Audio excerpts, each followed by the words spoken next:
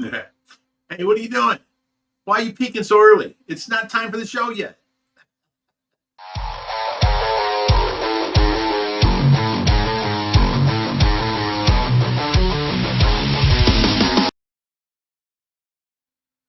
All right, we'll go ahead and start it early. Yeah. 45 seconds, maybe. It's 4 minutes till. Come on. Hi, everybody. Welcome to Stay Fishy Friday. Hope you all had a great week. It's been amazing around here. We've gotten so much accomplished and so much done, and so much things have happened.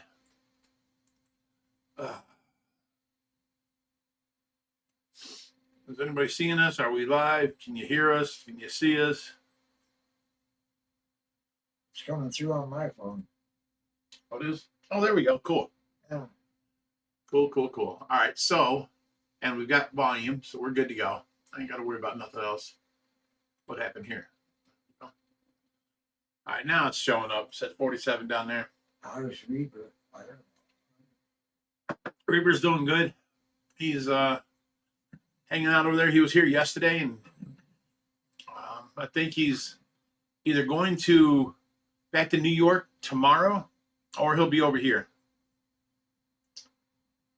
So everything's good on his way. Now, can you guys help come up with a drinking word?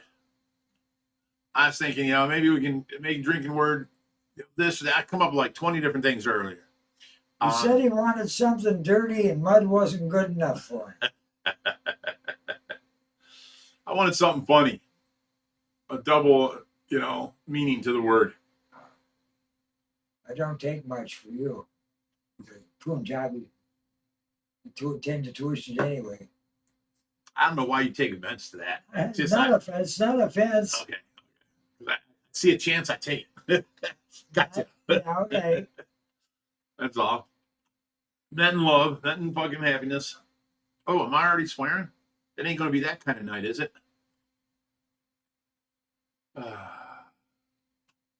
Marie Dean. Everybody's approachable tonight. Yeah, everybody's approachable. Except for DoorDash. Okay? DoorDash are horrible. I ordered everything I needed to make these guys burritos and tacos tomorrow, right? And I get the order in, and these are the burrito shells that showed up. they're literally 4 inches by 4 inches. I mean, like, come on. It's the first time I've seen burrito sliders. That's right. Amazing. They're zero carb, but I mean, they're useless. They're useless. You can't put nothing on them. They got me. The picture looked big, Drinking word DoorDash. Sue Ann says make street tacos. Well, here's the thing. There's enough to put a little something in there, but the best thing you can do with these things here is mix a bunch of meat together and sauce and all that, and just take your little slider and you put it on the meat and you scoop it, and then you eat it. I mean, that's the only thing you can do with these little things. They're useless.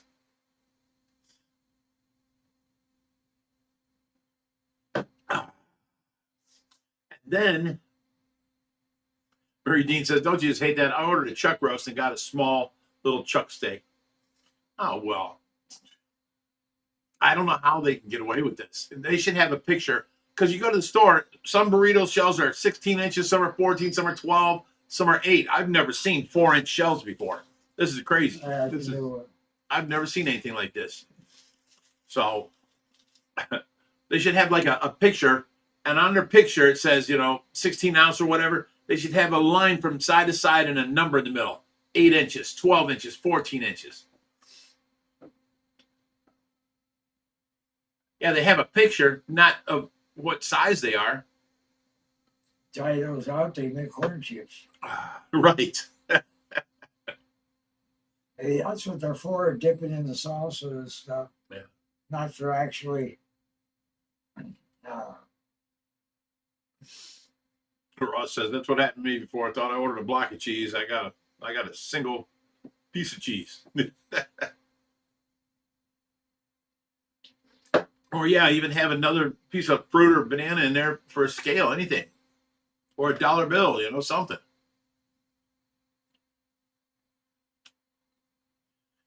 Yeah, it's detailed list with pictures, but they don't tell you what size it is. And not nowhere's in there did it say 4-inch taco shells. Nowhere's. You know, I ordered burrito shells and 0 carbs so that I can maybe have one, and paid extra for the 0 carbs, and this showed up. Bob Taylor says they're for Mexican breakfast tacos. No, they're useless for breakfast tacos. We can make breakfast sandwiches out of it. 1 taco shell, Yes, the sausage, the egg, you know, and then another taco shell like a sandwich. You can do that, they're not even big enough to use for a decent napkin. right? I mean, that's the whole point of some of those shells. You just wipe your plate up with them, scoop up your goodies. Orders. Fresh corn Okay. tortillas with chile verde. Ah, Here is my orders. I can go to the tacos because Steve, like, he defended Giant Eagle right now. now we're gonna get into food again. Yeah. Why is it not on here? Oh, that was yesterday's order. I had to order for Tracy. There we go. This is today's order. All right.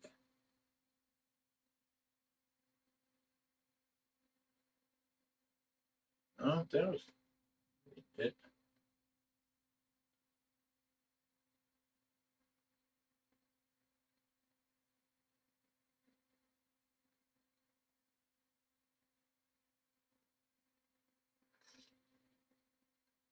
Now he's got me. Oh, here we go. Now he's got me wanting to soak up some egg yolk with one of them. Yeah. For dipping eggs. Damn it! All right, this is them right here. I won't go to it. Are you going back and finding it? Yeah. All it says is 14 count, you know, 0 net carbs, original street tacos. Street tacos. That's what it says. They need a picture with a measurement on there. Period. It would make everything so much better. Same way Temu does. I know. You know, you order a bow and arrow and it shows up 12 inches. You know? How about that fishing reel you bought? That was a kick. Oh, that fishing reel, yeah, that was ridiculous. That was crazy. Picture made it look like it was the size of a damn hose reel. Yeah. A little smaller.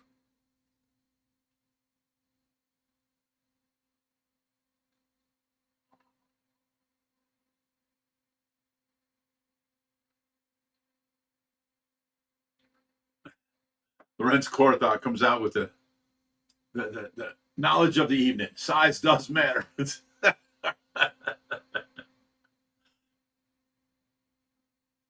right, so what's the drinking word, guys? Let's get to it.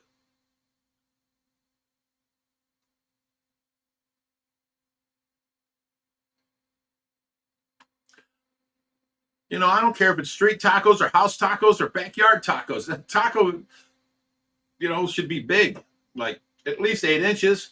You know, you want to wrap one against a hard shell taco, that has to be a little bit bigger. Drinking word leak? No, I don't think so. We've had enough of that around here. OG Boston says sofa pillows are small. I don't know that. I've never even heard that word before in my life. I've never paid much attention to it. I can go with drinking word taco because it could be dirty and could be something else. I like it.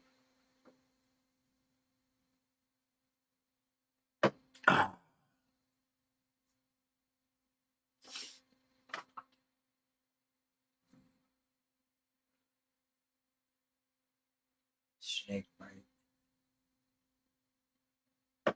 All right, so anyways, this week here, have you guys seen, I mean, I hope you didn't see them all. I deleted a bunch today. All the comments on today's video, I mean, these people are like, they love to hate me. They love to rag on me. And they're like, you know, complaining to me that, oh, I'm complaining about it. Then don't ask him to do it. Get down there, do it myself. I'm like, I ain't complaining about nothing. I'm letting you guys know what happened. You know, you guys got to understand. we make, 4 videos a week, 3 on the YouTube, and then Josh makes, the regular video, and for I think it's Facebook, and then he does all the reels and all the other stuff for TikTok and stuff like that. So I mean, we're forever trying to come up with content. So when I'm making a video, I'm just talking, and the best thing I can do is include you guys with every decision we make, with everything that pops up. Hey, there was a snake today come out of this, over here, and I'm going to tell you about it. I'm just telling people that, hey, the community service kid, I told him to do this, but he ended up doing that, and it kind of gave us a little setback. So it wasn't his fault. I don't blame him at all. He didn't understand, and so now other people are, just reaming me out, and get off your lazy ass and do it yourself, and all kinds of crazy stuff. Oh, someone yelled at me for outing him, and I didn't say his name. It's a new community service kid. It's not his fault. I wasn't mad at all. I was just like, here's a setback. It's going to take us a few more days now. We're going to deal with it and move on from there. I swear these people on the internet read me wrong and just, read into my words, and, oh, you're this, you're that, you're blah, blah, blah. It's crazy to me. I had to delete like 14 messages today, and I don't know. It's just crazy how people just do that. I'm just giving you guys, I'm keeping you involved in the loop. Here's what happened. Here's what happened now. Here's going to take us a couple more days because this happened. I even said the kid wasn't, it's not his fault. He didn't do it maliciously. He just didn't know. And there's no problem with not knowing, other than someone else goes, well, you're the supervisor. You should have. Oh, Jesus Christ. It just don't stop. I can't win. Oh, we got a super chat. EQ. Yeah, let me full size it, and then you'll be able to read the name. There you go. EQ star? Equalizer or equal star. Yeah, something like 737, whatever. You're a member, and you're Thank you number very one on much. the thing. That's $10. Thank you. First, Love your commitment, desire to make things better for Tracy, the aw. people, and your fish. I pray for you every day. Oh, that's awesome. Thank you. And see, that's what I want to portray to people is that, okay, this happened. Now we're going to overcome that. I'm not, dang it, this guy, Jesus Christ, I'm so pissed off now. I'm not doing any of that. I'm just like, well, guys, this happened. We're not going to have it running tomorrow. That's all. We're going to overcome this. We're going to fix this. We're going to move on. We're going to do this. And, then everybody starts jumping down me about how the dog bone should be completely dismantled. But see, you're not here. You don't know. We cannot dismantle that dog bone. That ABS plastic trim at the top was siliconed in and, melted together. And there's no taking it apart.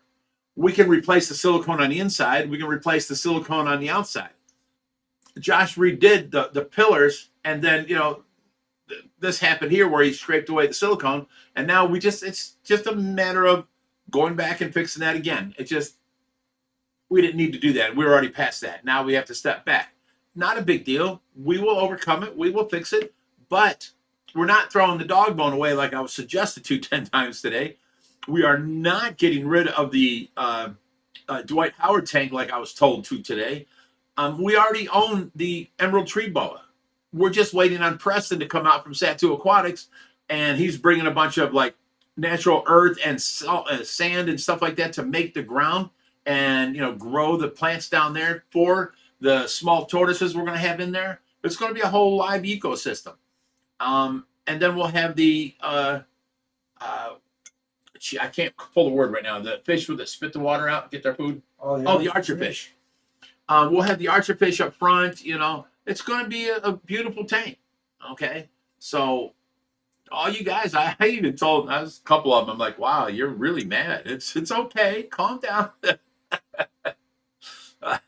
And I move on with my life. I fix a problem and go on. That's all life is. It's fixing a bunch of problems. And I learned that from Greg Woodstock. Just like this morning, I got, my son turned me on to his tax lady. I've been doing my own taxes for 40 years, but I use the H&R Block free tax online, and it cost me like It says free, but it costs you like $139, a year. And then, Josh turns me on to his tax lady, and she tells me like $75, but she needs this, that, and this, and then she needed the account number and the routing number from my bank. Okay, so I had to go down to the bank, and I opened up a new account today, moved any cash I had out of there into here, and I just have the checking account, which I can give her the routing number for the tax purposes, and then it's not has access to any of my money. My now savings account is a different routing number and account number, same routing number, different account number. So everything's, and I got that all done today, and then I hit the store and I got all that stuff done, and I bought everything we needed, and I made the 6 little glass pieces Josh needed for when he got here, so he can silicone them in, covering the holes. I got a lot of stuff done today. And then I had to fight online about Tracy's supplies with the supply house and all that stuff, and I got through all that, and I paid bills. I got a lot of stuff accomplished today. Did grocery shopping for everything tomorrow except for the burritos, and I need burrito shells now. So but yeah, thank you. I appreciate it, because that's all I do is try and make things better every day. If you make something, here's my philosophy: if you make something better every single day, before long you'll look at it and you go, wow, this is so much better here. You're just getting up and doing. Everybody looks at their list of doing, they're like, oh, this is too much, and they don't do nothing. Look at one thing at a time, get that done, then move on to the next thing. Look at one thing at a time, get that done. And before you know it, at the end of the day, you got 6 things done off that list, and your list ain't as long. That's all I do. And I try and make things better every single day. Like with that 400 gallon, sorry. I know what fish is coming. You guys don't. You guys are guessing. Lots of good guesses out there. I love that. But I can't have certain decorations in there. I can't do it like this or that. So, it's just, You're going to give it away if you get any deeper. you know what, Jerry? You let me talk. Yeah, it's fine. I can leave. Stop it. You leave, I take your glasses. How about that? No, I'm just saying, we got certain things we got to do, and keep going, and you make things better, and then all of a sudden life is better, and then you make them better, and life gets better. I mean, just like moving that one tank over here where the tortoise is, we can go ahead and find the tortoise at home, and then put the tank over here. And then I thought it was a great idea. I'm going to pay for the cement to get fixed, because it's hanging down on one side about 2 inches. It dropped, and there's a crack in the cement. So if we jack that back up and put some floor jacks underneath there, it would hold up the tank, and that's fine. But the tank turns out to be 36 inches, where the tortoise cage is only 30, so it'll stick out 6 inches more, and we won't have room to walk there. So that's not going to work. Murray Dean's trying to keep up with somebody. Marie Dean's trying to get us drunk. I'll drink my pina colada. This is so good. I took real pineapple juice. Talk right back at And then real coconut juice cream, and mixed it in there, and then I made it with vodka. But oh my God, this tastes so good. It's like such a treat for me.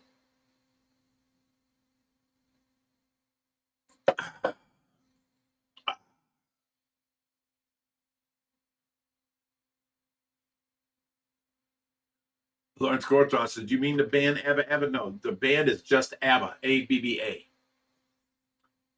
Great band, by the way."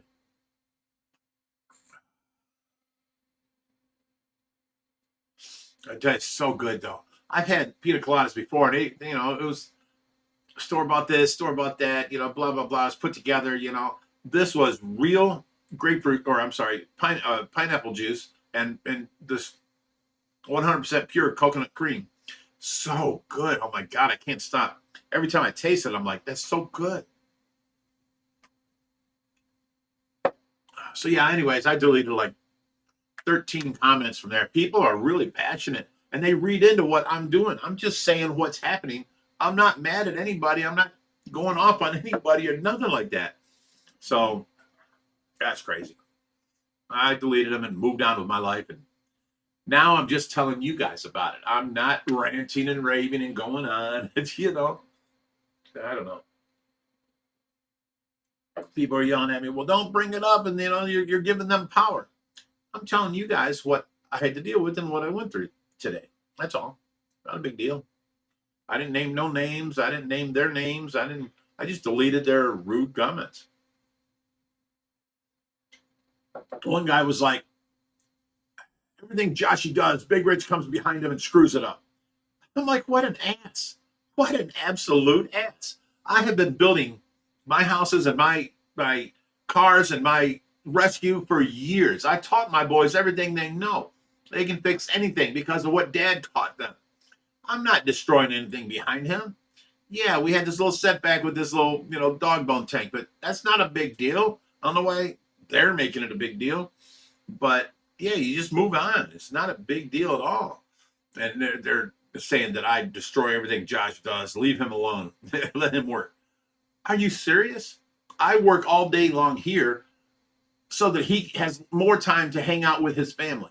Because when he comes here and he's overloaded with all this stuff, I've already got this pre-made for you. Here's your 6 pieces of acrylic 2-inch by 2-inch you wanted.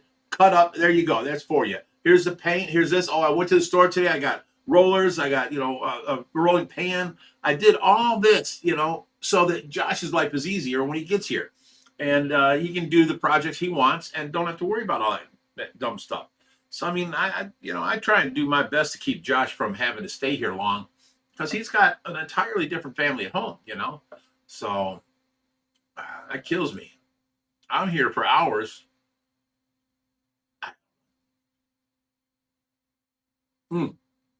Gina Lovebud said, put the lime in the coconut.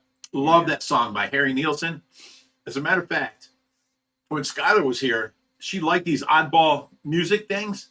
And I'm like, oh, let me show you something. And I showed her, was it Green Tomatoes? That song from the car shows and all that. And then I showed her Green Jelly, 3 Little Pigs. Oh my God, she lost her mind. That's all she did was sing that song all day long. And then when I showed her put the lime in the coconut, oh, this woman lost her absolute mind. That's all she did was sing that song. It was crazy. Yeah, Green Onions. That was a great song. It's awesome at the car shows. I mean, it's a vibe, you feel it. Yeah.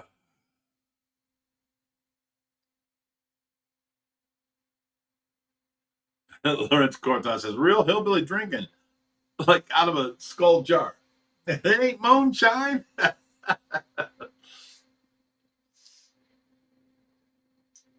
But I did get raised hillbilly. And my dad was one of 19 kids that were born and raised in West Virginia in the Appalachian Mountains. And they were coal miners and all that stuff. And he moved up here and spent 35 years working at the Chevy plant. But he still goes out to this day. He's like, I think 90 now. He goes out hunting 3 nights a week. Got his coon dogs. He's there. It's a way of life for them, But I remember being young and going to see Grandma and Grandpa. And, Grandpa Virgil, he always had a shotgun beside him on the rocking chair. And he had his beehives. He had his garden. And then he'd go hunting all the time. There'd be squirrel gravy, all that kind of stuff. It was crazy. And that's, he fed his family by going hunting, period. They lived off the land. My dad grew up like that too, so. Taco, everybody.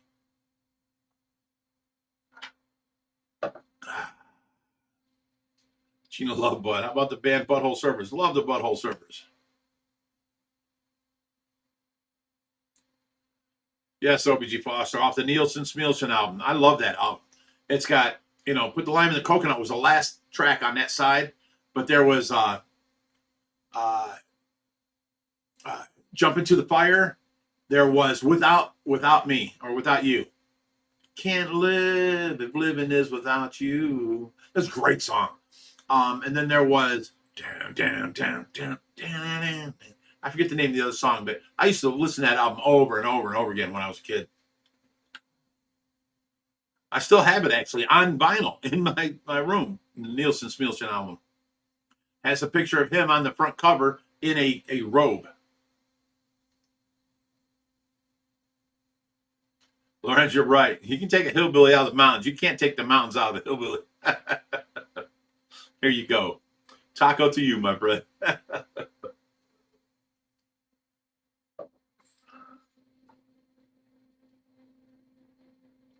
Taylor says, South Carolina shine kicked my ass once I was able to speak again. He lost his speech.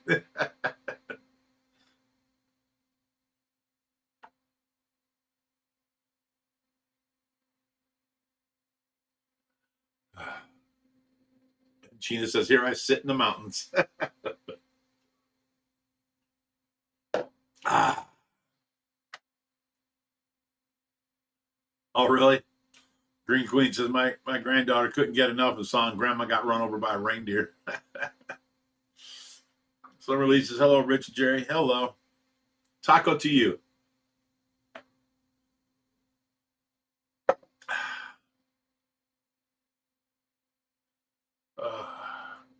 Well, we got 8 more minutes of Gavin. So Tracy updates here. I think Josh is out there right now with our community service kid. I hope so.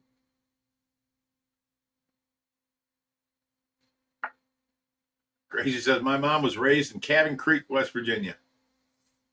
Well, tell you what, I had nothing but respect for my grandmother.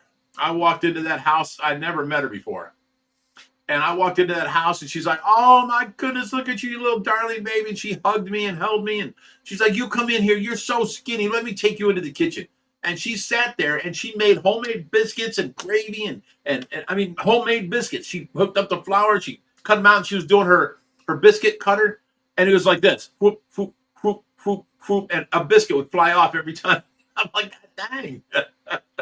So she made homemade biscuits. That's where I learned breakfast corn. Just sweet corn and a little bit of sugar and in a bechamel sauce, which is, 2 tablespoons of flour, 1 stick of butter, and 2 cups of milk. And it makes that white cream sauce. And it was the best corn I ever had in my life. It was awesome. And she had pancakes and bacon and round patties and sausage links. And she whipped me up a big old hillbilly breakfast for like just me. She put the rest in the fridge for the rest of the kids. I was like, wow. I've never felt more loved in my life than when I met my grandmother Price. My grandma Price was amazing. Well, she raised 19 kids. I was laughing from reading it. Oh, okay. What kind of shrimp tank do you guys run? There is shrimp all through the system, everywhere. We run a 200,000 gallon shrimp tank. Basically. There's shrimp everywhere. Except for outside. It's too cold for them out there. Yeah. So maybe 100,000 gallons inside that we run. There's everything from armadas to, the scuds all over the place. The blue shrimp, red shrimp. I haven't seen any weird colored ones. Weird, whatever. Andrew Barone says, is your mullet two-tone? No, it's just the way this thing is picking up. It is dark back here, and then up here I'm starting to turn light gray. So the hair is on the top different color than what's normal. But yeah, this hair, oh my God, it smells so good. I love the smell of Pantene. And the contrast is off a bit. You can't even really see the hair hanging down here, so it makes it look really dark to really light, but it's not that big of a step difference in between when you see it in real life. Tyler Kerr says, is there anything better than making people happy with food and watching their faces light up when you make their favorite dish? Dude, that's amazing right there. Hell yeah. That's why I love cooking for people, You got to tell me about it. I can't eat it. You got to tell me, is it good? Describe it.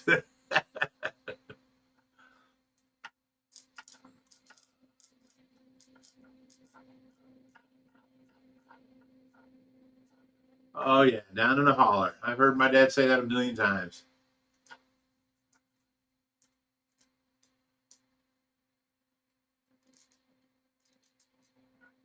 So you're okay, Deb Charge? He says the mullet. Senior citizen on top and party in the back. You ain't far behind me, son. You're right there. You ain't sorry either. Yeah, and you're not sorry. You know what you are? Your family. That's what you are. Right now, you're taco. Yeah.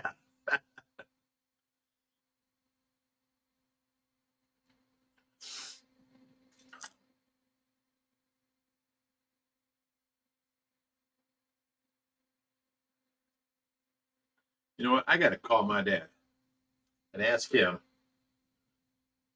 where in West Virginia. There's some schools too. Dad.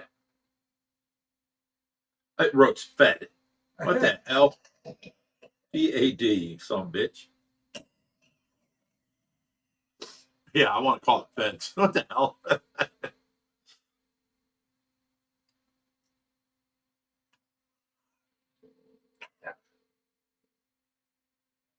Hey, what's up, Dad? How you doing?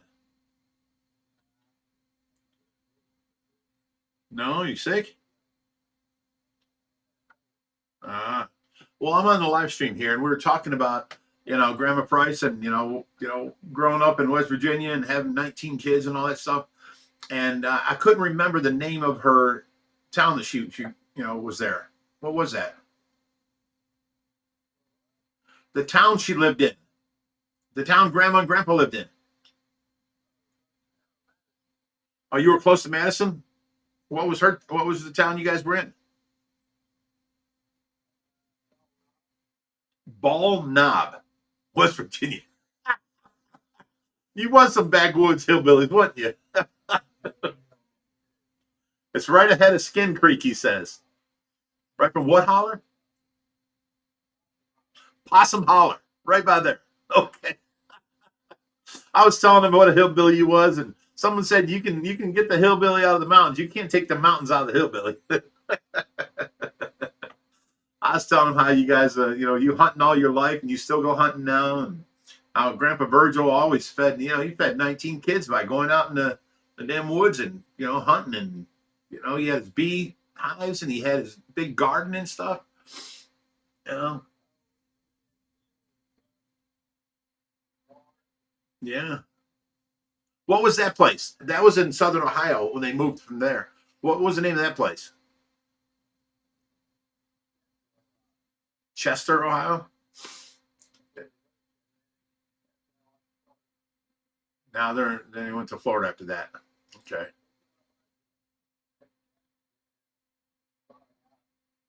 Yeah, that's where Aunt Florine lived up the hill, and I had that bird chasing me down the hill, and I was screaming, and you was laughing at me. That bird was attacking me by my hair.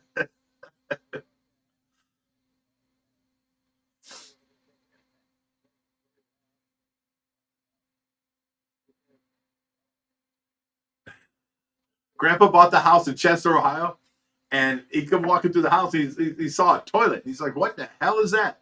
They said it's a. Grandpa came from an outhouse, lived outside. Good.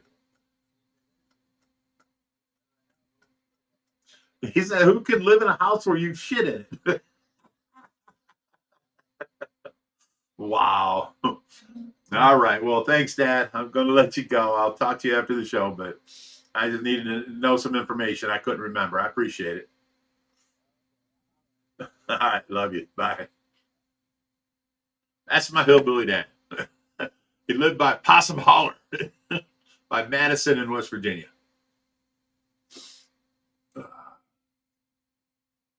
I remember there was like 9 boys and, 10 girls, and you didn't mess with the Price brothers. They were all at the bar. Everyone looked out for everybody, this and that, and they all come out to uh, the coal mine and stuff, and be all dirty and hit that bar.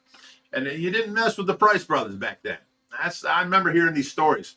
I go to my, family reunion, and all these guys would sit around telling stories. And, there's nothing better than listening to old guys tell stories. And they had that like little S sound in their voice, and like, I don't know, I can't reproduce it, but I used to love listening to Dad's brothers and everybody, telling stories, and Grandpa Virgil, and they told some fantastic stories.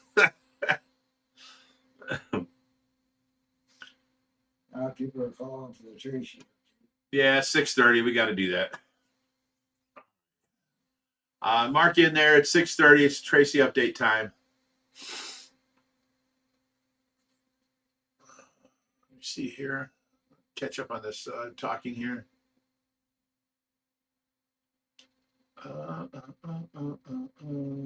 Okay, so we're good. Well, nobody had nothing to say about my dad telling us where he lived down there in Virginia, West Virginia. All right. So, anyways, Tracy's been doing fantastic this week. She's at 98, 100 all the time. She's doing really well. She's easy to take care of. You know, I've got her to where basically 20 minutes before I'm going to change her, I'll hit the static button on the mattress because I got a mattress that, you know, flows up different pillows. Like these 10 go on for 20 minutes and then they deflate and these 10 go on for 20 minutes, you know, and they're big pillows going across it. It's not a mattress topper. So I've got her on that. So now I just got to remember 20 minutes before I go to change her to turn that button to static because you try and change her and she's sunk down in this mattress. It's hard to move her. It's hard to turn her over. That's just rough. So you got to make the mattress more firm. But other than that, that's a new thing we've been doing. She has her hand thing on daily and is making this hand much better. It's the last part.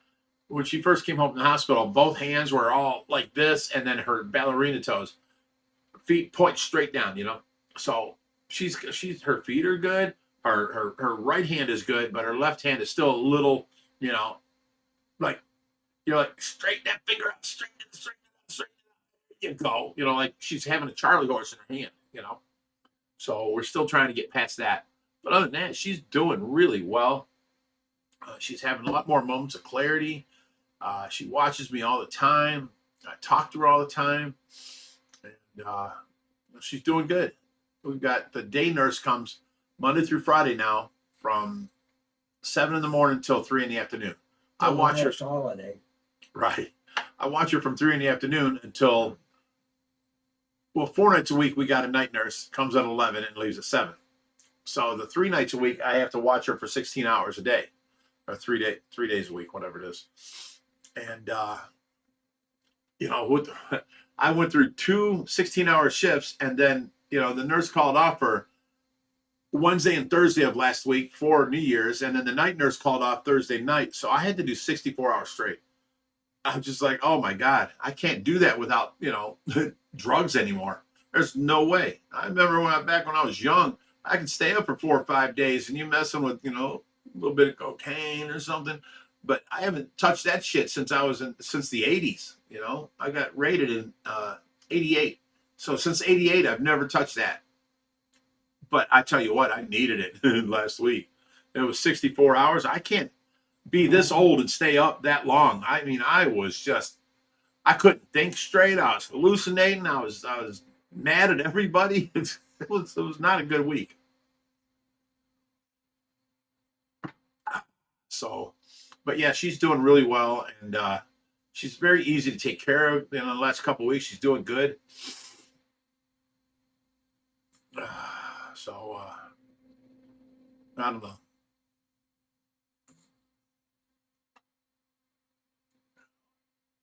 Let's see, what else can I say about her? I was on the phone for like an hour today with her supply house, getting that straightened out. For some reason, they stopped sending. She was getting 4 things. The sensor for her oxygen would go onto her finger and it would tape on, and then it would have a lead going over and plug in.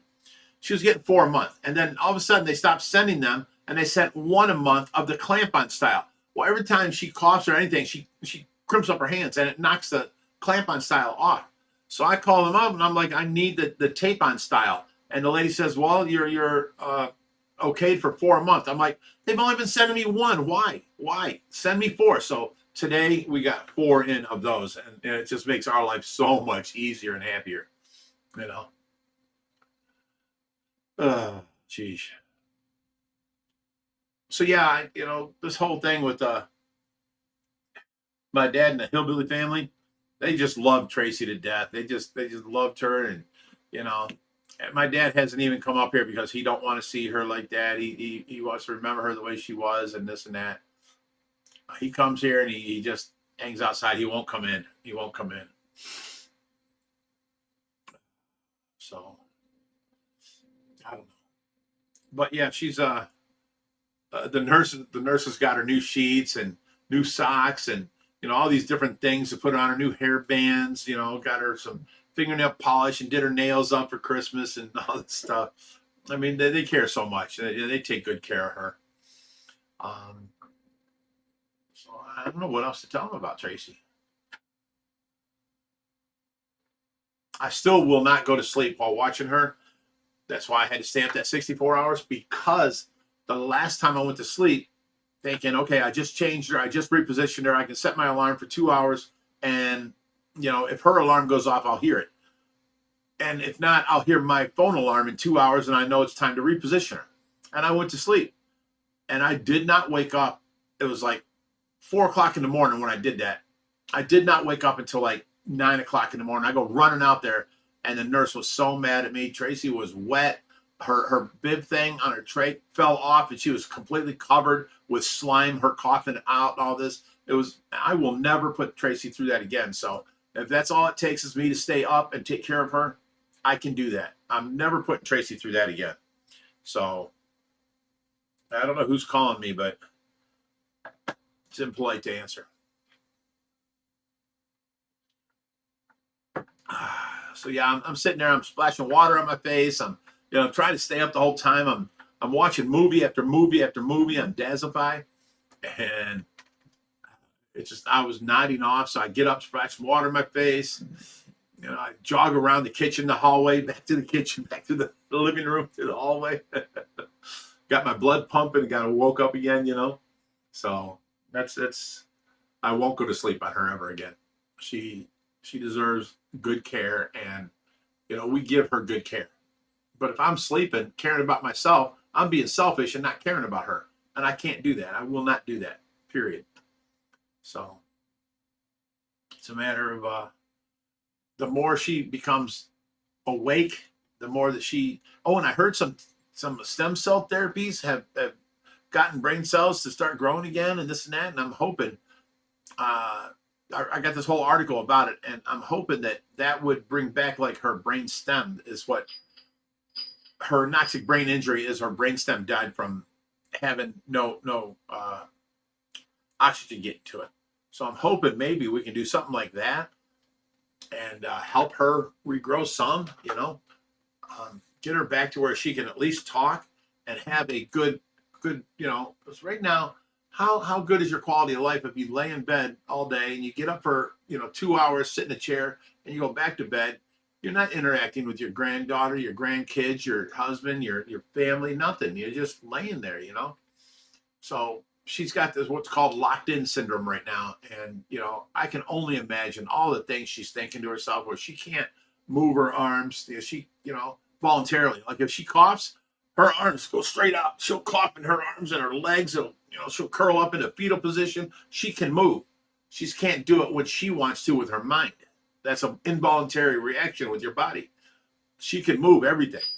So it's just her mind is not letting her. It's disconnected from her, spine because the brainstem died. So can you imagine the hell she's going through? Hearing me talk to her all the time, hearing the nurses talk to her, and she can't answer back. She can't do nothing. That blows my mind. That blows my mind.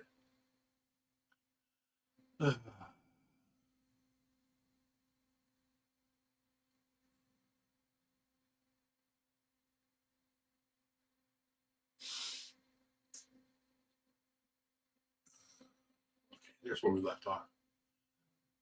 All right, I think that's about all I can tell you about the Tracy update, other than we've got a great staff of nurses. I wish they'd only take one day off for the holiday instead of two, but other than that, we got a great staff of nurses. They care so much and they treat her so well. I mean, I actually love it.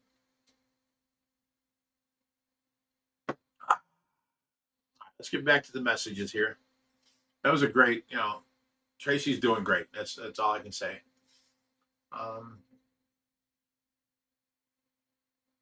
Gracie says she has to go into rehab for physical therapy soon. They're going to admit me through the hospital.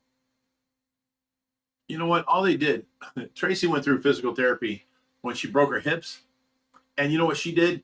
She took on everybody in the room and tried outlifting them, more reps, bigger weights. You're using the red band, I can move up to the purple band. And she did all that stuff, and she kicked ass, and she like was beating everybody in there.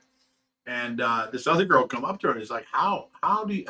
You're smaller than me. How do you do this? And Tracy's just like, I don't want to be here. I'm going to keep on working. And that's what worked for her.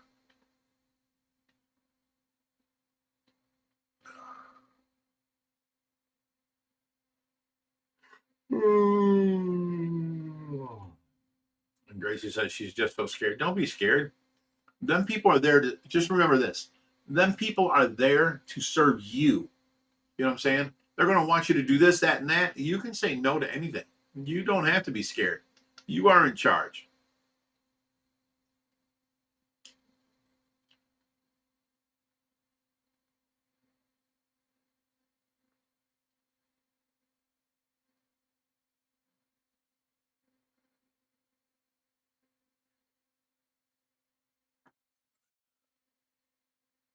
Andy Davis says, you are so caring for everyone, Rich. Well, thank you. Except for these people online that read into things for me and tell me I'm old, mean, all this other stuff. I don't know. I don't see. I told a couple of them today, I'm like, wow, you seem so mad. It's not that big a deal. It's okay. Calm down.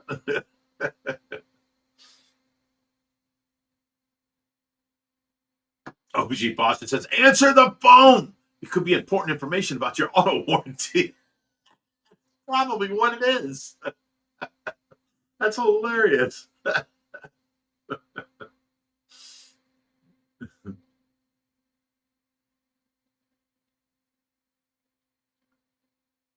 We have 590. Wow, 590 viewers and only 50 likes. What's up with that, guys? Go hit that like button. Ooh, Gracie says, I know I'm going to be there a long time. They said over 6 months. You have to go and live there? What about your family and all that stuff?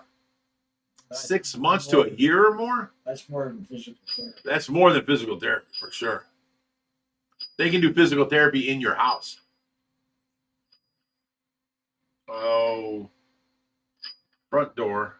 Sorry, guys, I have to answer this. Hello? Whoever it was just walked in.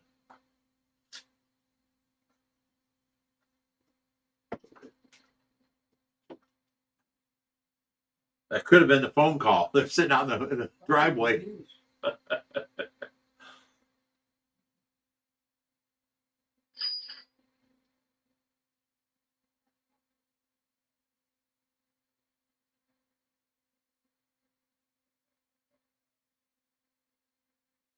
All right, we're good.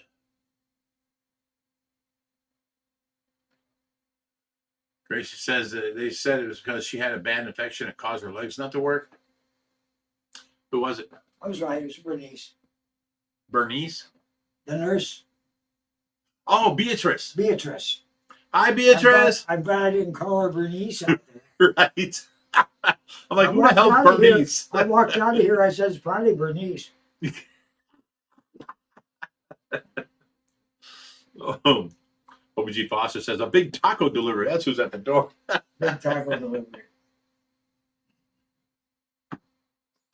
You know what, Gracie? If you just work on it and get it done, you can be out of there in a couple months.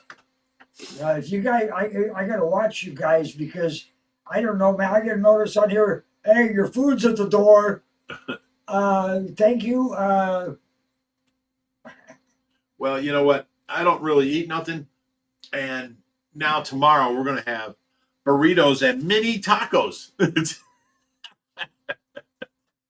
That's like 1 spoon of meat, 1 spoon of refried beans, 1 spoon of corn, 1 spoon of lettuce, 1 spoon of tomato, 1 spoon of...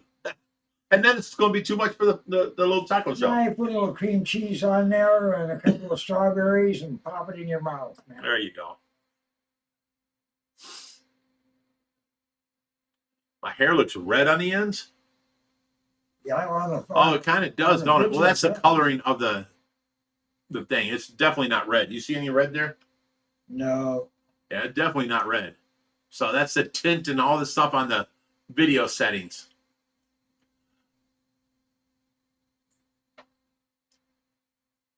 COG Foster says, one of my friends got sepsis and died and live in rehab.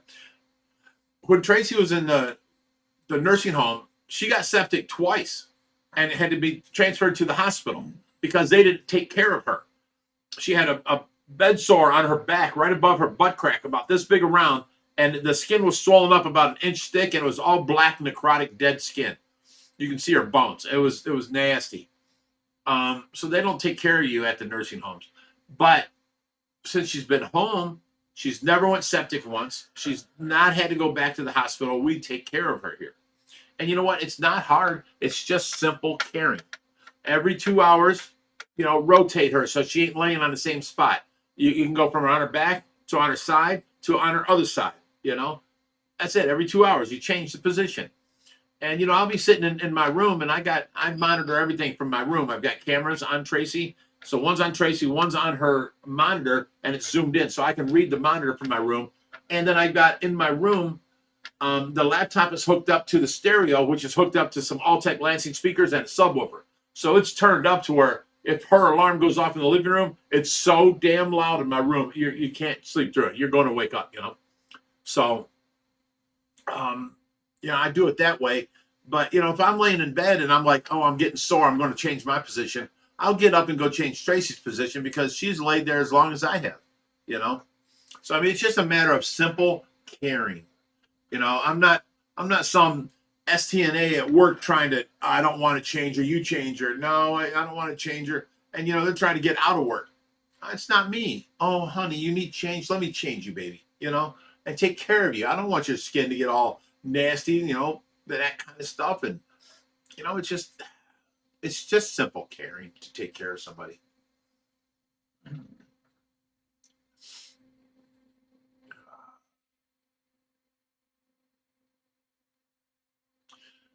Contrast New York says, have you decided on a name for the arapaima that will eventually go into the pool? How about Bomber, Boxcar, or Behemoth?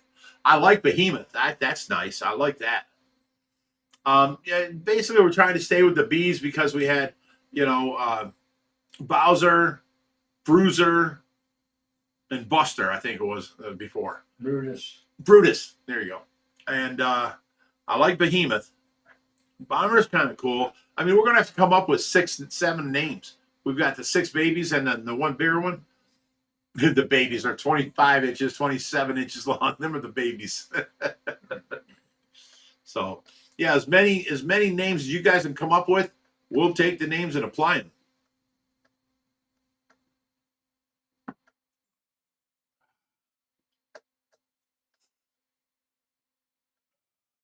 Jim says caring, sympathy, empathy, and common sense. Exactly. It's not that hard. The hardest thing is staying awake to be able to do that for your loved one, Sorry.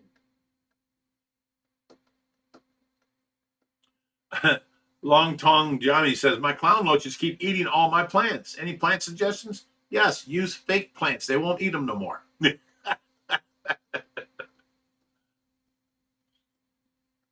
And girl bee names too. Yes, Harley Jim. The babies are in the 2200. They're going to stay there until basically they're pretty much ready to go into the pool pond. I thought we were going to move them over to the 44. We can move them from the 22 to the 44 after we move that Pima out. But Josh is waiting on that Pima we got to pick up in Michigan to put them both in the pool pond at the same time. Because he's supposed to be 40 inches. This one here is like 37. So they're real close to the same thing. I think we should put them all in there at the same time. That goonch. I don't know. He's The ready. problem with moving the goonch in, and I believe this 100%. You see how he just sits there, right? At nighttime, he gets up and moves around. When we feed him, we have to pretty much feed him on his nose, and then he eats. And he's growing, but we won't have that availability when he's in the pool pond hiding somewhere. So every night when we go to bed, we're going to have a lot of spare food hanging out so that the goonch will eat. Well, It'll either eat cichlids or learn Stop. how I'm not trying to feed live fish to any other fish. That's the reason we got so many cichlids is we keep the big guys full. Otherwise, they would gorge on the cichlids. Yeah, but he doesn't move around because he doesn't have to move around.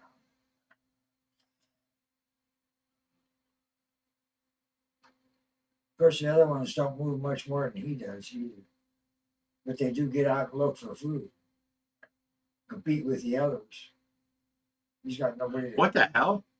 Long Tongue Johnny says Jerry looks like he's daydreaming of Skylar. Which, by the way, she got a hold of me again. How come somebody didn't delete that? Oh no, because it doesn't offend us as much as it does you. I guess. We all know Skylar's your favorite person. Now she's actually really nice, and she got a hold of me. She's in some sort of like pool league tournament type thing, and she's happy and you know having fun with it. She's still working her 3 jobs. She works with her mother a little bit. She works at one computer place, you know, these days, and then works at the other computer place them days. So, but the thing is, though, is I blocked her on like 7 different accounts, and she keeps getting a hold of me through these text now accounts. So I went ahead the last time and unblocked her on Messenger, and now she can send, you know, pictures and stuff like that. So, I mean, she ain't being mean, so that's fine with me. And when she left here, she was mean as shit. And I just didn't understand how you can be mean to me when I give you a free place to stay. She's one of those people that have to be the center of attention. 2, she treats every new person way better than she treats the people that actually care about her, are in her life. You know what I'm saying? I don't know. She's just weird that way. So I just couldn't deal with the disrespect no more. And told her, you either have to move out or you have to treat me nicer. And she chose to move out. You know, so I mean, and then after, I think it was a year after that, I was like, you know, I can't even deal with you no more. You either treat me nicer or I'm just going to have to write you off. And she would not treat me nicer. You know, it's like once she gets to, you're feeling like your family, she'll just treat you like shit. You know, and I don't understand that way. I treat my family better than anybody. Strangers are people that are trying to get over on you or get something for free or do whatever. You know, they're out for themselves. You know, and that's the way I came thinking from Cleveland. Now here, I'm surrounding myself with a lot better quality of people, and I don't think like that so much no more. But the point is, if you've got strangers and you've got family that is treating you good and giving you a place, you treat your family better than strangers. I just never understood her, you know, and you know, the whole thing about being the center of attention, that killed me. I mean, I don't understand why anybody's like that. Let's say she walked into the room and there's a girl crying, and instead of wondering what's going on, how are you doing, you know, this and that, she'll turn it around to where all eyes are on her, you know, and she gets the attention. She's a different kind of individual I've never actually ran across before. All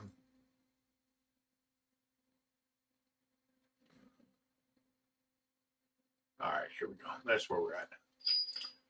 Oh, So Webs thinks we're a gorgeous stack of pancakes. That's a little much. you can't eat me.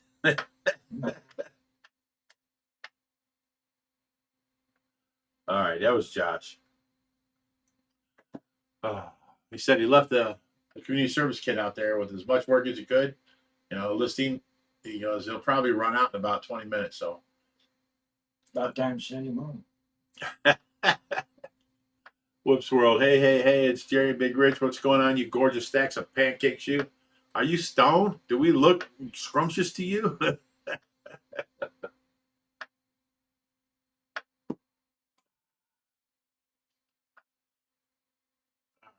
Reaper's here too. What's up, guys? Reaper, everyone was asking if you're going to be here, how you been and this and that. And I said, either you're going to predatory fins in the morning or you're going to be out here for the burritos and mini little tacos. I ordered tacos from the grocery store, and this is what showed up. These little itty bitty 4-inch things. Ridiculous. I ordered soft shell burritos, shell coverings, and taco coverings, you know. Long Tongue Giant says, are there any true freshwater moray eels? Absolutely not. They're all saltwater that have been converted slowly to freshwater, and they never, ever in their life do as well as if you had them in saltwater. That's all there is to it. Like it or lump it. And there's only a couple you can do that with. Right. And a lot of them are, when they're younger, they can tolerate it, but when they're older, they really can't.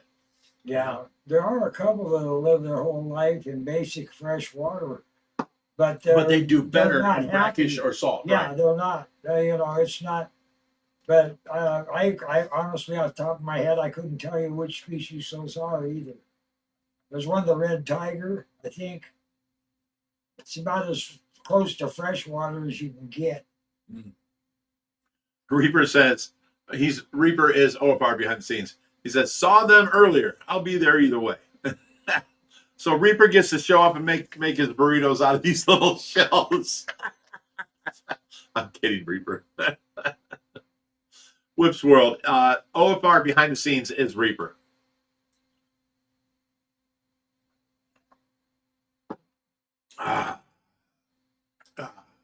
So anyways, it was a pleasant conversation I had with Skylar, and everything's fine.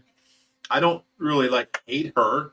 I just didn't like the way she treated me because I let you live here for 2 years for free, and you don't help out. You made a mess. You destroyed everything while you were here. I had to walk around every room you left and clean up after you. You know, you were supposed to move in and help me out around here. That was the thing I was mad about. And then now you treat me like shit. So that's why I was mad. But, you know, I have nothing against her. You know, when she treated me good, she was great to me. The first year, she was amazing. Any word from Willstar? He's taking care of his 2 grandkids. His father passed, and he's now having to take care of his grandkids. So we don't really see him too much no more.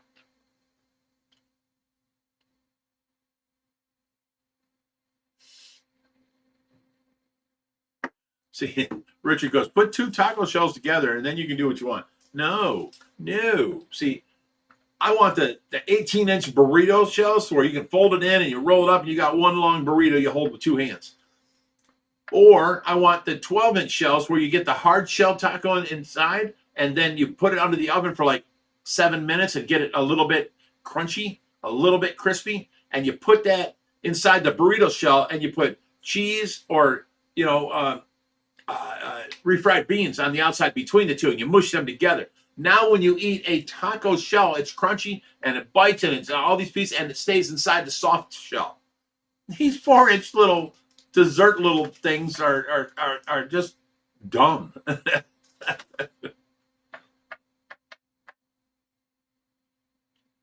a super chat. Okay. Long Tongue Jerry says, any chance I can keep cherry shrimp with bigger bichers? The tank is about 30% planted. No. Well, if they got enough places where the bichers hides and you feed the bichers constantly, they won't bother over that little food when they can get big chunks coming to them. They won't even consider the shrimp food. Right. But you miss feeding one time and they're hungry, they will go after and decimate your shrimp colony. Cool Star. Oh wait, that's the same guy. Yeah. Thanks for the $10. Thanks for the lives and the vids. I think that's vids. Anyway, it's a joyous part of his life. Awesome. Well, you know what? That's awesome of you, and thanks for the $10. And I'm glad it makes you happy. Well, you take the screen. You take the screen. I take the screen. I enlarged it for you. Enlarged it across the room. Well, you're 178 years old. You need to be able to see. Jerry didn't find that funny, guys. He's taking his coat off. He's getting ready to beat me. No, it's just starting to get a little warm. Yeah.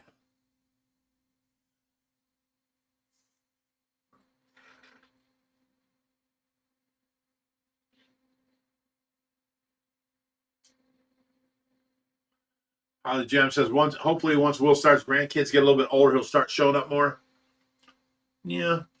You guys remember Will Star was the one running the OFR behind the scenes channel before Reaper took it over.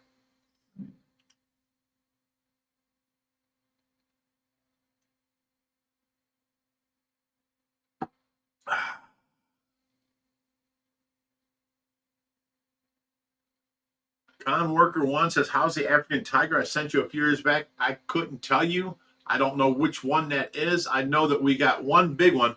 You know, what's he, about 24 inches? A little bigger? The one in the 1,000? What? The GATI. Tigerfish. Oh, that's the Vitatis. It's about the right size. And then we got like 10 others. So I don't know which one was yours. But that's the one we had the longest. Yeah.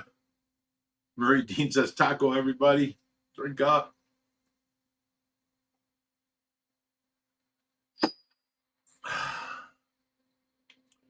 Yeah, Sue Ann says he ran it for a very short time. It's been Reaper ever since. Yep.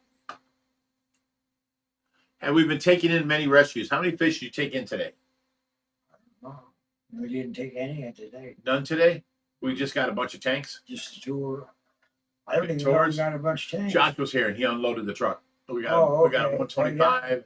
And then we got another person, Ken Glasgow, offered us 8 75-gallon tanks. And he carried them up out of his basement for us. They're sitting in his garage. So Reap's got to go pick them up too. Yeah. It's going to be a field day come spring here. Whoa, that's going to be a load. It's already plenty of time. Well, right now, it's 42 outside right now, but it was 62 today. And then tomorrow, drop it back down. It's already 44 down. Is a high, 24 is a low. And then the next day, 29 is a high, 23 is a low. That cold front with the wind coming through right now, it's the wind. Oh, that wind it knocked me over today. I was trying to carry in boxes and it shook the screen door open and blew the house door open. And I'm trying to hold boxes and I'm walking sideways trying to get to the door. It was so strong. Whip suggesting the taco be the drinking word. A little late there, buddy. Taco's been the drinking word all night. If it isn't, it should be. Tacos are good. Whip, you're a little low.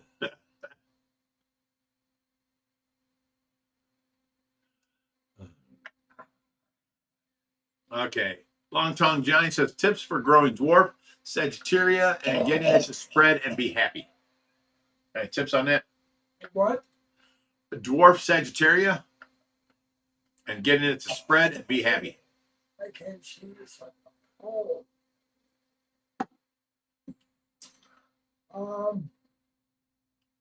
That should be something in this soil for it to suck up. I mean, if your tank's not established, excuse me, I just tacoed. Yeah, just take yourself a minute. You reform yourself. You're fine. All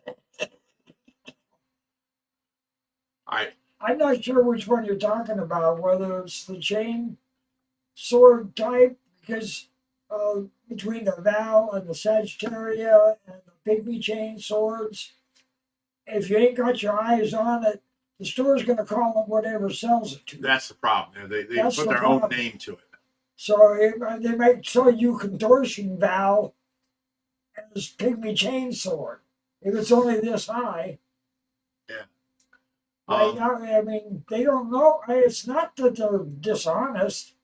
They're going to put a name on it that's going to sell the item. Like when a Megalodorus or Winnie comes in and they call it like a ripsaw cat. Butterfly Dora did. Yeah, something like that, yeah. They're weenies, yeah. They changed the names of everything. Long Tongue Johnny says, and I'm going to quote this because I've done nothing but read your comments tonight, and then you hit me with this. Big Rich can't hold his phone any closer to his face when he reads the weather. These glasses are for long distance. Is why I got to watch it because the TV's on the wall over there. But to see the phone, I got to pull this down, and I got to have this right here to be able to read. Because right here, I can't see it at all. It's all blurry. Right here, I can see. And if you're making fun of my you know, what do you want to call it? I don't even think about trying to show him a picture on, or a video on your phone. Oh, I hate when people are like, "Hey, dude, look at this. Check this out." And I'm like, "Dude, I can't see your phone at all. I don't even want to try." You know. And then they're like, "Okay, well, come here." And now because I only got one eye, I got no distance judgment. So here, hold this phone up real quick. I have to go at their phone because I can't see it. I can't see it from the glasses because it's too close, and I can't see it without the glasses because it's too far. So I have to do this. I have to reach my hands towards it until I hit it, and then I have to cup it, and then I have to bring it in like this to see their damn phone. So it really irks me when people are like, "Here, look at this. This is my grandkids, or this is my fish tank." Or I'm just like, "Oh, I don't want to have to deal with that." But you know, I do my best. I deal with a lot of that of doing the tours. But that's, you know, I mean, if you can't show me, if, you know, I mean, that's part of the qualifying to get a fish released to you here. Yeah. I mean, you know, if you can't show that you've got someplace better than we got, or at least as good. Oh, same guy. Hey, He says, "Cheers, my friend, for $10." talk off.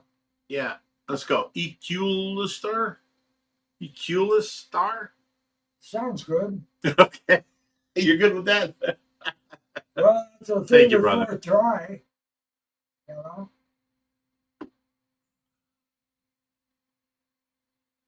Fish Family Link don't have no trouble with it. Well, that's a bot, I think. I know.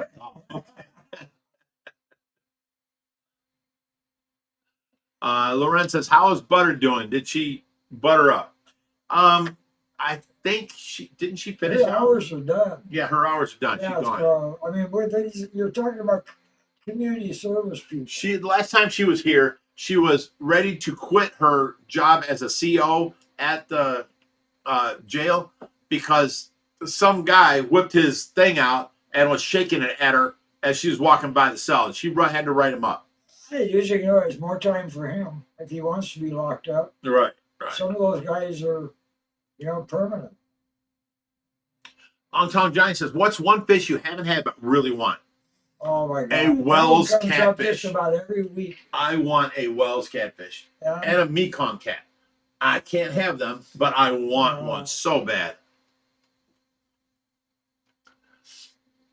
You know, I want to be able to go in there and like grab hold of his head and like, you know, he's as long as my body and his head's as bigger around than mine, and you know, he's. I want a tigrinus catfish and a proper setup for it with companions. Look what Camel Dan said. Well, no. Beefcake Bob. They're not going to let you forget that, Jerry. He's a throwback.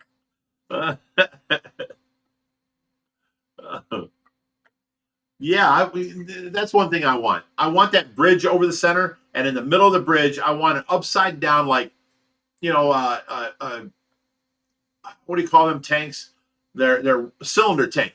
I want an upside down cylinder tank so that I can open up the bridge in the middle, and we can walk down in and get inside this tank and look all around the predatory pond and watch all the fish. I want that really bad. I'm going to make that happen. It's a matter of time.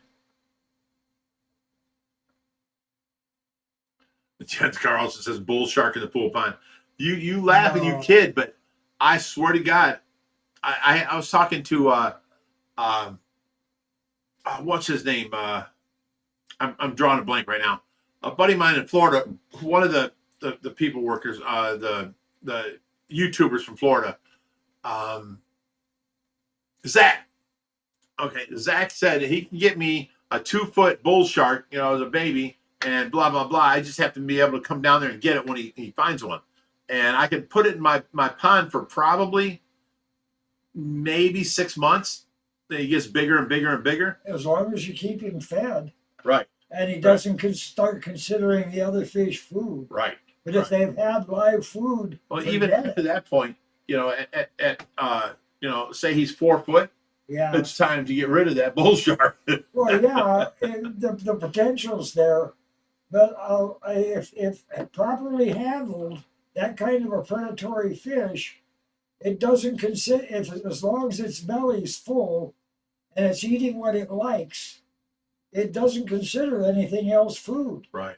It's almost impossible. It's like those damn fire eels we've got that we can't get. The damn things won't eat nothing but what they've ate their whole life. What they're used to, yeah. They don't even consider it food.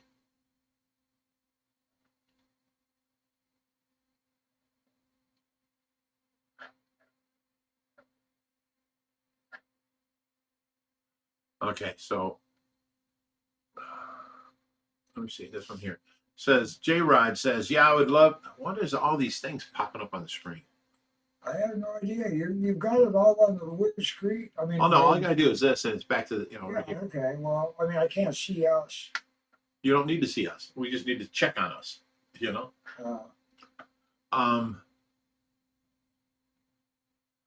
OG Foster said that's what you said about Brutus until he tried to eat Plague. Well, see, you got to understand, Brutus was here, and we're feeding so much food, and he never bothered anybody else. And then he got bigger, and then bigger, and then bigger, and he decided that little fish over there, he's going to take a bite of. We should have grown his food with him, you know, at the time. You know what I'm saying?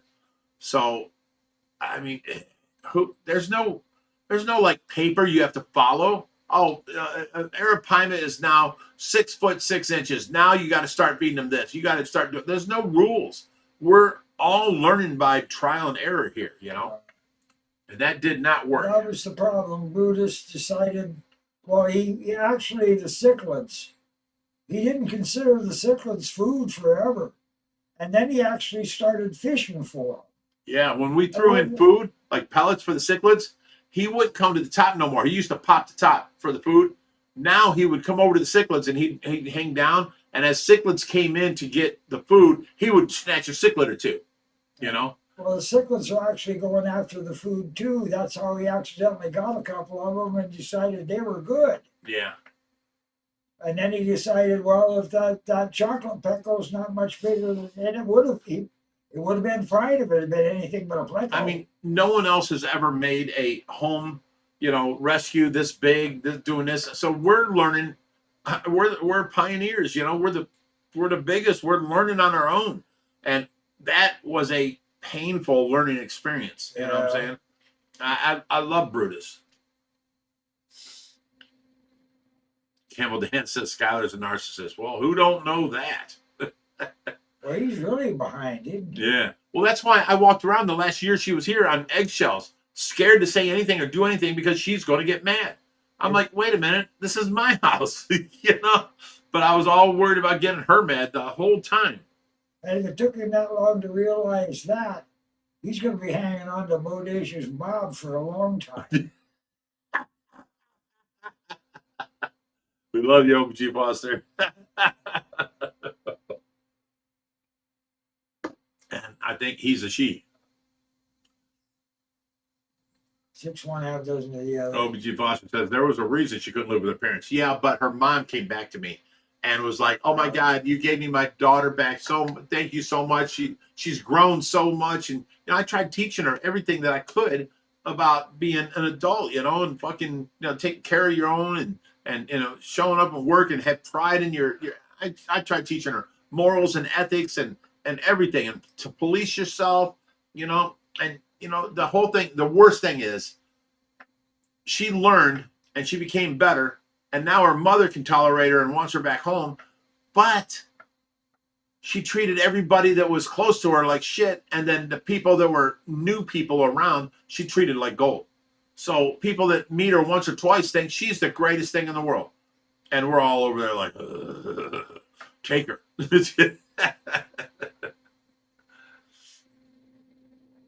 Somebody, one Tom Johnny's, he likes my hat. This hat is actually older than I am. My father bought it. Well, actually, my father's partners that he rode with bought it for him when he bought his Indian. 1948, no, 47. Oh my God. These these talks are crazy. I don't know about fashion sense here. He wants to know what kind of coveralls I'm wearing.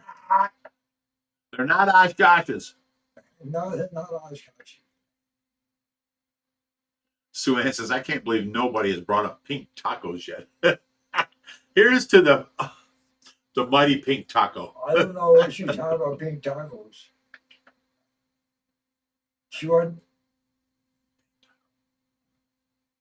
I'm not Punjabian with you. If she wants to make a bra out of them, more power to you. That has nothing to do with the pink taco. She can make underwear out of it. Now that takes a nice orchid.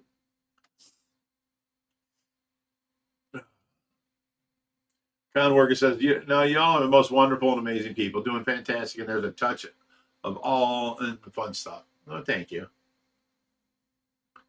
Deb Charge heads into what Sue Ann said about the pink taco, as long as there's no sour cream. Wow, you guys are going off the rails. Yeah. Well, you said you wanted a dirty night. I said fun, something dirty, something that'll make people laugh. Yeah, well, We're not talking about sour cream and pink tacos. You know them.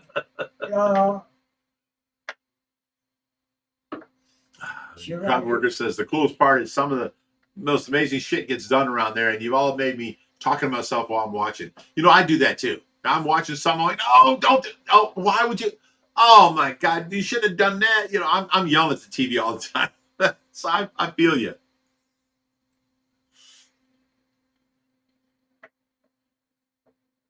Aggressive fish lovers. Oh, that's our buddy. Says, whatever to Skylar's mom, though. I was working on getting her phone number. You want her mom's number? I'll give it to you. Oh, don't get you that. No. No, Kevin's fucking amazing. And if he wants to date Skylar's mother, more power to him. Yeah, let him find a number himself. Because she's like the biggest narcissist. Here's Skylar's mother. Let me explain it real quick. She would sue you. She is in a pretend world where she wants you to think everything's peachy keen, everything's great, everything's beautiful, everything's awesome, and she don't want nothing of her personal life getting out there. You know what I'm saying? She wants to live in this perfect bubble that she pretends that is. And, I don't know. She swore to God when Skylar was here. Skylar called her mother once and said that she was getting mistreated here and this and that, or call her father. And mistreated here and actually getting hit. And her father showed up here. And I answered the door. I'm like, hey, what's up? And he's like, you hit my daughter? I'm like, what the hell are you talking about? And he goes, I just got a message from Skylar that you hit her. And I'm like, absolutely not. You know what? She's in her room. Let's go in there. So I walked into the room and I didn't tell her that her father was behind me. And I go, you told your father that I hit you? And this all stemmed from, she went into my room and grabbed one of my king pillows, right? I have 4 pillows. I have OCD. So if there's 3 pillows, where's the 4th pillow? It's bothering me. Well, she sat in here in her bunk bed and she had like 18 stuffed animals and like 7 pillows. And she took one of my pillows, right? And I'm like, I come in here, I'm like, what the hell are you doing? And I was like, did you take my pillow? And she's like, no, it's my pillow. I'm like, no, that's my pillow. What the hell's wrong with you? Why would you take something out of my room? And, she says, well, I don't have enough here, this and that. And I go to grab the pillow and walk off. And she grabs it back and jerks it out of my hand. I'm like, what the fuck? And she goes, that's the day she yelled she hates me, right? Like I'm her father. I'm supposed to take care of her or something. I don't know.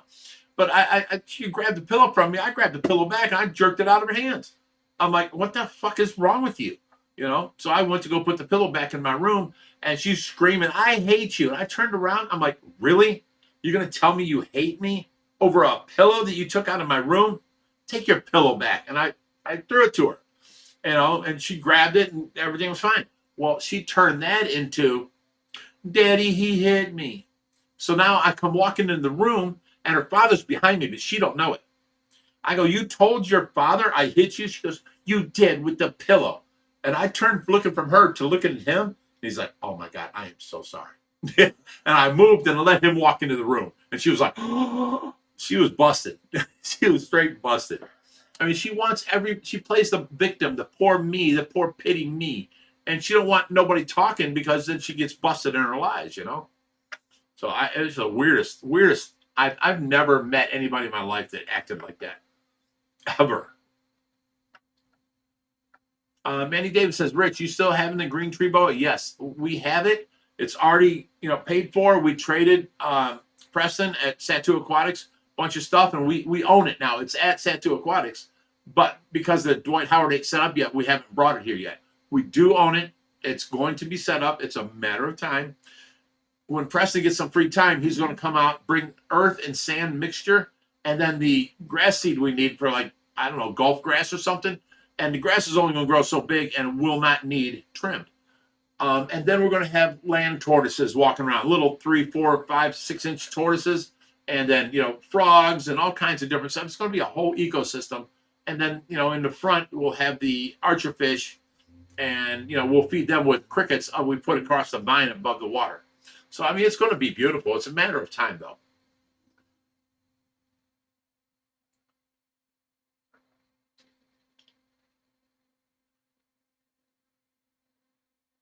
Red says J-Rod's got a fish question. Con Worker says, I like how you brought us down to show the absolute craziness she was doing down there. I don't know what I did to bring you down or show you. I don't know. What were you saying, Jerry? I'm sorry. I know Sue Ann posted the jury said J-Rod has a fish question. Oh, okay. I don't see a fish question. Let me go back If and you look really for got a J-Rod. fish question, you want some attention, do a super chat. I don't see no And I'm J-Rod not here. begging, just Oh, right here. Hey, guys, can you please answer my question at Ohio Fish Rescue? Okay. I don't see a question. put it up there again, J-Rod, because we didn't get it. Yeah, and I'm going way back here. Uh, Oh, here we go. I would love to have any catfish, but for some reason in Massachusetts it's illegal to buy them. In Massachusetts, do you know why I can't buy them here? Well, okay. Every state has illegal fish. In your state, if they're illegal, and there's nothing we can do about it. You know what I'm saying? So, sorry, you just can't have that. Like, I can't have a Wells catfish. I can have a Chinese Wells, which only gets 3 foot, but I cannot have a true Wells catfish. So, I mean, you just have to deal with what your state you live in. And if he buys it in Jersey and brings it here, it's still illegal. It's still illegal, yeah. Yeah, even though it was legal there. And I'm not saying they're legal in New Jersey. I'm just saying because I don't know what the state laws are. I have barely any idea what the federal laws are. Con Worker says, call it what it is, asshole. Yeah. The aggressive fish lover says, I was only joking, by the way. That's Kevin Josie. Remember him? He brought out all them things from Tillamook, all the meat sticks and all that. Oh, the yeah. cheeses That and was stuff. before my time. Oh, was it? Okay. I keep hearing about it. I mean, that's my part of the country, down the Columbia River Gorge. Bob Taylor says, what's up with the name Chagrin Saddle? That's the name of her mother's saddle works area. She sells riding equipment and, riding clothes and saddles and everything else for doing, the horses that go around and do the jumping and they jump over things and all that. That's what she caters to. So Chagrin Saddlery is her mother's shop.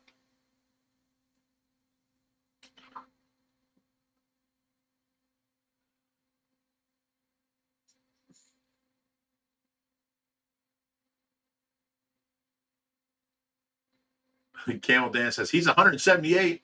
What's that make you, 100? Yeah, I'm almost there. I'm 62 years old now. I just found out. I thought I was 60. And I found out because I told the girl, I'm like, yeah, I was born in 1963. I'm 60 years old. She goes, no, that would make you 62. And I'm like, son of a bitch. I lost 2 years of my life right at that moment.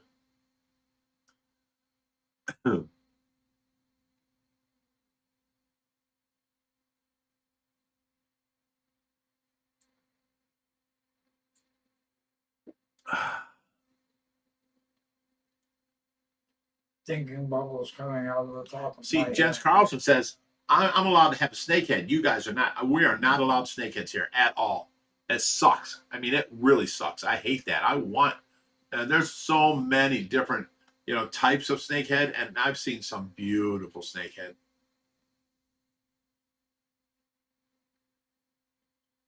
I'd like to have Taco, everybody, from Depth Charge. Yes, taco, everybody. Randy Davis says, tell us about the 1988 raid.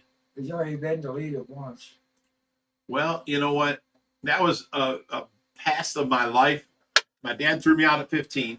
I went to Florida. I lived under a bridge. And then I worked at like temp agencies, like Work World and all that, for 2 weeks at a time, because then they wanted your paperwork. And I was 15. I didn't have paperwork. I just kept telling them, I just got down here. I'll send to Ohio, blah, blah, blah. And I'd work for as long as they would let me work there, until they said, you can't work here no more without paperwork. And then I'd move on to the next one. And I got it was a efficiency down there, which was a $75 a week. It was like one house busted up into like 15 rooms with one bathroom. And you had to pay $75 a week. So I wasn't living outside no more. I was living in this efficiency. And then I saved up enough money to where I got an apartment. And then I got a car. And then I drove back to Ohio. And when I drove back to Ohio, I met Carlos. I was at a strip club, and Carlos was a Colombian that it was crazy. And in them crazy days back then, I was going to all the strip clubs, there's nothing but cocaine and strippers, you know what I'm saying?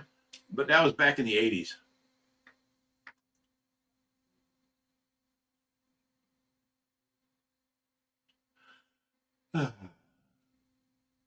Well, see, a con worker says the video where Rick went with Skylar to show the crap she was doing, you were actually very supportive, but I can't remember. I never outed her. How she treated me was a different subject, but I was always supportive on videos, and I was always supportive in teaching her and trying to make her an adult instead of being this whiny, cry little girl that wanted all the attention and, like daddy's little princess that, had to have the attention. And, you can't be like that. Your parents already threw you out. You're living here. I'm trying to teach you how to be a person. You got to make your own money. You got to do this. You got to do that. Start cleaning up. Your room it's pathetic. Every room you walk through in my house, you destroy. And I have to go behind you and clean. You shouldn't be making other people's lives that hard because they're trying to help you. You should live here like you don't bother them at all, or maybe even help them, And I tried teaching her all this, but she's stuck in her ways. So I got her up halfway, and her mother absolutely loves it. I got my baby girl back. She hugged me. She, thanked me, all that kind of stuff. And then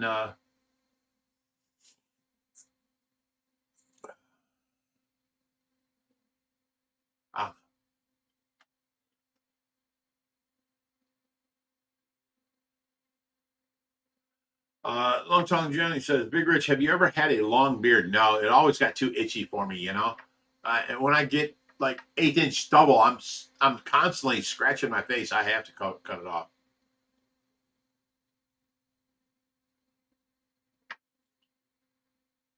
I should grow a beard. Look, I'm old enough. It takes some getting used to. Does it? You never scratch yours now? Not anymore. No. You used to, though? It's when the stubble gets in the little folds in the neck and stuff. Oh, yeah. Poking you. End up with a rash from it. It is hard to keep your fingers off of it from scratching and stuff.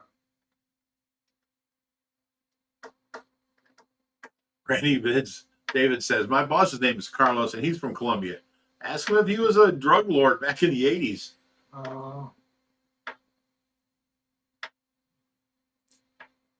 Long chest hair, I've never. My dad was mostly Cherokee Indian. Here I am at 60 years old. Do you see any chest hair? I've got barely minimal chest hair. And that just came on at like 55. I've never had hair on my body, you know what I'm saying? Jeff Card says, once it grows out, it doesn't itch anymore. Yeah, you get used to it.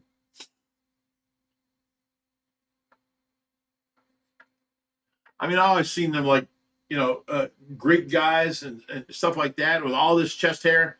And I was never able to pull it off. I had no chest hair. There's none now. I mean, there's nothing there. It's like, I can pull a little bit, but it's like 1 every 1/4 inch there's a hair, I have a stepbrother that's the same age I am. And he's Nordic. Anyway, he has to shave like this. Really? Yeah. And he's got arm curtains, man. He's blonde. And he's got these damn arm curtains. His hair hangs out Get the hell out. 6-8 inches on his arms. How are you supposed to put on Big deodorant old with that fucking much hair? hairy. You gotta cut that shit. He's, I don't know. Genetic different. We're all Long tongue different. Johnny says, gotta sign off. Love you guys. Stay fishy. See you next week. Taco, taco, taco. Here you go. Long John Johnny. Taco. Bye. Harley Gem says, chest hair is okay. Back hair is too much. I have no back hair. I am completely like a baby's bottom. But I grow hair on my head. Crazy as shit.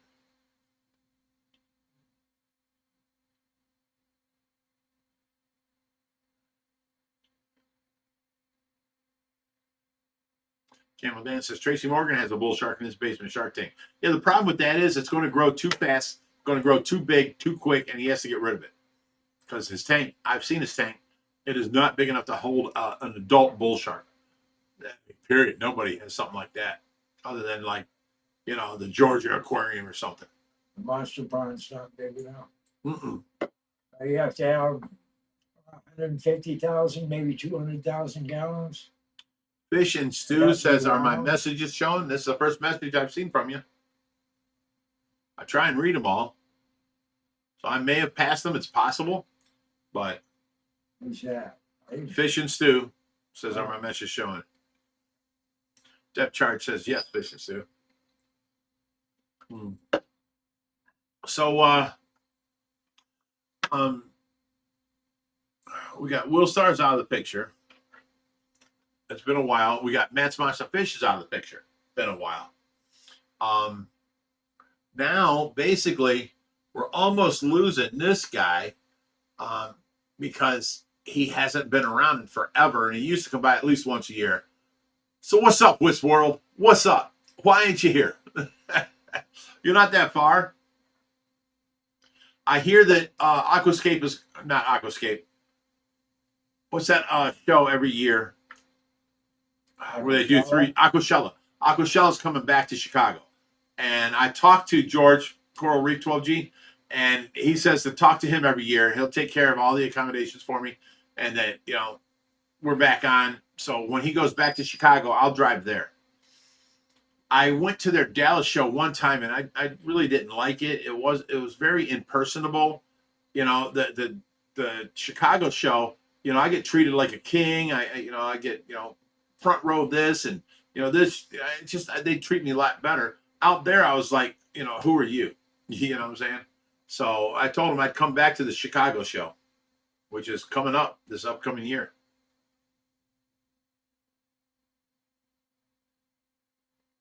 Whips World says, I can have snakeheads. I just can't tell anyone I have snakeheads. It's only illegal if you get caught. Have to come see your snakeheads. Right. Sounds like an invite to me. Fish and Stew says, Ohio Fish Rescue, what was the worst rescue you ever had to do? We had a public aquarium closing down in Massachusetts. We went and rescued I believe it was a 5 or 6 foot arapaima and dropped him off at another. One that broke. Yeah, broke Josh's wrist. We dropped him off at another public aquarium, but also they said they had a potbelly pig, which stays around 2, maybe 3 foot, and a 200-pound tortoise, just like chompers. So we picked them up and we dropped the tortoise off on the way back to a petting zoo, which is where the pig was supposed to go. But the pig turned out, Reaper did not get a hold of me. The pig turned out to be a 600-pound pig that he went ahead and put up into my van. And the whole drive from New York to Pennsylvania, where they were dropping him off, that pig did nothing but eat my carpet out of my van. He just ripped it up, just tearing it up, ripping it up. That's the worst rescue ever.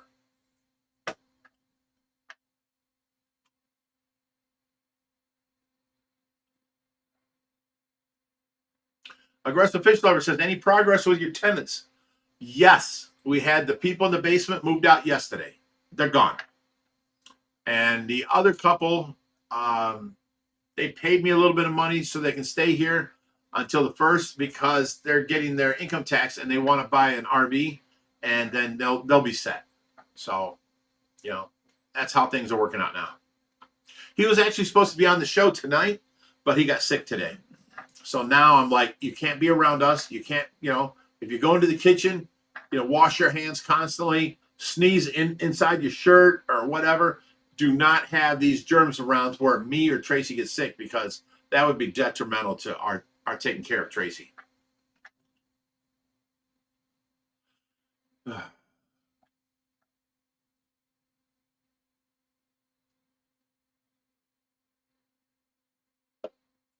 Okay, we're back to the Tracy Morgan thing. OBG Foster says, no big poop in the van. There was that too.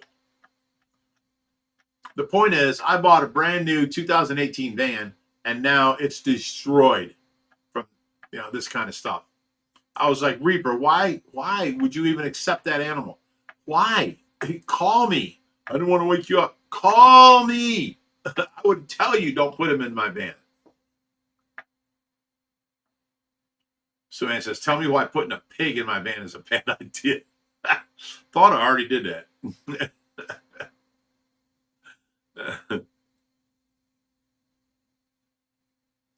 I like these guys putting out, you know, solid evidence.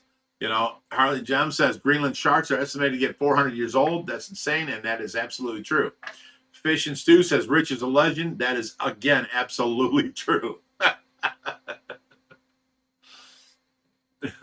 Well, now the pig is at a petting zoo that we dropped off the 200-pound sulcata tortoise. I would have actually liked to have kept that thing, but we didn't have the place for him at that point. You know what I'm saying? The tortoise or the bacon? The tortoise, no bacon. Stop it. I'm starting to get hungry.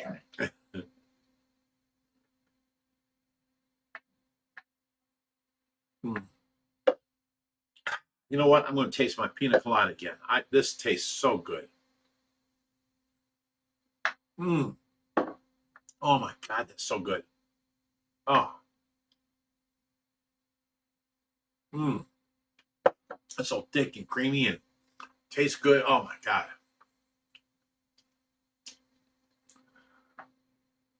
Ground worker says Paul's got like 18 pigs over there. Yeah. And you don't have to transfer them in his little van, you know. I don't know. There's a catch to living 400 years. Yeah. Super sub-zero water, very light diet. You're blind. Barely moving, yeah. Yeah. I mean, there's parasites in your eyes that are permanent. Lauren says, so it was a Reapers at Porky's road trip. You remember the show Porky's? That was awesome.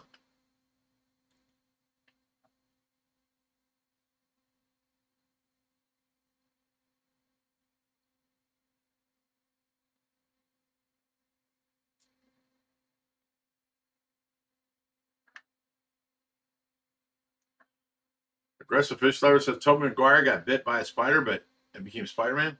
Jerry got bit by a goat. The fuck? Goat man? Here, let me get you. Go bad.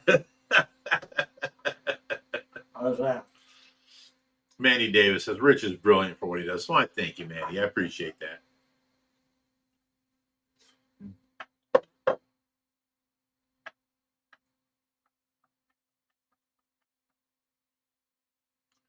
Jem says, you'd think they would be smart, but age doesn't always equal wisdom. Well, I tell you what, the wisdom that me and Jerry can spout off shows our age. Let's put it that way. Yeah, in my culture, we say being older don't make you an elder. Right. Respect your elders. Yeah, when you prove you're my elder, fine. Summerlee says, at some point in the day before yesterday, my heater and my parent cichlid tank got unplugged. By the time I found out yesterday, the tank was down to 64. I don't know if they're going to make it. Put the plug back on, bring it back up to temp, put some, what's the blue stuff? Ick Cure, because the first thing they're going to get is ick or Popeye. Put some cure in there, and general cure would the work. general cure would work great too. And you know, get the heat back up as soon as you can. Period. And he should be fine.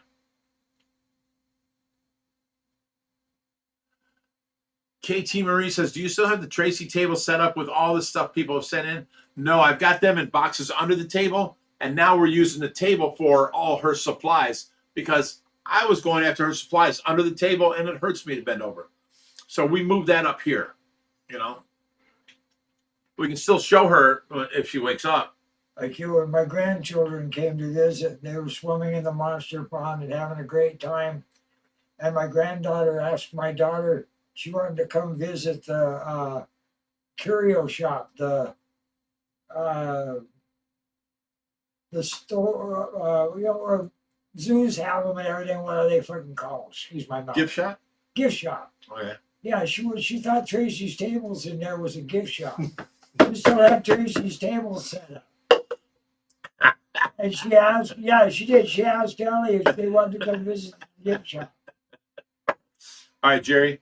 She's only 6. I mean, it was right. It was, you know, out of the mouths of babes. That's adorable. She was having a ball in the monster pond. She was dancing with Rich out on that floaty. That was great. I already went through 2 cups somehow, and my pina colada. So you're gonna have to tend to them for a minute, because for me to continue, I'm gonna need something to drink. Enjoy. I'll be right back. I'll take these little mini burritos with me. It looks like a McDonald's breakfast sandwich. He's got to wipe with something. Seriously. Oh, stop it. Oh, that's horrible. It looks like a McDonald's, you know, breakfast sandwich. It looks like they stacked them there to wipe with. Smaller than a napkin.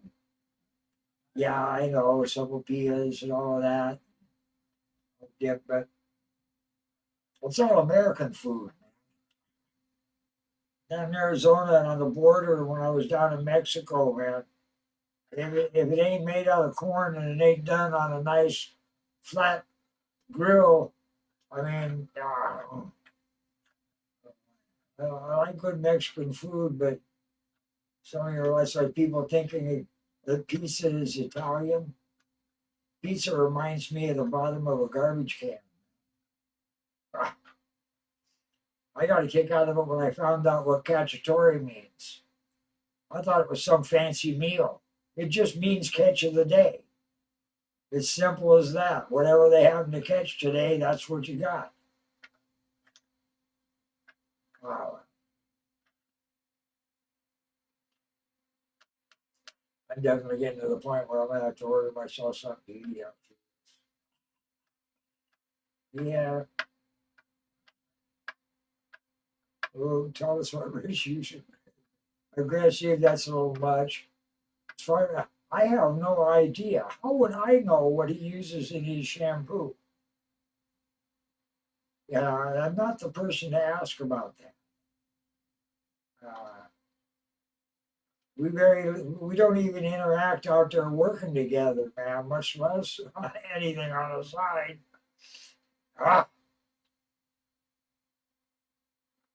Methyl blue work. I don't like using methyl blue. The copper in it and stuff. The general cure usually works fine. That jack up the temperature. It depends if they're true parrots, it's a little more touchy. But those hybrid parrots, cichlids, man, you don't know one from another, man. Jack up the temperature, throw some salt in and some general cure. It should be just fine. Aggressive Fish Lover says, tell us what Rich really uses in his shampoo. I swear to God, I use cheap ass shampoo. It's 97 cents. I think it's VO5, you know, strawberry or whatever flavor, you know, it doesn't matter. And then I use Pantene for my conditioner. Period. That's all I use. I turned it back on him, man. What makes you think I know what Rich uses in his shampoo?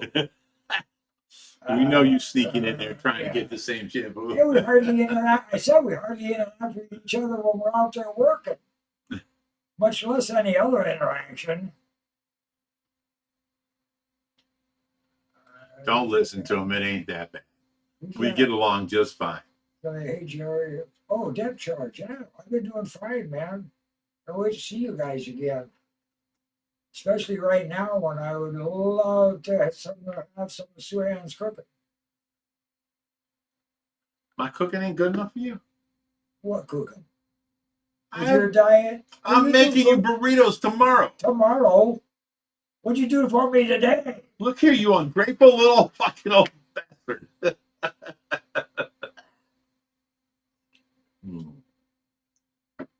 Methyl blue works fine. I just prefer not to use it because it's just a little. It turns everything blue. General Cure does a great job too. It's got a lot higher copper ratio in it too, and that damages the biofilter. Not that General Cure isn't going to damage it to a certain point, but well, see, methylene blue is basically useless because if you turn your tank up to 86 degrees, it's the same thing. It will kill that death cycle of ick. Now, see, being warmer, the cycle goes from 10 days to 7 days, sometimes 6. That's why. And the only time that methylene blue can kill ick is when they do the spore thing. So this ick crawls into the fish's skin and it's feeding off your skin, but it's a 10-day life cycle, and then it puts out 1 million spores. Methylene blue will kill the spores. So then you have all the white spots on the fish fall off because there's no new ones growing because it killed the spores. But the same thing you can do with heat. 86, 87, 88 degrees. It brings up their life cycle faster to 6-7 days. And as soon as the spores are released, it's too hot for the babies and they all die. You can do the same thing without methylene blue, and you don't have to turn any silicone in your tank blue or, airlines or anything like that. So that's what we do here. Salt does the same thing by changing the osmotic pressure of the cells. It you can add salt to help it, It makes it run faster. The thing is, the egg cysts, the spore cysts, the methyl blue, no matter, nothing can penetrate them. They're like a spore. I mean, they're designed by nature to not be penetrated. But as soon as they hatch, bang. And then there's nobody to lay any more spores. Hey, men are created by nature not to be penetrated, but as soon as they go to jail. I'm sorry. I had to, Jerry. I'm sorry. That's a rotten twist, too. You could have picked all these. You didn't even catch the pig tacos. No.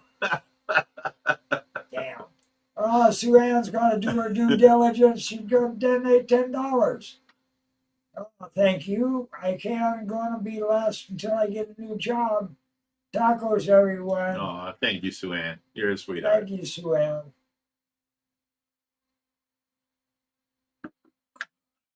Unworker says, Jerry, did Rich discuss the overflow tube? Yeah, I talked to Jerry about it, and he said it wasn't him. So we're at a loss. We don't know who did that. You know what I'm saying? Because there's only 3 people around here that do, change major systems. Jerry understands our system, so he does things. Josh understands the system. He does it. I built the system. I do things. And me and Josh were sitting there. So the only assumption we can come up with, it had to be Jerry. Well, Jerry coming in, he's like, I didn't touch that. I don't know what you're talking about, blah, blah, blah. So, I mean, who knows at this point? About what happens, but it doesn't matter at this point. Jerry said it wasn't him, so I'm not mad at him or I'm not mad at anybody. But, I talked to Jerry beforehand when there was 2 in it a long time ago, like 6 months ago, and explained everything and how it works and all that. And he understood and he knows it now. But somebody did it, you know what I'm saying? And my only assumption would be Jerry, because it's me, Jerry, and Josh are the only ones that would change a system around, or at least we thought.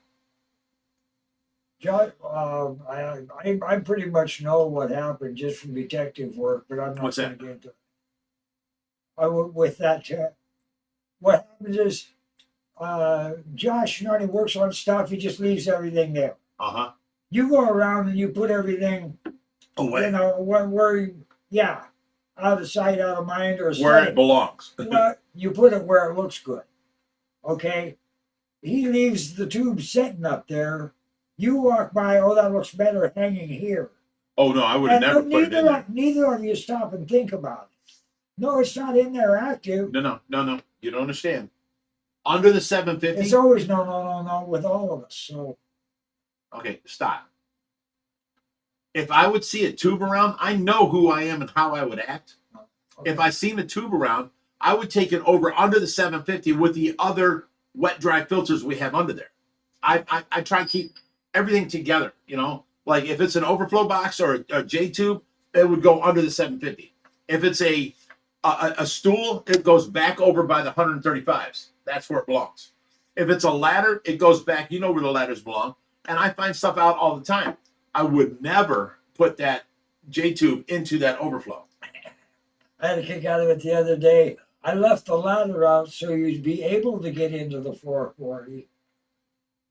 And you said somebody left the ladder out again. Well, because in my belief, I left it out for you everything to use it. has a purpose. I Everything can't- has a place. It all needs to go back away because this is, you guys got to understand, this is a very small little area that we have a lot of stuff packed into. So when you leave stuff laying around, And he's blind. right. So I believe 100% everything has a place. Put it back if you use it. If you don't want to put it back, don't fucking use it. You know what I'm saying?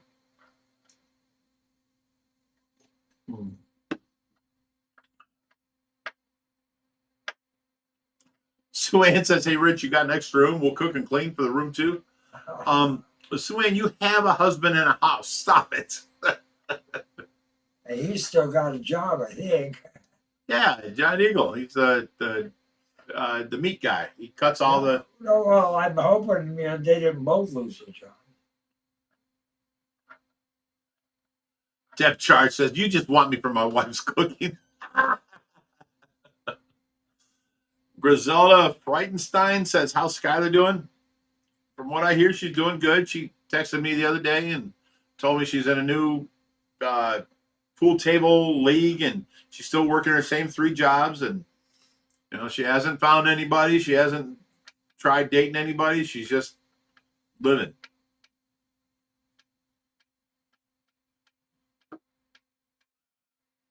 Steve Ochin says, "What was with the 2 over?" Okay.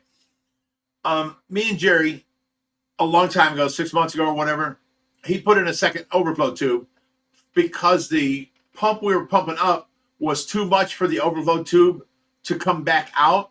Because when the overflow tube comes out, it's not under pressure. It's under, you know, Gravity. the water comes up higher on this side and then gravity overflows it out. So the pump was too much for that. So he put on a second tube. But here's the problem. When you put on a second tube, now both tubes are moving so slowly that air will get up at the top, the bubbles and stuff, and then it'll get bigger and bigger and bigger, and then both tubes will stop. So you can't have 2 overflow tubes. You can go from like a 3/4 inch tube to a 1 inch tube and have more water. The point is you need the water rushing fast through that tube for the overflow out, and then it won't accumulate air bubbles. It's called So- cavitation. Yeah. It creates its own air bubbles. And then it stops. So you don't want that. So we went through that like 6 months ago, and now, like 3 days ago, me and Josh were over there, and we're like, who's hooking up a second thing again? And I say to Josh, I'm like, well, it's not you, it's not me, it's got to be Jerry. He's the only one around here that, you know, does things like this with me. And he got mad at me. He's like, I didn't do that. I wasn't accusing. I'm just saying, if it was Josh and Jerry there, they'd be like, oh, Big Rich must have done this. If it was Well, Josh and Rich there, we're going to say Jerry did it, you know? we've been tapping the baby stingray tank off of that, Right. as well as we've got an emergency overflow on there. Yep. Drop. Okay. I've been working with it for the last 3-4 months since we've had the babies, and I've been taking care of the babies while Josh was busted up and everything. Yeah. Okay. So I know exactly. I know that tank is touchy, but you've got twice as much flow as really needs to be in there. But that's the way it is right at the moment. Okay, Aggressive Fish Lovers says, on a serious note, I wasn't sure what to think when Jerry first showed up. Me neither. Me neither. But the relationship you guys have built at the time it happened, I think, was a big blessing for both of you. Yeah, of course. Jerry's my dude. You know, Everything happens the way it's supposed to. I was told I was supposed to be here. And don't ask me who or what. It's not, doesn't work that way. Life teaches you lessons. Life leads. You know? I have to look at it like this. He may smell like cigars, but he don't smell like poop. Got to find my little blessings where I can. I'm still working on that one, sorry, you know. Maybe calling me Aqua Lung. That movie, Christine. Yeah. That junkyard. 56, you know. No, the junkyard guy that he buys the Yeah.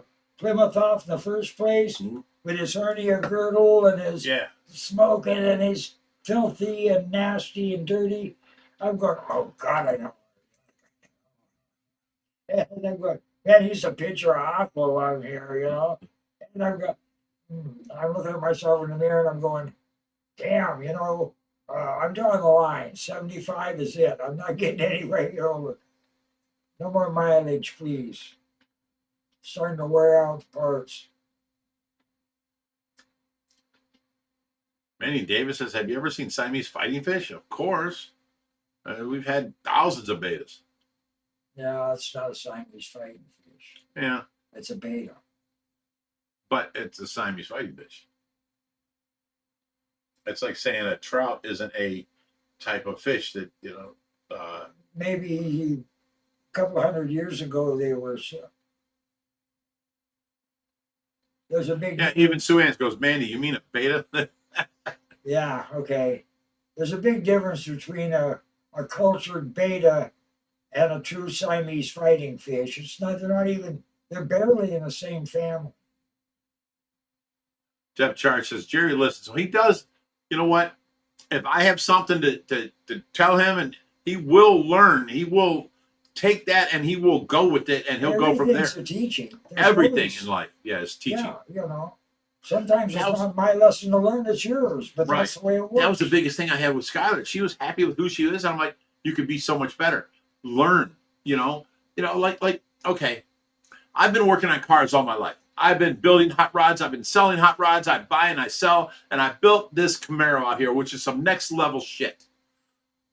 I took it to Autoramas and I won their best trophies all the way around. Her car breaks down and she's like, I'm like, don't worry, I'll take care of it for you. Because she was crying and I felt bad for her. I was like, I'll take care of it for you. I'll fix it. It's a rear swing arm, this and that. She goes, no, I'm going to call my brother because he knows what he's doing. I'm like, the amount of disrespect there. You know what I'm saying? I'm 62 years old. I mean, her own brother's like, oh my God, Rich, no, you've taught me so much about cars. There's no way she should have said that to you. It's just disrespectful, What was the question? I seen something about Skylar. Oh, you got out of Ballard. Skylar didn't listen. Yeah, she never listened, ever. She has her own thought, and that's what she's going with, and it doesn't mean you can't teach her something. Depth charge with Jerry listens. Right. There's another comment there. Jerry listens to the world. You know what? Right now, like he knows where he needs to be. Thank you. It's like I try for. Trump showed up here, or even Obama showed up here. He's done better in life than me. I would listen. I want some of your pointers. I want to see how you did what you did. Let me get better in life. I wouldn't take Trump and be here and say like I'm going to hire the next door neighbor kid at 15 to fix my car because you say you can do it. You know what I'm saying?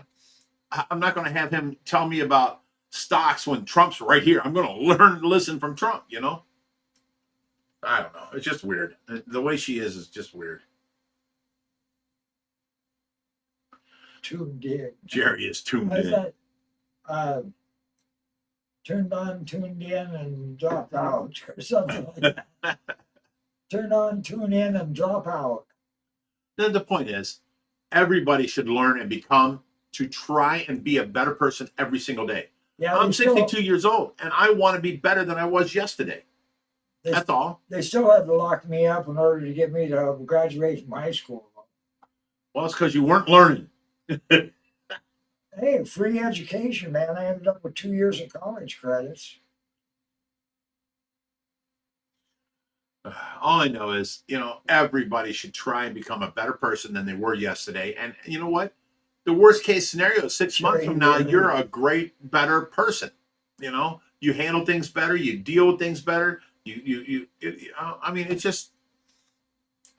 That's something I haven't heard in a long time. Timothy Leary's dead. Dude, there's 1,058 people here. No. It says, it says Where views right there. I think you're hallucinating. What? Views so far tonight? Yeah. Now that we're getting close to the end, and I don't get situated with begging, but when you've got a fish question, I had a couple of times tonight people have asked fish questions and we slid past them accidentally. We missed a lot of questions. I'm trying to get them all. But if you, it does, all it takes is a super chat to get our attention. You get your question answered. It doesn't have to be $10, $20. It just has to flash the super chat. Probably Jim says, learn something new every day has been lost. Ask. And you know what? If you learn at least one thing new every day, you become smarter than you were yesterday. I know 1,000 times more about this shit than I did when I first came here. Oh yeah, you were computer illiterate for sure. And now you were the grumpy old guy throwing his phone at the floor. What was I joking about the other day? I said I've been learning from these guys for 3 years now, and I've got less than 50% of what goes on out there figured out. Where this goes, that goes, or what is attached to who. But man, you mess with one thing out there, you're liable to mess with 5 or 6 things. 10 things that are a redundancy back behind. Yeah. And I hate it when somebody thinks they're helping. Yeah. And they're just making more work for everybody. Right. Reaper says he's out of here. Stay fishy, everyone, and see you tomorrow, Rich and Jerry. So Reaper's coming over tomorrow. All right. Richard Jones says, how's your diet, Rich? I got down to 177, 2 pounds away from my goal of I'm sorry, not 170, 277, 2 pounds away from my goal of 275. So instead of making these guys wait and waiting for the food to get worse, I'm going to go ahead and cook them the burritos and everything I promised them tomorrow, and eat, and then I'm going to go back on the diet hard after that. So I may gain a pound or 2 tomorrow, but yeah, I'm at like 278 right now. Yeah. And when he hits 250, he's going to make French toast for everybody, including you. That? I might put on my shorts I used to wear in Florida. Oh God, please and don't dance for everybody. Please don't feed this puppy. I don't want to see 250 if it gets down to that.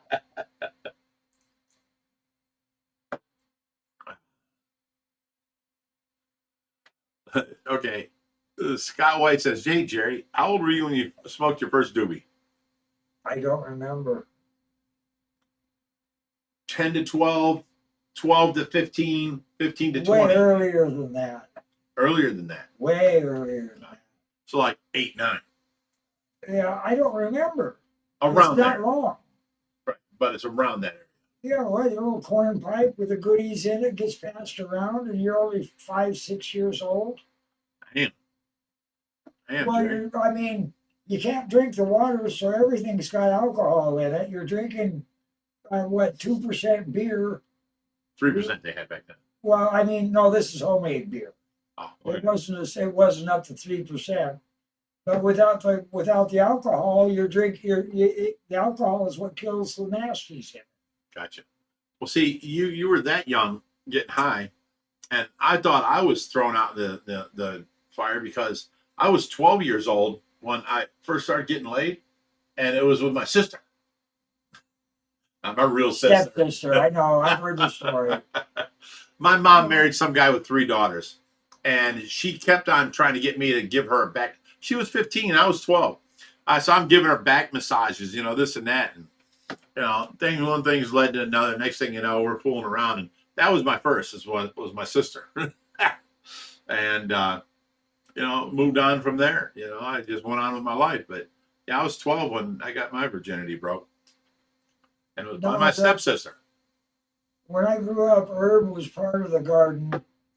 It was in the food. It was in the medicines. You know, it was just part of life. Right. My grandmother did often tell me that one of these days the medicine's not going to work for you because you abuse it. But I'm going to go smoke my joint outside, Grandma, because I know you don't like to smoke in the house. Sue Ann goes, she molested you? Technically, legally, yes. But, I mean, I was a 12-year-old kid, and I'm rubbing some new girl's back, you know. I was ready. You know, I was all for it. I didn't know that, you know, she's an adult and I'm a child, you know what I'm saying? I didn't care. So molested me, I wouldn't say that. Used me, oh yeah, I'd say that. I was used at 12. Best sister ever. So I moved in with this house of 3 girls, and they were 14, 15, and 18. And wow, it was crazy. It was like, you know, they were of the world and I was like sheltered. Do I seem like a sheltered person to you? Everybody raised themselves. I mean, 8 years old, 1958. Methadone is still part of every woman's purse. Wait, you were I mean, 8 years old in 1958? Yeah. I wasn't born till 1963. Yeah, I know. I'm not old enough to be your daddy. You technically, sort of. Well, yeah. And you had a good sister. My son's a year younger than you. Is he? But you just, I mean, we didn't have those damn walls and those protective barriers. You knew what was out there in the world. Right. I mean, heroin was available if I wanted it. Something I never messed with. I didn't want it. No. It's not something I messed with. In my day, if you mess with needles, you were a junkie. Yeah, well, it's 6 of one, half dozen of the other. But the point was, I never messed with needles because of that thinking. So, you know, I messed with a lot of coke back in the 80s, and, you know, I went past that. And then, you know, I got raided and I got out of jail and I never touched it since. There's been nothing like that around. And I didn't really like getting high because I would eat everything in sight and go to sleep. And I would also feel out of place, like no one likes me, you know? So it just wasn't for me. It affects everybody differently. Right. The point I'm trying to make is I wasn't raised with those barriers. I wasn't raised with those shields. Right. Okay, I saw what it is for what it was, for what it is. It's not good, bad, indifferent. It's just what it is. Right. Use it for what it is. Don't abuse it. It's part of life. I think my sister said the same thing. Kidding. You always got a twist. Anyway, I know, I'm sorry. There's some fish out there depending on some stability, even if it doesn't come from me. So it says, but now we know. Business leaving them lights on this long. It's not necessary. Yeah. Just growing algae. So it says, but now we know to let the children grow. Yes. Yeah. And now, you know, like I didn't. Encourage. My dad kicked me out when I was 15. I never kicked my children out. They left when they were like 28, you know, and they wanted out because they had girlfriends living here with them. They wanted their own place. I mean, even at 28, I think they're too young to be out. Look at my babies. How can I can kick them out and make them fend for themselves. You know what I'm saying? And when they were 15, I look back on that. I'm like, oh my God, this is the year that my dad kicked me out and I was living under a bridge in Florida. How could anybody do that to these kids? Are too young. You look at them and you're like, you just see babies. You don't see an adult. You know what I'm saying? That was crazy.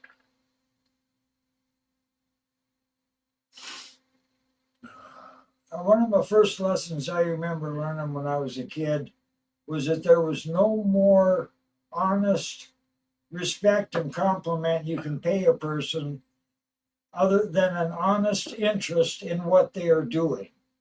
Okay. An honest interest in what they're doing, and ask them how they're doing it and why. And they want to learn from you. Yeah. Yeah.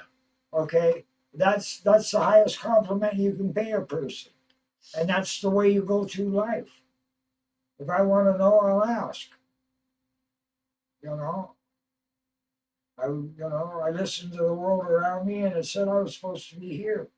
It just all came together. Lava Pet says she lived at home, or yeah, lived at home until I was 35 years old. See, that's what I'm talking about. I look at my kids and I see them as babies. Josh is still my little pumpkin boy. You know, he's an Yeah. engineer for the city of Cleveland. He has 26 engineers under him, and he's still my little pumpkin boy. That doesn't go away either. I tell you. No, No. I just can't imagine throwing a kid out at 15. You know, I can't. And my dad, you know, he argued. I was out there one time, and you know, I'm telling somebody this and that, and I'm like, yeah, my dad threw me out when I was 15. I was in front of my dad, and he's like, what? And I'm like, yeah, you threw me out when I was 15. He goes, no, I never. I looked at my brother, and my brother's like, yeah, Dad, you did. We had to sneak him out blankets between a hammock between two trees in the snow, and that's where he lived until you found out he was living on your property, and then you kicked him off your property. And my dad apologized to me. Well, not all your family is necessarily blood. An individual is an individual. If somebody who carries the same blood as I do happens to be a man animal and not a human being, then that's their problem, and I will deal with it accordingly. Barb Stevens says, I was 15 when I moved out, but you probably moved out in with like a boyfriend or something. I was thrown out, and I was living in a hammock between two trees in the snow. And then I was thrown out of there, and I drove a Honda 125 because it was like a moped. You're allowed to drive this at 15, but I didn't have no money. I drove this Honda 125 on the highway, and I got maybe 50 miles a gallon of gas, and I'd have to pull over and do like a truck stop and siphon gas to get more gas because I had no money. I made it all the way to Florida, where I met my grandmother, and she said I couldn't live with her. So then I was living under the Intercoastal Bridge in Delray Beach, Florida. Sue Ann. Damn. Hey, my mom was 14 and pregnant when she got thrown out too. That was She was me. She was 14 and pregnant when my mom threw me out. But you probably moved in with your boyfriend or something. You weren't thrown out to the wolves, you know. I mean, I was living under a bridge. You know, I'm 15 years old, and what's up? You're done? Yeah. So you're leaving? Yes. Okay. Did you get that cardboard by the front door?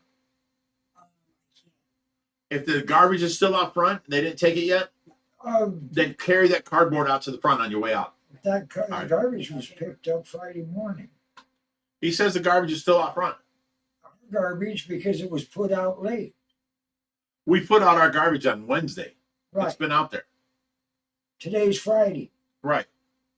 It was picked up Thursday morning. Our garbage has been out there since Wednesday. So if they didn't pick it up, they didn't pick it up. Do you see anybody else's garbage? Nope. Take the cardboards out there. Okay. All right, see ya. Thank you, buddy. It sounds like we better go.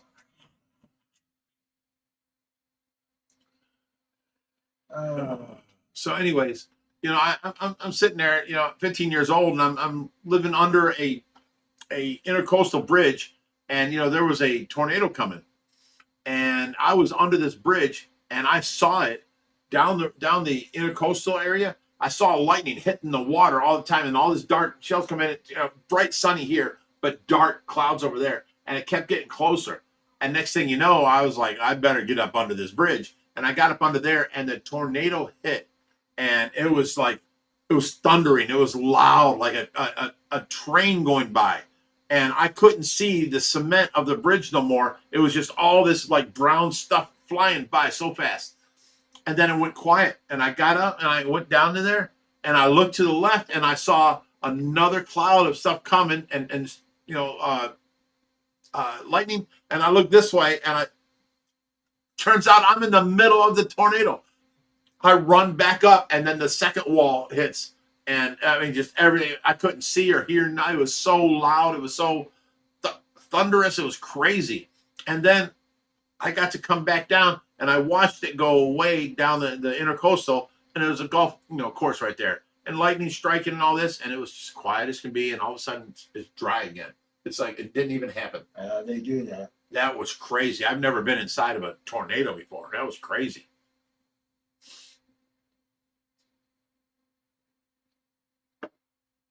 Yes, it sounded like a big diesel train going by. It was so loud. It was so crazy. Yeah, I got stuck in one in Greenfields, Kansas. I had the family with me. Two of the kids and my ex-wife. We were moving from Arizona to Wisconsin. Okay. Up here after her dad had his heart attack. Anyway, we're Greenfield, Kansas. I was going to camp that night, and then I decided, nah, we'll get a motel and take it easy. And I sent the kids, they got Jayhawk rooms. So you'd have been in a tent. Yeah, it would have been in a tent. Yeah. But we stayed in a motel, and the kids and Carla went down to the Jayhawk room, the safe room. I stood out there in the parking lot and just watched it roar. Held onto the side of the truck. It was trying to lift me off my feet. Oh, it was fun. Life's fun. Just one sensation after the other, man. I mean, that's how you accept when it's cold. It's just another sensation. Yeah, okay, you deal with it. Some sensations are more fun or more unique than others. Yeah.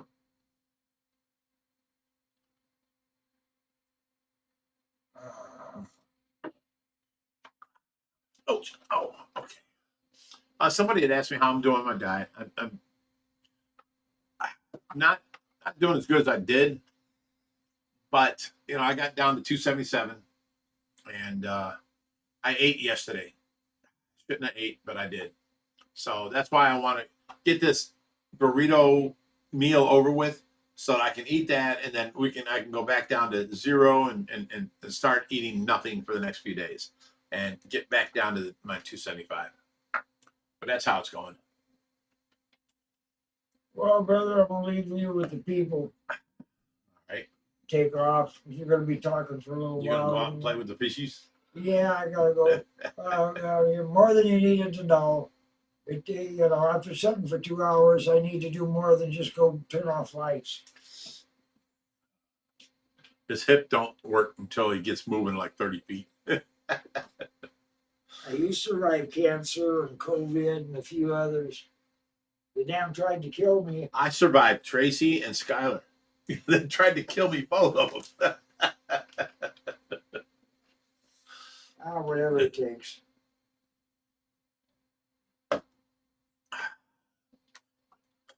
Bob Pearson says, just eat whatever Jerry's eating. He stays nice and thin. Jerry eats every fucking thing. Jerry eats platefuls of stuff. I don't understand how he stays skinny. This doesn't exaggerate at all. No. Bullshit. I don't eat everything.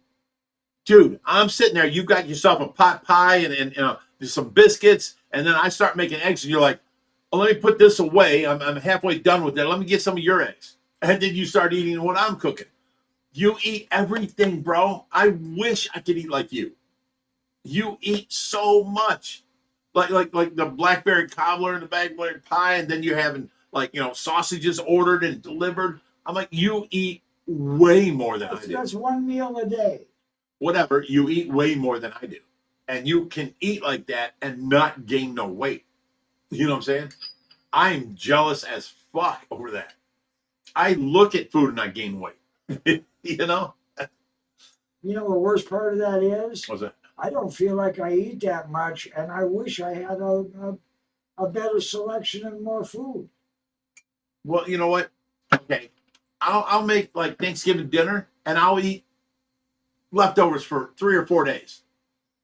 You get a hankering for your mouth, and you want to taste this, and you order that, and you eat it. And then you have a hankering for that, and then you order that and eat it. You won't eat leftovers. You won't do all this. It's not a matter of won't. I'm just saying, you go for what you desire. You know what I'm saying? Oh yeah, I would rather. And Wouldn't everybody? I know I only eat what's left over in the fridge. You know what I'm saying? Why? Okay. So if I ate what I desired, I'd be 10 times fatter than I am. Period. Oh, my body doesn't allow me to gain weight. That's what I'm jealous over, because God dang, I wish I could be like that, you But know? I grew up where your body tells you what it needs. If I want an orange, I go get me an orange. Now my body needs an orange. Oh no. Xcon says, no way Jerry eats more than Rich. You want to set them straight? I can. Yeah. You do every single day. I don't.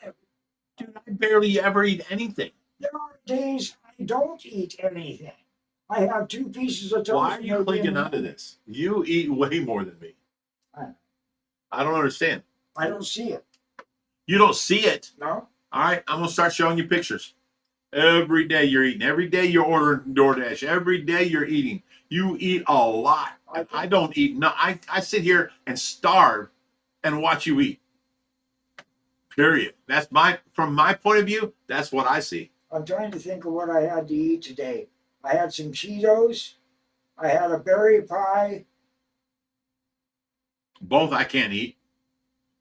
That's all I've had to eat all day. I saw you sitting there at the table eating for like an Eating. hour. Yeah, Cheetos. Okay, well, there's Cheetos.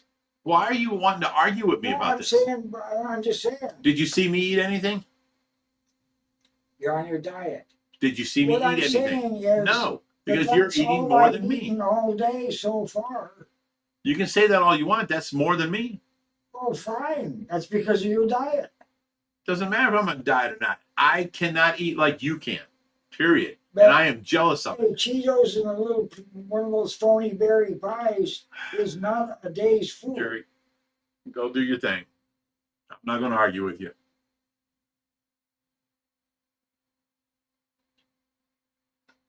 Manny Davis says, my daughter is so slim, she eats all the time.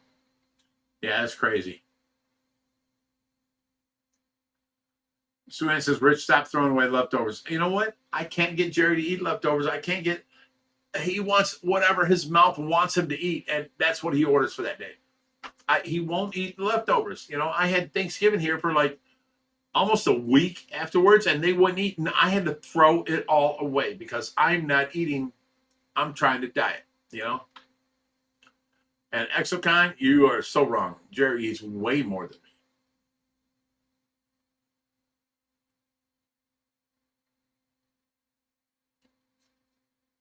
Rod Pearson says he don't see it because he's so high he can't even open his eyes. That's funny. Bioshock says, go to bed, Jerry. OG Foster says, can the fish eat cooked turkey, ham, beef, or chicken? Of course they can. We feed them all leftovers.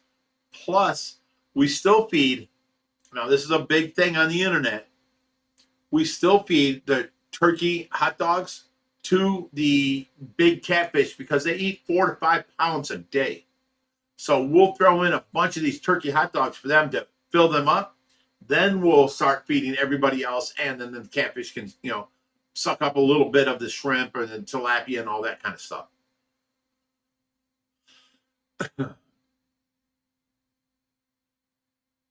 Yeah, Pink Green says, I love leftovers because that means I'm not having to cook every night.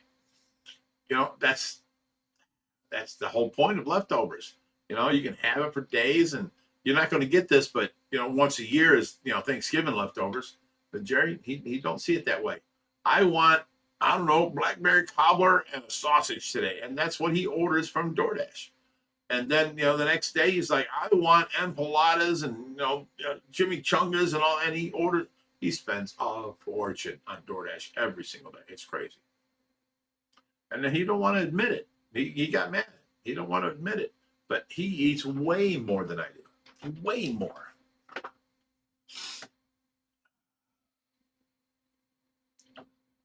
And you guys finally seen a little bit of Jerry.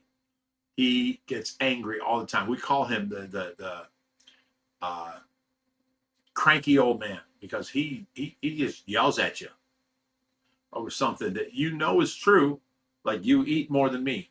No, the fuck I don't. And he gets all mad. You just have to deal with him. You know what I'm saying?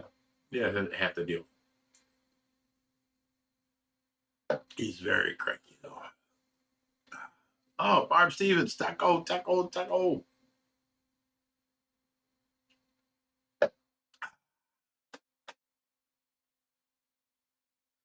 Kyle Shack says, I'm moving over in summer. I'm taking Jerry's room. Hit me up, Big Ridge. Okay. Now, see, Jumpman says, Rich versus Jerry, hot dog eating contest. I won a few eating contests in my life. I can win them. I just choose not to because I went from 340, I'm down to 277. I want to lose more. So I can't eat like that. So, I mean, I don't know. I mean, I can. Of course, I can outdo Jerry if I wanted to. But why do I want to be fat again? You know, it sucks.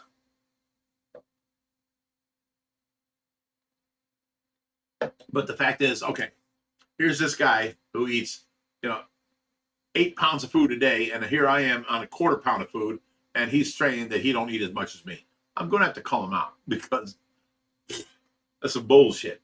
Everyone here in this house knows Jerry eats fucking so much. It's crazy.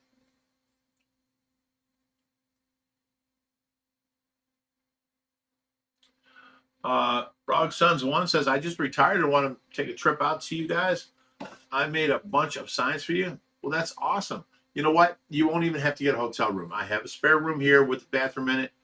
It's, Sue Ann comes here with depth charge, and they spend the weekend here, and they use that. I have that room, so you don't have to get a hotel room.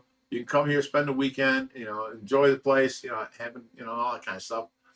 So DJ Max says, Rich eats all his food and then eats all Jerry's. Just kidding. Rich doesn't eat that much ever. No, I don't touch nobody else's stuff. The main rule here is if you didn't fucking buy it, keep your hands fucking off of it. Because we had these two couples here, and people were getting into Jerry's food, and now he's hiding his food down in the basement, and I couldn't keep like condiments and stuff like that on stock. I just know that when the butter's down, I have to buy more butter. But I don't cook. I don't eat nothing. Why is this stuff disappearing? It was these two couples that were here. Aggressive fish lover goes, can always tell when Jerry gets angry. Yeah. Someone understands. No, I don't eat shit. I barely eat at all, ever. Like, I went that 64 hours last week. I didn't drink, and I did not eat that whole 64 hours. I drank water. That was it. Oh, now I did take some pepperonis out of the fridge, and I put one pepperoni in my mouth, chew it up, and I drink a bunch of water. So it tasted like I ate something and my belly was full. You know what I'm saying? So Summerlee says the couples are gone. No, one couple's still here. The other couple is gone. They left yesterday. The couple that's left here, they gave me money to stay until the 1st because I guess they're getting their income taxes back, and they get 7 to 10 grand or something. They want to buy an RV and live in that. So that's fine. That's fine. But yeah, after the next couple's gone, I don't think I'm going to let people move in here unless you're a single woman that doesn't smoke and you offer to help me take care of Tracy. And now at this point, I'm going to give you, okay, so I'm giving you free rent. I want this many hours a day watching Tracy, period. Because I've never done that to anybody else, and then they barely showed up. They barely helped, So I think, from 3 o'clock when the nurse leaves to 6 o'clock, that would let me still work outside with the community service. So 3 to 6 every single day, 5 days a week. And you got free rent, period.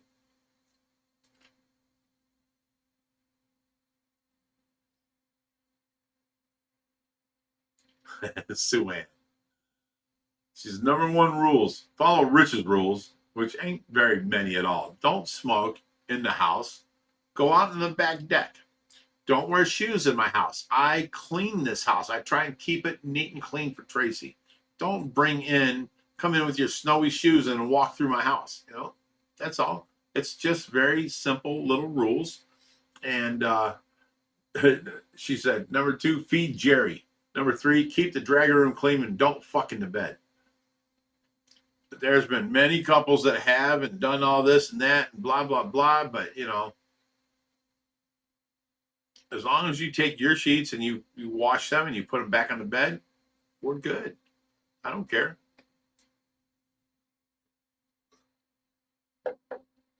Mandy Davis says, never seen Jerry get angry since we watch your live stream. Jerry gets angry all the time. He's a cranky old man. And I deal with it. You know what I'm saying? You guys just didn't know. Now you've seen some of it tonight. He got really upset that he thinks that I'm saying I eat less than him. I know I eat less than him. There's no doubt about it. That motherfucker eats all day and he spends a fortune on food. And Jumpman says, Jerry's a feisty little bastard. Deb Charge says, they got squatters' rights by now. You have to evict them. No, they got no furniture here, no mail coming here, none of that. So, no. You ain't got to worry about that. Aggressive Fish Lover says, oh, thanks, Kevin. Says, no more people, Rich. Always a headache and barely ever a blessing. We got lucky with Jerry. Jerry, I can deal with, and he does help out there. I would keep it at that unless it's full-time till certified nurse who wants to earn her pay. So Ann says, number 3 might have been my rule. What's number 3? Where's Sue Ann? Okay. Sue Ann, no.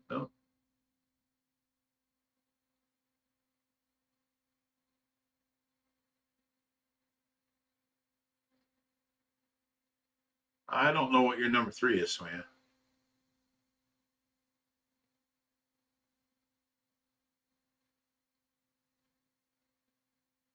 All right, I'm done looking. I tried.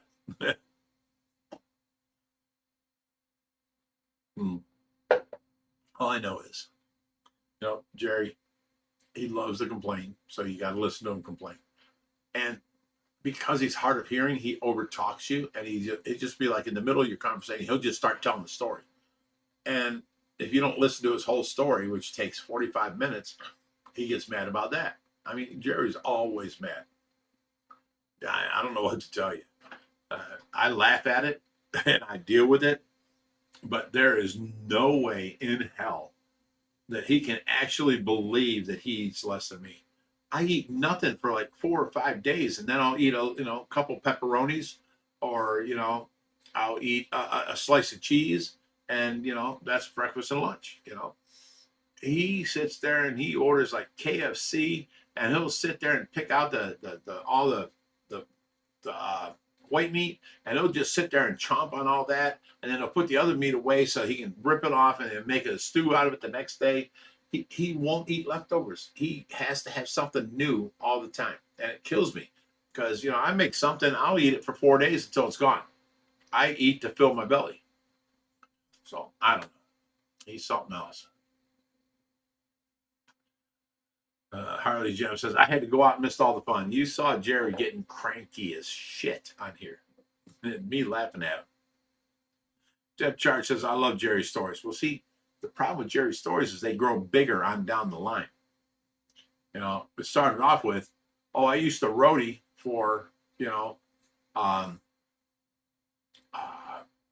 what was the band? Ann and Nancy Hart. The band Heart. And then it turned into, the song Music Man was written about me. And then it turned into this and that. I mean, the stories just keep growing constantly. It's crazy. Barb Stevens says, Jerry the Gremlin, don't beat him after midnight. By Bioshock says, how many people did Jerry kill and numb? I don't know. I think he was hiding out from the war or something. Yeah, Kevin says, I make food look forward to it, and I look forward to the leftovers, and many times become part of my lunches. Of course.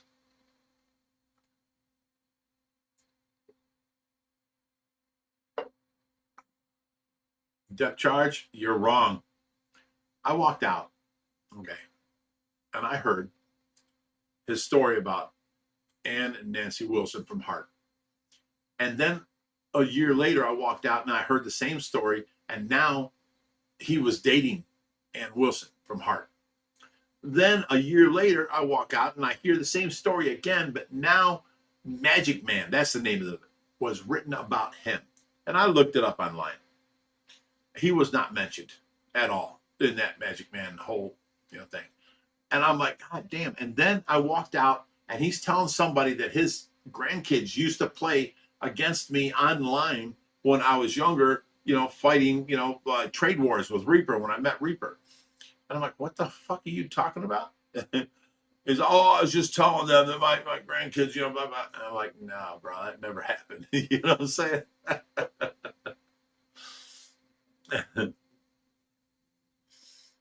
So, yeah, his stories do grow down the line. Somebody asked me, how many drinks does it take before I get drunk? I've gotten drunk on 3 drinks, but now this is my 4th drink, and I'm not even drunk. I'm good.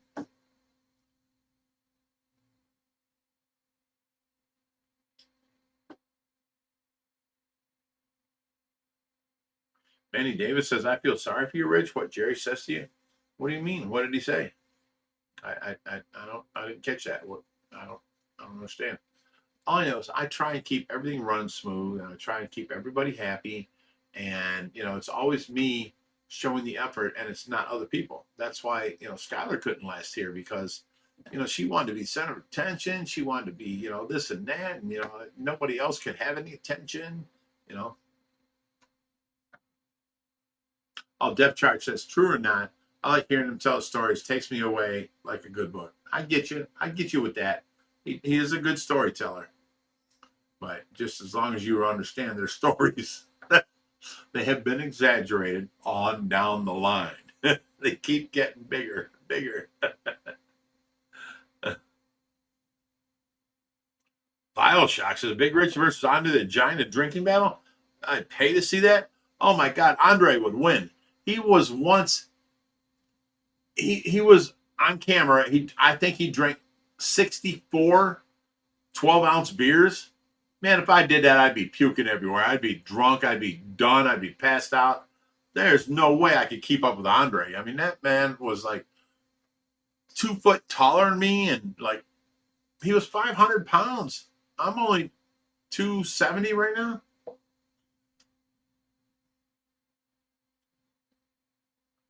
Well, see, Steve Emotion says, how could she be center of attention when she wouldn't come out of her room? Okay, she did stay in her room for like 3 days at a time. Then she'd come out. But then she would load the dishwasher and then talk for the next 3 days about how much she helped around here. How she's, the one that this place would fall apart if it wasn't her, She'd come out and she'd see somebody else crying. And she would change it around to where everyone's talking to her and she's the center of attention. Forget this girl crying. It's just the way she was.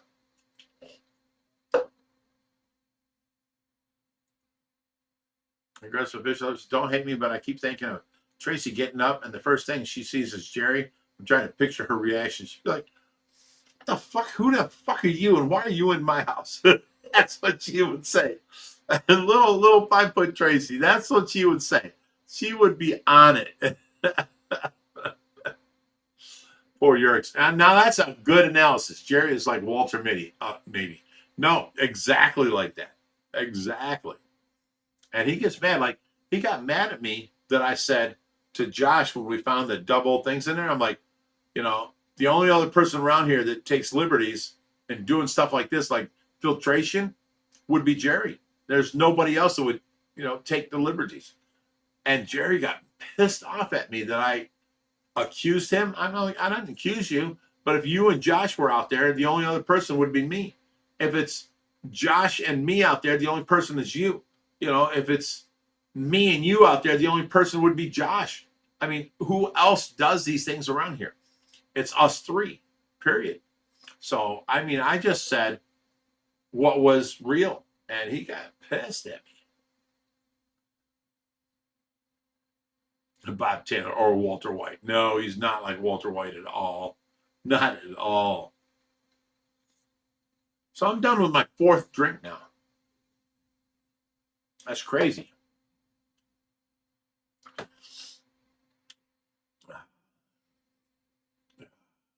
So anyways, you guys see the ins and the outs, and you know how much I have to deal with and how much I have to take. You know, I'm trying to help Skylar, and then she was like trying to run things around here, and you know, it killed me because, like, let's say, I don't know, Obama came here, I'd be like, whether you're right or wrong, it doesn't matter. You did better in life than me. Let me learn from you.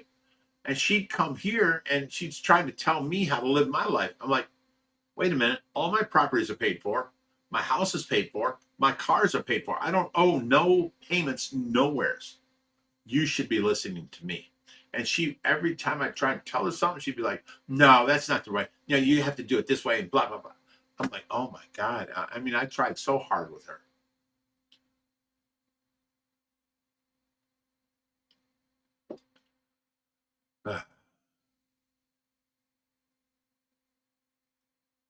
So I don't know. The point is, you know, you know, like just today, I'm fighting the bank to take care of the bills. I had to go down to the bank and then start a new savings account to transfer my money into because the new tax lady wants my routing number and all this, and I can't give her access to all my money. So I gave her access to like $2,000 sitting in the bank account in that account, you know. So, you know, I had to keep on going and, you know, just keep going, you know, and build and make things better every day.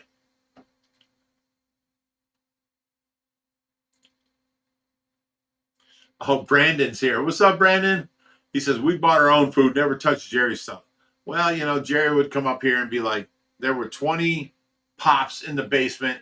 And, you know, the girl down there said she drank one of them and now they're all gone. So he would blame you guys for that. You know, I mean, it's just, what am I supposed to do? You know I didn't drink them because I don't drink pop. You know, I'm on a diet and, you know, that kind of stuff. So, I mean, he's cranky as fuck. He's just cranky. So, but you know what, Brandon? That's the couple that left. You didn't say bye. You got food in the fridge still. You know, you didn't say bye to me or nothing. You just left. I wasn't mad at you. You didn't have to, you know, leave like that. You know, I'm sorry. If you thought something different. Bioshock says, do you play your instruments these days? I haven't in the last like couple weeks, but the last time I played, yeah, I played like Judas Priest, Living After Midnight, Breaking the Law, and what was that other song? Grinder. I played that. I played Metallica, For Whom the Bells Toll, and then I played what was that? Seek and Destroy, and then I played I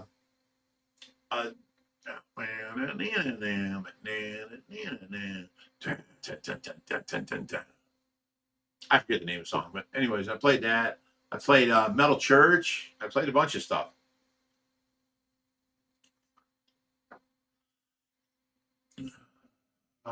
Bob the Pearson says, you have a Grinder account? I don't know what the hell you're talking about. I'm not gay in the least. I don't have a Grinder account. I played the song Grinder by Judas Priest. Yes, Bioshock says all the classics, of course. And then let me see. Brandon says, you know, we bought our own, you know, food, blah, blah, blah, never touched Jerry's. But here's the thing. Jerry was bitching at me daily. All this food's missing, this and that. And I'm like, Jesus Christ. I'm over here. I don't eat nobody's food. I'm not eating my own food. You know, my food's disappearing. Just fucking, you know, go. But you know what? They did, you know, hang out in the basement and they did go. And now we got people in the back room here that are staying for the weekend. And, you know, it's that back room is like sectioned out for like 10 months in advance now. Like every 2 or 3 weekends, we got somebody else coming there. And, you know, they did good. They took care of things, you know, and they were quiet when they were here. They didn't bother me much. So, I mean, I told them once DJ moves out, they're more than welcome to come back.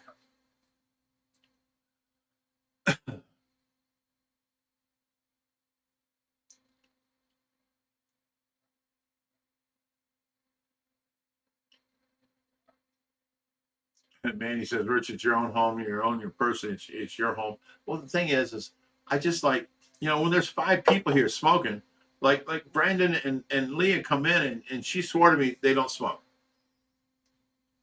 They may every once in a while, you know, get high. And then every single day it was smoking and get high. Along with Jerry smoking and getting high, and along with DJ and Stephanie smoking and get high. And my house just stunk like weed constantly. And, you know, my son won't let my granddaughter over here. So, you know, we had to thin that out a little bit.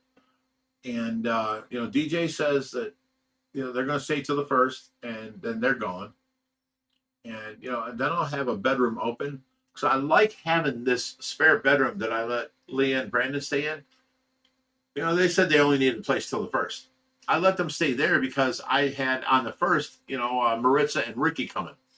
So I let them stay there till then. And then, you know, we wash the sheets and everything in between and all that. And they moved down to the basement because they still haven't found a place.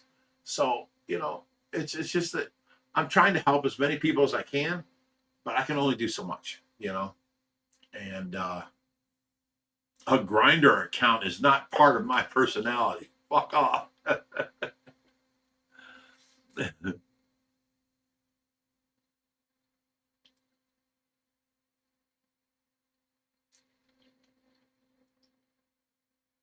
Harley says you need a calendar on each room to door schedule.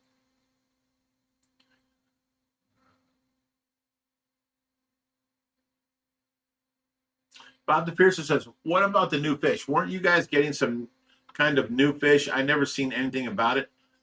Yes, and we've taken in a bunch of fish today, and then tomorrow we got fish coming, but the main fish we got coming isn't told about yet, you know what I'm saying? So Matthew Cogley says, Big Rich, I like the music from your old band. You had a few videos ago. You should put them in that more often. Okay, that band was Ultraviolence. And if you look it up online, you can actually find them. But Chris Barwise was the bass player. That's the guy I replaced because he was having a kid. He quit the band and they needed a replacement, and I replaced them. And I worked my ass off, you know, playing them songs and doing that stuff. And it was a great thing. I loved it. Jeff Charge says, I was going to feed the fish and then I got high. I was going to do water changes and then I got high. Oh, that's funny.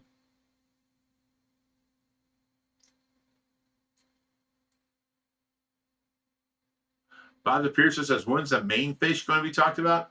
As soon as we get him here, we'll make a video of it and then you guys will know what it is. So far, we've got like a Midas, we got an ABBA, we got, I forget what the other one was, but we've got people guessing. And wait until you find out. Because remember, this fish ate a 30-inch arrow. Barb Stevens says, good night, Big Rich. I've been sick for 3 days. Felt like I was in a coma. Slept for 3 days straight. This is the longest I've been up. Hopefully I'm getting better. Anyways, good to see you. Oh, thank you, Barb. You go get you some rest. Bob the Pearson says, online it says people play bass because they can't play guitar. Come on now. There are some bass players like Steve Harris from Iron Maiden. I cannot do what he does. And I played guitar for the last 30 years. I played bass for a band, but I cannot do what Steve Harris does. That is amazing. You know, doom, doom, doom, doom, doom, doom, doom. I mean, he is just, and all of his fingers, I play with a pick, you know. So what a guitar did with a bar chord, the bass only does with your first finger. I get that. It can be easy, but not if you're an intricate.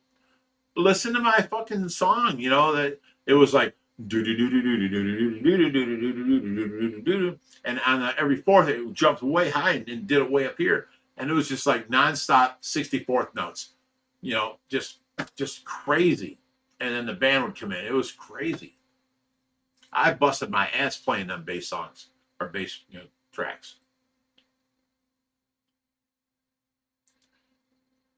And Geddy Lee, same thing. You're gonna have to bust your ass to keep up with him on bass.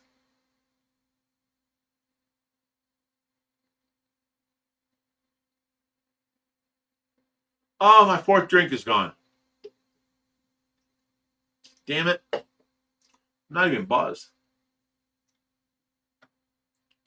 Ben Dave says, great night on the live stream, Rich. Oh, thank you. I appreciate it. All right. Well, it is getting to be 9 o'clock, so I'm going to have to go. I have to watch Tracy until 11. Oh, no. I've got Beatrice out there. I don't have to watch Tracy. I could stay till 11 if you wanted. I'd have to go get another drink. OBG Foster says, 4 drinks in and no tears yet? Well, I haven't talked about the bad things, you know? That's my whole thing in life. I don't talk about how Tracy wanted to remarry me and all these problems and all this stuff. I don't bring it up. I don't talk about it. And then I start talking about it and I tear up, you know what I'm saying?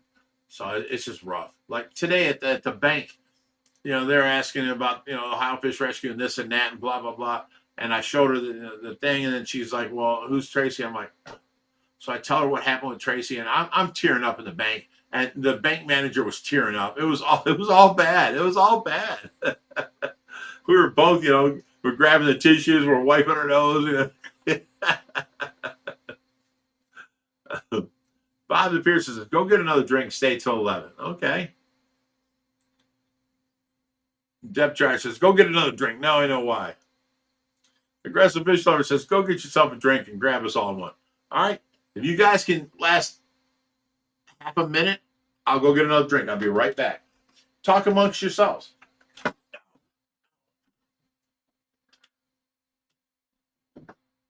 Be right back.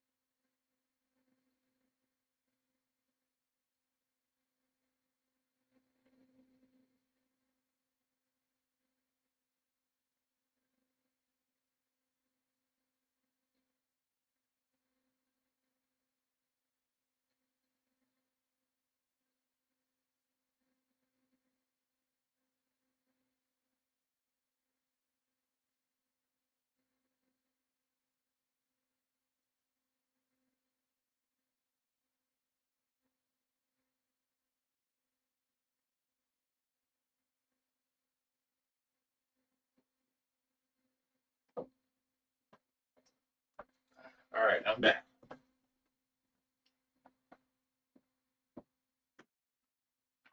I know you guys are seeing this big old shirt. Look how big and baggy this thing is on me. It's I'm now fitting into other shirts like the you saw me wearing the skull shirts. that's a much skinnier shirt that I couldn't wear before, and now I can wear it. But my old shirts I was wearing are like huge on me.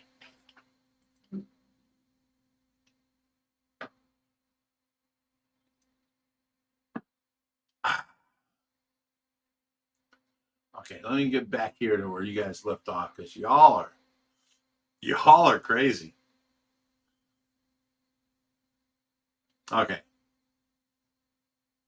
OG Foster left off with 4 drinks and no tears. Okay. Harley Gem, Susie Quattro. I had such a crush on her when I was young. There was Susie Quattro. I had a crush on her, and then there was Pinky Tuscadero. Okay, remember her with Fonzie? She'd be it. Yeah. I love both of them. I had such a crush on both them girls way back in the day. Way back. Bioshock says 2 a.m. in the UK and I try and catch your streams.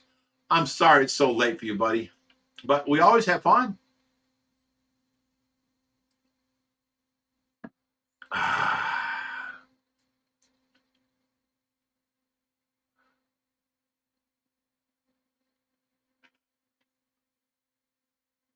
Craig says, double vodka, please.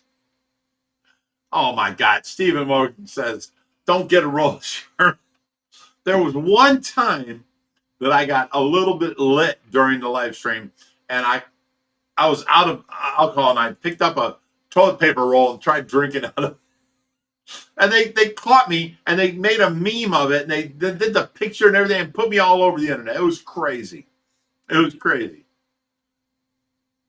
Kathy Murphy says, yeah, I like Rich doing this on his own. You know what? Here's the thing. I go through life, and I try and make everybody happy, and I try and teach everybody anything that I've known that I can do better than what you're doing. And I try and help everybody out. Here's strangers in my house. Here's, this person here. There's that person there. I try and do everything I can to be a good person. And if others would just do the same, But no, I get here and then all of a sudden I've got, Leah and Brandon saying this, and, then Jerry saying this, and then, DJ and Stephanie saying this. And I'm just like, it's too much. Leave me alone. I didn't touch none of your all's food, and I go on with my life. I don't know. The main rule here is if you didn't buy it, don't fucking touch it. And that way, I don't have to listen to Jerry saying, oh, my cereal's half gone, or my milk's gone, or my bread's gone. And you get, understand the other side too. Oh, I was coming out there and I was making a sandwich and I ran out of bread, so I used somebody else's bread. I'll replace it. And then they never do, but they meant well when they did it, So it's not like a terrible, terrible thing. But then I wake up and then there's Jerry bitching about his food missing, and oh my God, it was just all bad. It's all the time. It's nonstop. It's like, I don't need this in my life. I'm trying to help people.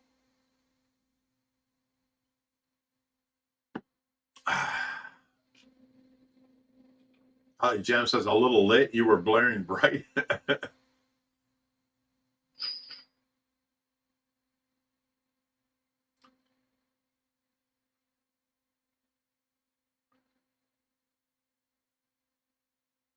Well, here's everybody drinking with me.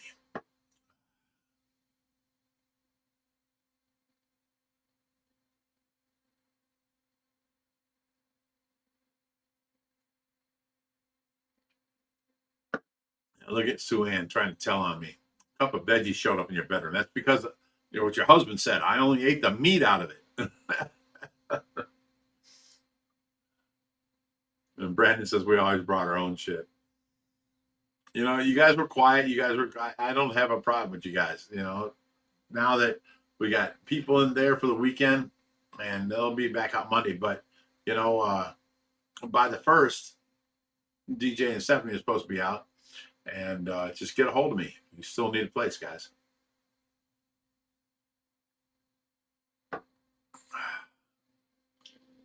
Bob Piercer says, switch the seats so the comments are off my face. You can move your comments. I can take my comments and move them left and right.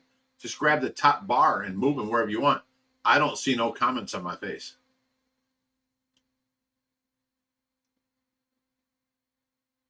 Oh, Bioshock says, Rich, I'm into Hot Wheels. It's my new thing. Bet you have some old school American. I have like cases and cases and cases of Hot Wheels. I bought my kids, and then we put up, and they've never been touched since.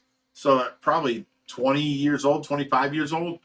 Cases of them, red lines and everything. But they are opened from the factory. You know what I'm saying? They're not still sealed in the factory. They're not like collectible like that, but they are a bunch of old, stuff.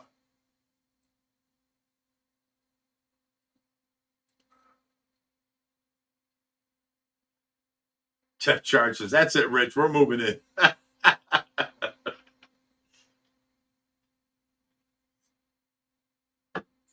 I told it was Leah and Brandon when they moved in. They told me a story of what happened at their last place. So when they moved in, I continued the same thing. And they're like, well, this and that. And I'm like, yeah, but you got to sleep with me. Because they said they had to move out of their last place because the people said they wanted to swap with them and sleep with them and this and that.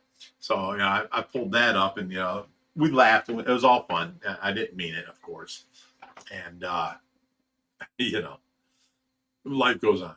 But shit, the things people have to deal with is crazy. Bob the Piercer says, when is Jerry coming? He ain't coming back tonight. Jumpman says, I'm moving into.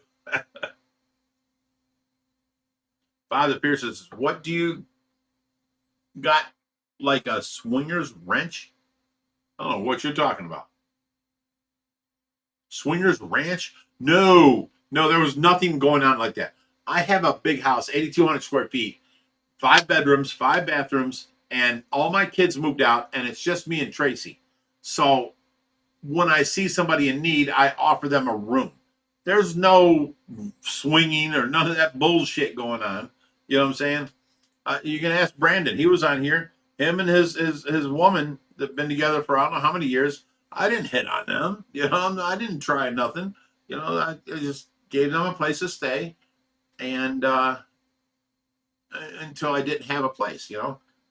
My son came by tonight, both my sons, and they started work on the basement room, which they were staying in.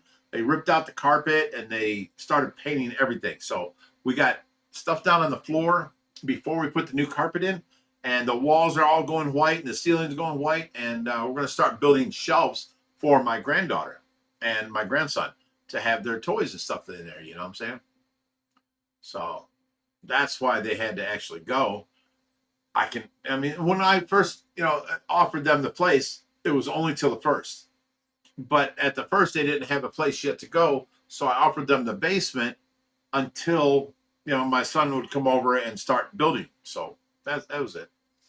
I did my best to help people out, period. Sean Pyan sent $5, says for the fish. He says, oh, thank you, Sean. That's awesome of you. I appreciate it. And, I got along with them. I didn't have no problems with them. It was the bickering between Jerry and them and then the other couple and, who's taking whose food and nobody would admit it. And, dude, if it ain't yours, don't touch it and you won't have them problems. I didn't need them problems in my life. I've got Tracy that I have to take care of. I have to stay up all night while you guys sleep. I'm taking care of Tracy. I'm doing my job. I don't need all this other bullshit. He said, she said, and he took this and they took that and they did this and blah, blah, blah, blah. It was just too much, So I don't know.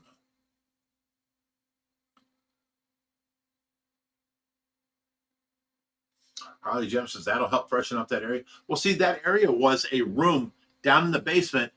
When I moved in, it was his office. And I used it I had, 9 properties. So I had like a bunch of, lights, lighting, electrical, plumbing, sinks, cabinets, all that. And I stuffed that room full of all that. And that's what it's been for the 9 years I've been here. But now my kids are taking care of the properties for me because I take care of their mother. I don't need all that extra stuff. I let them go through and pick out everything they needed that they wanted. And the rest they didn't want. So for the last, I don't know, month, we've been carrying it out little by little every week. And now the room's empty. And I let them stay there for like a week. And, now we got it to where we're putting carpet in. We got the walls are getting painted. We did all the trim tonight. So the walls are going to be sprayed tomorrow. He's bringing over his paint sprayer. And everything's, it's going to be nice and clean and nice thick carpet for the grandkids to play in down there. I don't have a space here for the grandkids to play. Bob Taylor says $5 for after hours. Thank you, Bob. I appreciate it, brother. You've always been fun on the channel. But Josh wanted it to be the same flooring that I put in on the what do you want to call it? The arcade room floor, because where Skylar had her betas, I had a couple arcades in there, and I wanted to turn that into more arcades and stuff like that. So we put down this flooring. He wanted to see it the same flooring. I don't like that. I want nice, thick padded, thick carpet for the grandkids to play on, kneel on. They're going to be on their knees a lot. They're going to be, sitting down. I want nice, soft carpet for them, So Josh would rather have a rug that you can throw in there, but they're never as thick as padding and carpet. You know what I'm saying? So I think I'm going to go ahead and veto Josh on this one and put it carpeting, so that the grandkids have a nice soft spot. Because on this side, we're putting up a 3 foot by like maybe 12-foot table, and it's all Rockenbach. Look up Rockenbach, ROKNBOK. Look that up, and it's all remote control cars and trucks and dumpsters and street sweepers and forklifts and all that. You can have up to 8 different remote control vehicles from one remote. And it's a fun thing to do. I did with my kids, and I have all their toys. I'm going to rebuild the Rockenbach for them. And then on the other wall, we're putting in a 20-foot, AFX track with high bank curves. And above that, I'm going to put in, for all my remote control car stuff, up top, a little shelf. And then under the RC cars is going to be the tubs for, Alora and JJ to keep their toys in, bring them out, dump them out, play with them, put them back away. So, I mean, that's what that room is now. It's going to be.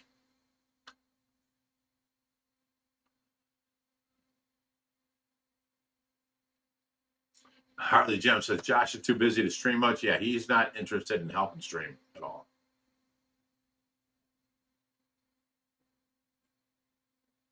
Right, even Brandon agrees with me. He goes, absolutely not, Rich. Never made anyone feel weird. I mean, they had to move out of their last place because they were trying to get with, Brandon and his woman are a couple. You don't interfere with that. You know what I'm saying? That's their family. You don't interfere and try and get the woman or try and get the guy or whatever. You don't interfere with that. That's them. That's their life, and you're trying to help them out. So why would you hit on them? You know what I'm saying? So they came here, and it was just funny at first, because, oh, you had to leave there because, you wouldn't sleep with them. Well, you know what? You got to sleep with me if you want to be here. It was just joking, and they stayed for, I think, 2-3 weeks or something like that. And, I'd never hit on him. She had every, she'd come up there. I'd treat her with respect. He'd come up. I'd treat him with respect. And that's what you should do. It's how you should be,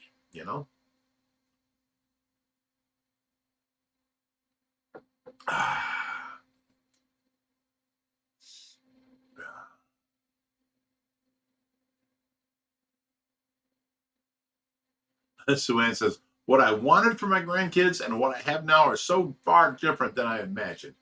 I mean, life can get that way. It happens. BioShock says, can we get you and Josh on the next live stream? Josh is a legend. Absolutely not. Josh works every day as an engineer for the city of Cleveland. He comes here for 2 hours, and then he goes home and he has to take care of his family, his house, his chores, his projects, all that, and he's only one person. So he stopped doing the lives with me. He used to do them with me all the time. If you look back, way back, you'll see Josh on the lives with me. And then, he stopped doing that. You'll have that.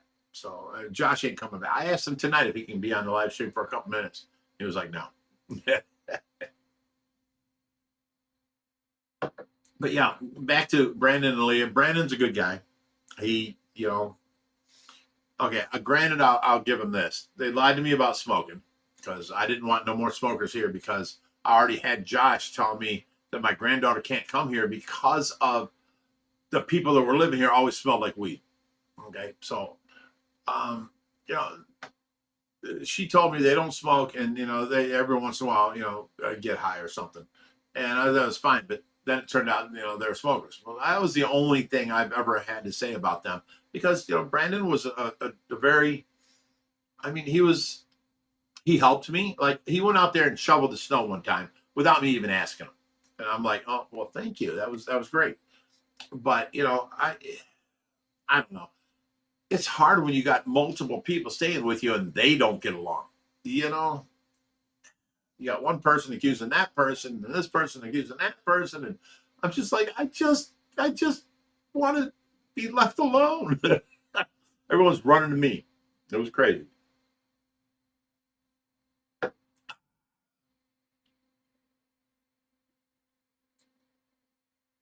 Sue Ann says, I miss OG Rich and Josh at the kitchen table. We did do it at the kitchen table. You've got a memory. Oh my God, yes. Not one time. Who said that? Deb Charge. We were at the kitchen table for years, like a year and a half, maybe. And we were doing live stream every Friday.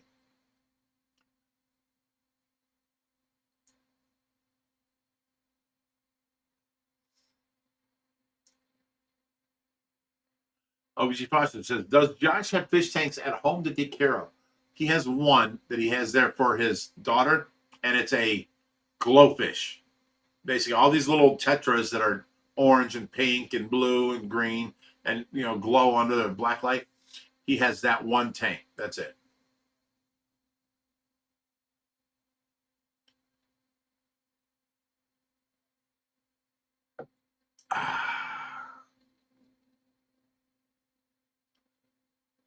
Oh, I'm back to where Brandon said, absolutely not, Rich. Never made anyone feel weird. It was just something to joke about. They came from a place that, it was like, you can't stay here unless you, swap with us. And I'm like, what? Are you serious? So then when they moved in here, I hit them with, oh, you got to sleep with me. Just kidding around. But, I left them be and I left them alone and, I didn't bother them. And, they found a place now, but I told them after DJ moves out, they're more than welcome to come back. I don't have a problem with them. They were good people. It's just the bunch of them together was too much for me. I was just like, what the fuck, Do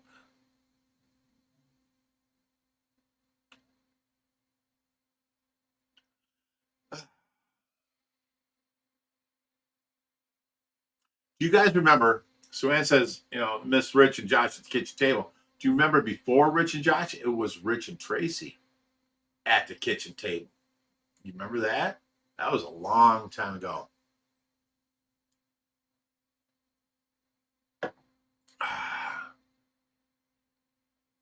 Aw, Mandy. She goes, it's great to see Rich have a good night with another drink. You deserve it. Oh, thank you, sweetheart. I appreciate that. All right, guys, let's load up. Let's talk. Let's get some questions on there. Come on. If none of you talk, I'm gonna have to go get my guitar and start playing. Period.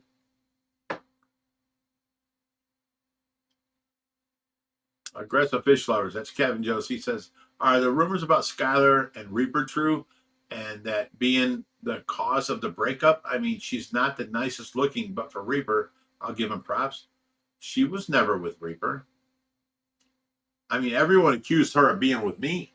And, I treated her good and tried teaching her and tried raising her like a daughter, And everyone accused, Big Rich and Skylar are going. I never heard Big Rich and Reaper, or I'm sorry, Skylar and Reaper. Never heard that at all. That's the first I've heard now. Kathy Murphy says, yes, Tracy was pretty shy in those. She wasn't it adorable? I kept trying to get her to talk and open up and, be with the camera. And she was just like, I didn't know what to say. I'm like, honey, they love you. Just talk,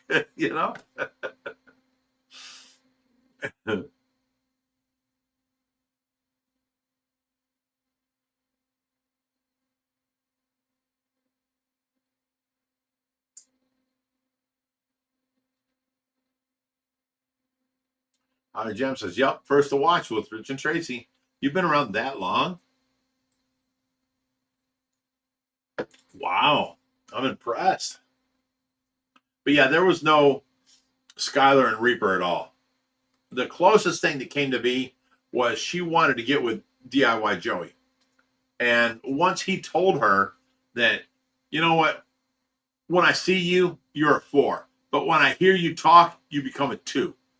And she was still wanting to get with him because he's a celebrity. I'm like, no. That man disrespected the shit out of you. Why would you get with him? Why would you give yourself to him? Just to say that I did with this guy that has this many followers. I'm like, no. And I talked her right out of it. Don't do that. That man don't respect you at all.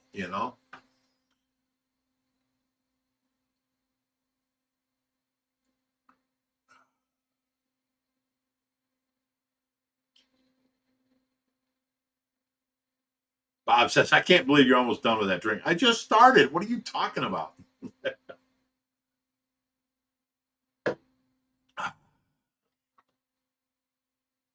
Harley Jim says, yep, been watching religiously. Most people know Fridays I am here. Well, you know what? It's over time. You forget things, and then, things come up, and then a bunch of new people come in, and you forget this or that, Like, I didn't know that, let me see what the name, I forget the name. Aggressive Fish Lovers. I completely forgot, and I knew this, that was my buddy, Kevin Josie.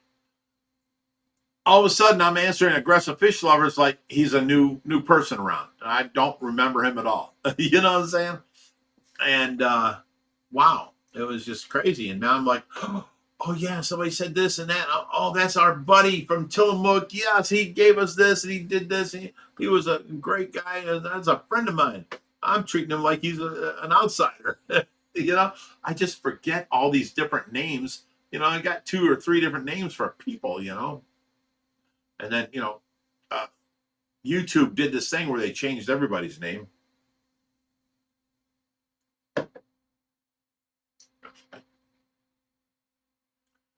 Bob Taylor says, I rented a room from a fellow airman once, had to move when his wife made it clear that she wanted much, much more. See, that's the situation that Brandon and Leo were in. I mean, they wanted to swap partners. And they were like, no. And I don't mean to put your business out there, Brandon. I'm sorry, buddy. But that's the story you came here with,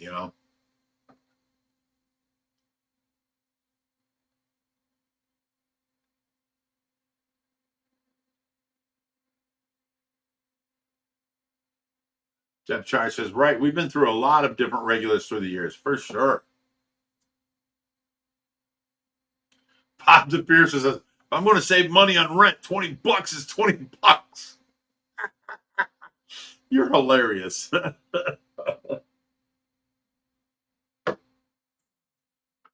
Sue Ann says, I honestly don't remember the first video I watched, but I asked a question in like 2018 and Rich answered me. Wow, cool.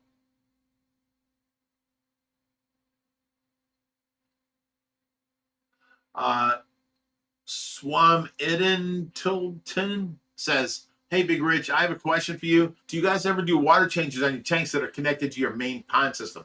Absolutely not. We do not.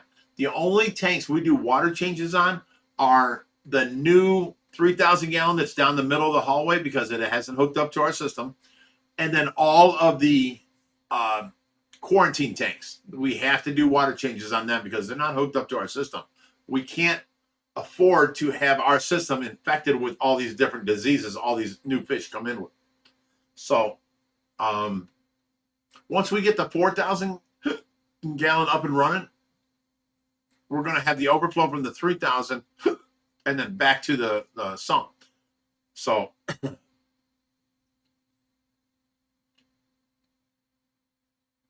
oh my God. OBG Foster says, do you remember meeting me? I brought a ukulele for Skylar. I don't remember that, but I did buy her an electric violin for like $500. And, you know, that didn't go far. I don't remember that, OBG Foster. I'm so sorry. I'm so sorry. But that was, yeah, back when she was first here. Fish and Stew says, this is K-Stew. I remember the name K-Stew. For sure. Depth Charge even says, I know that name. Harley Gem says, we never met in person. Plus, you deal with many more people than me. I do a lot. Mandy Davis says, Fishy Fridays is the best on YouTube every Friday night. Aw, thank you. You know, all I try and do is try and help everybody out, try and grow where we can grow. You know, like if Trump came here or Obama came here, you've done more than me. Let me learn from you. I will listen. I will take in. But if somebody comes here and, you know, they don't own 9 properties that are paid for, you should listen to me because I've made that stuff, you know. You should listen to me and try and get ahead that way. I'm willing to tell you everything. I don't hold back, and it's not a secret or nothing. I did what I did to get ahead, and now I'm a little bit ahead, you know. Harley Jim says, I started watching under my daughter's YouTube account. OFR is why I opened an account. Oh, really? No shit. Well, here's to you.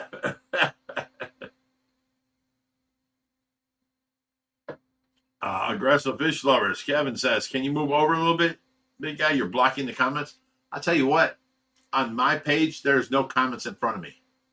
You can take the comments by their top thing and move them around and move them off of me. I will center myself in this, though, if you want. There we go. How's that?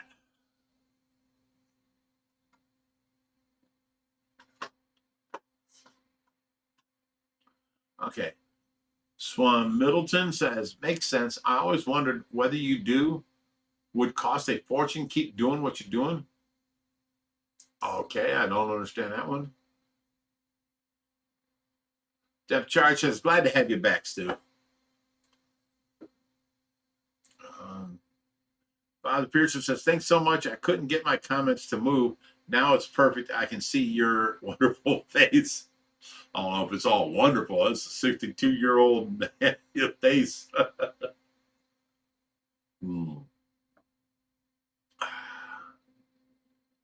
Suzanne says, wow, damn, that made a difference. Well, I'm here. Okay.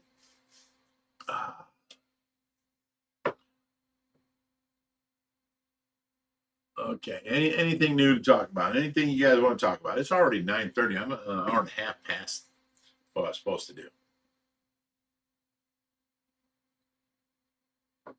I might even make it to 11. Look at that.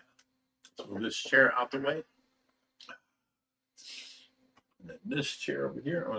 That's this one. There we go. Okay. Now it's just me.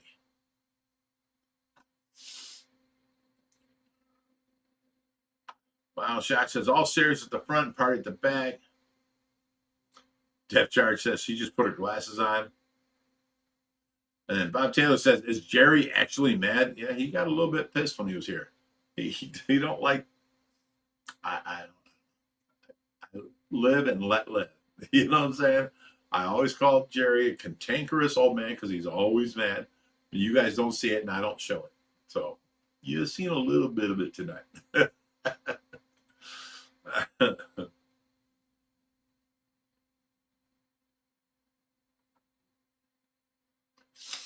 CLE LS and Cichlid says, how excited are you to get the new arapaima to the pond, even though it may be bittersweet? Well, it's definitely bittersweet because, you know, if you've ever had a pet, an animal, a dog, a cat that you've had for years and then it passed on you, you don't want nothing bringing that back up. But, and you can't replace it, you know. if you lose a cat, you can't buy another cat and be like, oh, we're good. That cat was part of you, or that dog was part of you, or that fish was part of you, you know, and you lost a buddy. There needs to be a certain amount of time for mourning, and then you get somebody else, you know, something else in there. Now it's been like a year or two, and it's time. We're growing out more Pimas to go in there, but I will never forget Brutus. He was my buddy.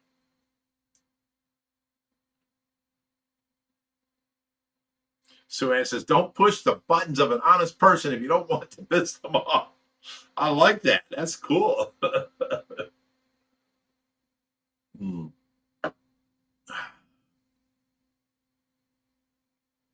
So I'm kind of excited because, well, right now we're in a wait state.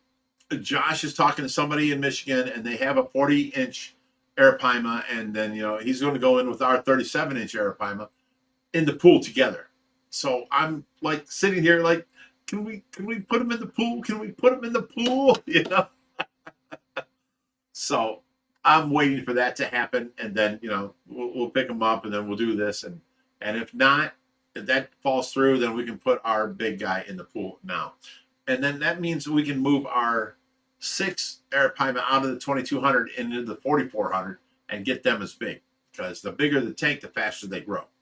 You know, you guys always heard, if you keep them in a small tank, they'll grow to their tank size. That's absolutely wrong. But they do get stunted growth to where they'll get big, and then they'll be like blocky and weird formed because they're in a smaller tank. You immediately take that fish and put it in a bigger tank, and he'll have a long spurt growth. He'll have a wide spurt growth. You know what I'm saying? And then go back to normal. So it is sort of true, but it's not true. You know, like a 4-inch iridescent shark in a 10-gallon tank, he'll never get bigger than 6 inches. That's bullshit. He will grow and grow and grow, and he'll be abnormal shape and size and trying to live in that 10-gallon tank because you don't change him. You put him in a bigger tank, he will automatically just start growing more. You know, they have growth spurts.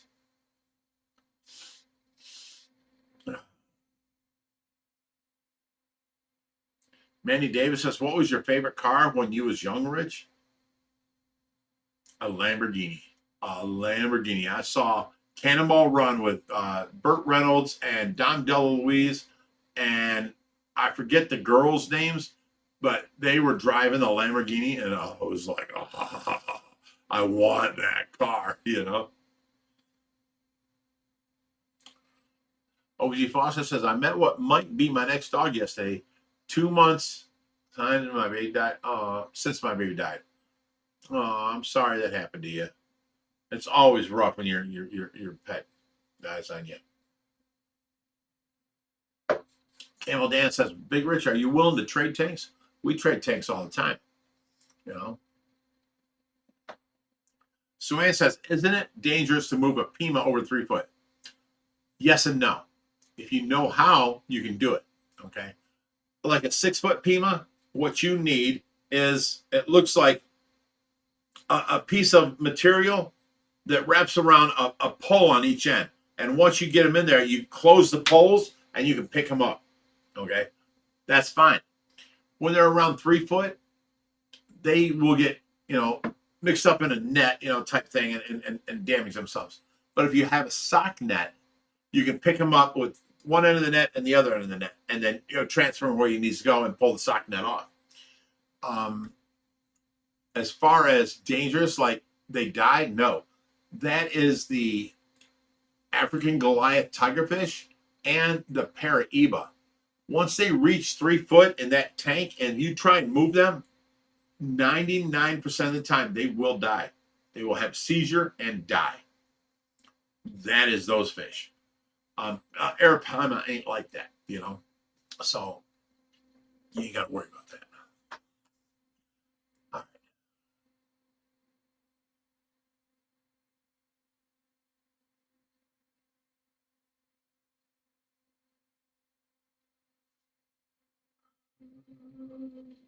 So, Ann, the only reason it's dangerous over 3 foot is Josh moved a 5.5, 6 foot Pima, and he got his wrist broken because of his tail slap. Yes, it's dangerous because of that. And if they are underwater and you're trying to net them and they come up out of water, they have so much power, they hit you in the chest, they can break ribs. That's where it's dangerous. It ain't dangerous for them like they're going to die. You know what I'm saying?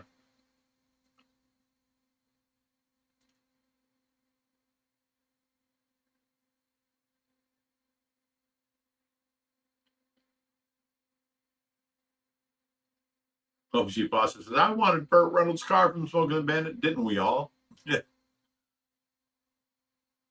CLE Line Cichlid says, how much food does the full-grown arapaima eat in a week? About a full-grown? I have not had a full-grown here. I had a 7-footer, and he ate about 4 to 5 pounds of food a day. Okay, so we would feed him every other day and just stuff him down with like turkey dogs, chicken, like chicken breasts, you know, any kind of meat we can, and then at the end we would feed him like shrimp and tilapia, so he gets that kind of nutrients too. So yeah, we went through a lot of food. Mandy Davis says, all your fish tanks and the monster pond are all awesome, Rich. They are so fantastic to watch. Well, thank you. I appreciate that. And Deb Charge says, yes, we buy Bar S turkey brand hot dogs. And we went through hell over the years of people, you know, ragging on us for feeding turkey hot dogs. I wouldn't feed my own kids, you know, blah, blah, blah. Well, I tell you what, when you have a fish that eats 4 or 5 pounds a day, you have to use some sort of filler. Bar S turkey hot dogs are the best hot dogs we can find, and they're $1 a pack.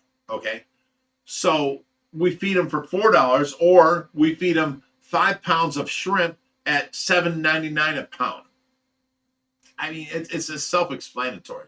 You have to give them filler, you know.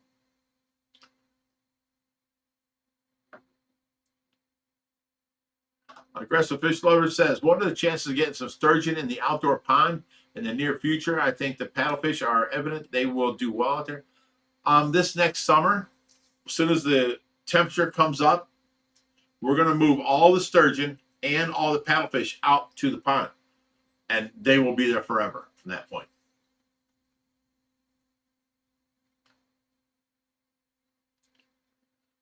Harley Jim says, turkey dogs are better than them eating each other.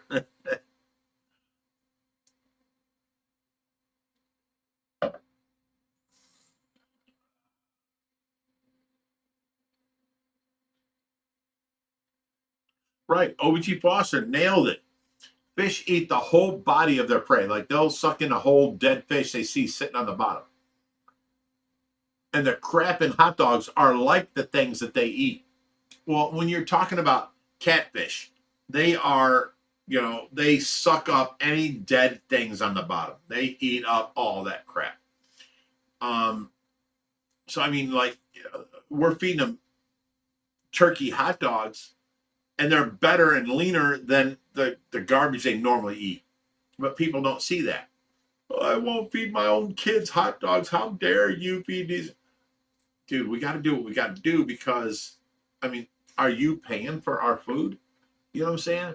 But we feed, you know, 15 pounds of food a day. And if that food is $7.99 a pound, we're talking over $100 every single day. And if that food is $1 a pound, now we're talking, you know, $20 a day. There's a big difference there. So.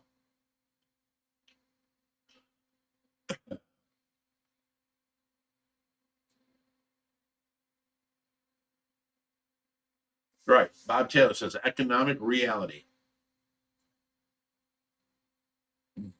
I'll tell you what, this is the most drinks I've ever had with you guys and didn't get buzzed.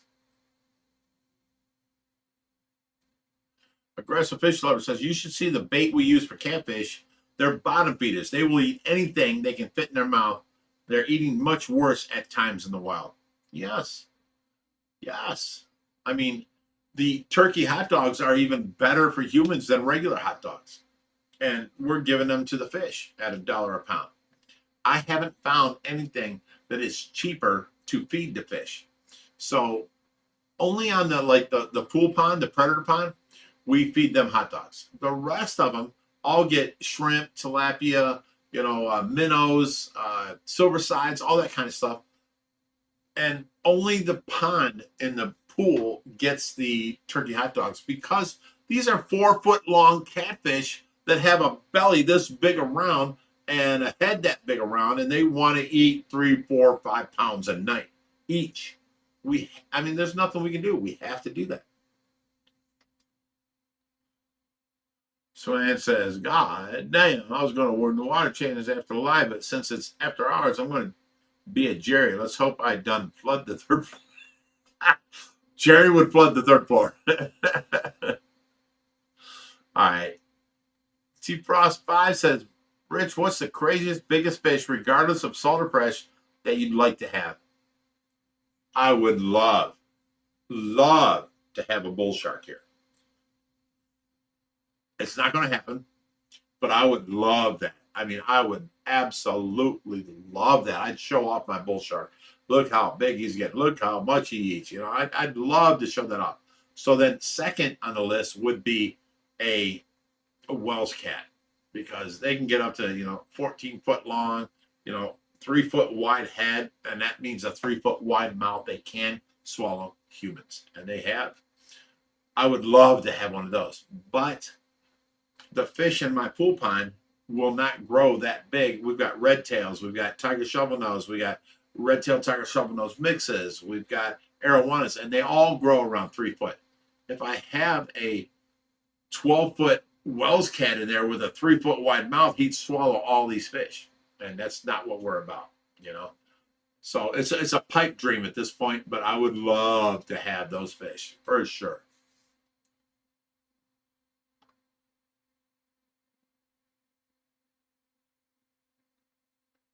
Manny Davis says, we love you, Rich, for what you do. You work so hard. We love watching you. Well, thank you. I try and keep, a lot of people bitch, but I try and keep you guys involved. Like, hey, today this happened. The poor community service kid, he didn't understand me. He scraped this. It's a little setback. I'm not whining and bitching like people online was saying. I'm just saying this happened. And I share it with you guys. I tell you guys everything because, we go through the whole week and, we have Monday, Wednesday, Friday, a video. We have to come up with something. Shit, do you know how hard that is? After 5 years, 6 years of coming up with something, you're like, man, it just sucks. So I put it on there because I'm telling you people what has happened. And now we got to overcome this because that happened. And then we got this over here, and then this is coming up, and then, we got this tank here, blah blah. Here's all the things we got to deal with, and we're gonna get it. I wasn't like ragging on him. I wasn't putting him out on blast. Some of these people just read into my thinking and just like, you shouldn't act like that. You shouldn't put him on blast. You shouldn't. He's working for free for you. Fuck you. I didn't put him on blast. I never said his name. I just said the community service kid didn't understand and he did this. So now we have this situation we have to deal with now. That's all. That's all. Not a big deal. So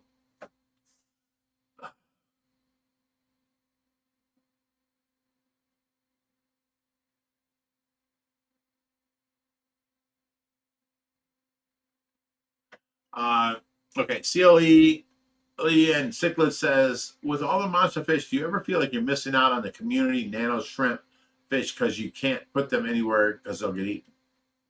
Not at all. Not at all.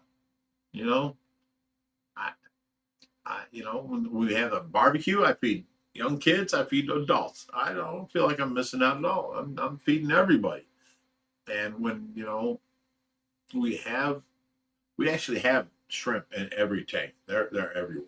They're everywhere. But we keep our fish, pretty well fed to where they don't really go looking for food. You know what I'm saying?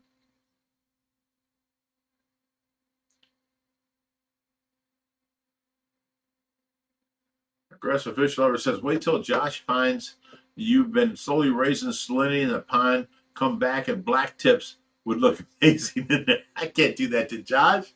You know, I did talk the other day that I'm going to go ahead and paint the 3,000 gallon, the blue bars, because the reflection off the 4,400 is so bad. I will paint the whole top of that black. But I can't just change the salinity of a tank and put all new fish in there, you know? I can't do that to him. It has to be a father-son together decision. You know what I'm saying? I'm not going to take advantage of him or any of that.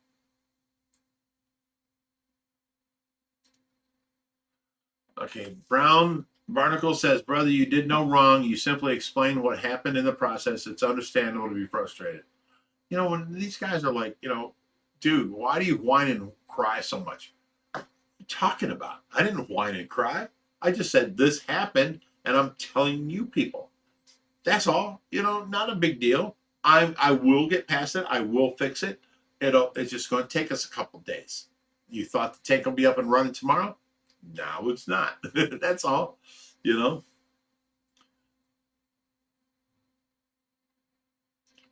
Jem says the newest community service, Butter is all done. Yeah, she's done. She's out of here. She was fun.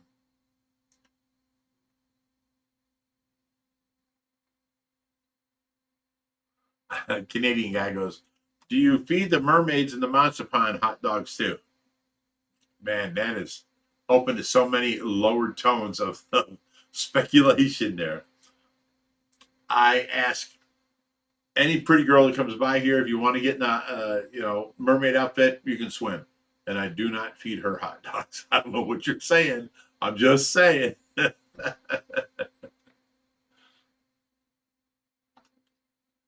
Jem says Rich is already too busy putting out daily videos, and it's hard because you got to come up with a title, you got to come up with a thumbnail, you got to come up with the CEO, which means the title and the thumbnail, and then the wording has to have at least 3 words that matches the title in the description of the title.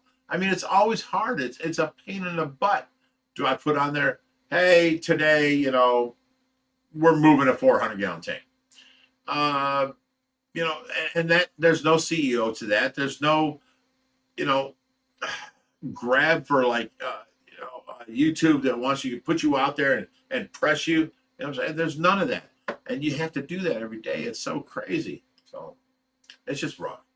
So when I come up with ideas, some people are like, oh, you're starting to get into the bullshit fake thumbnails. I'm like, that's what I come up with today, brother. like I last week I did that 64 hours and I couldn't think at all. I was just like so bad. I'm like, Josh, I did the video. I don't know what to call it. He goes, well, what'd you talk about? I'm like, I talked about the heating system. I talked about the filtration. I showed fish. He goes, okay. So the whole name of the title, Josh came back to me and he's like, how we heat 100,000 gallons of water, this and that. And I laughed at him. I'm like, dude, I talked maybe 2 minutes about the heater. And he's like, well, I'm just going by what you said. And that's how hard it is for us to come up with titles all the time that are grabbing, that are, want to do, good for, YouTube and all that. It's just so rough. It's rough. And we keep doing it every day and over and over and over again. It's just crazy. So, cut us some slack. We're just coming up with, we're making up titles. We're trying to come up with shit, Clickbait was the name of the word that they accused me of. And Deb Chard goes, how does a correctional officer have community service? It was a traffic violence, okay? And she didn't want to pay, so they gave her time. And she did her time here.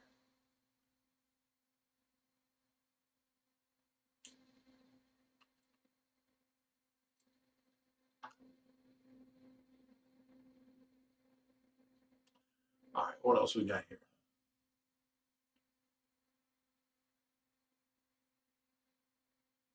Oh, Richard Jones says, what new films have you watched this week? Man, I watched a bunch of movies. Oh, my goodness.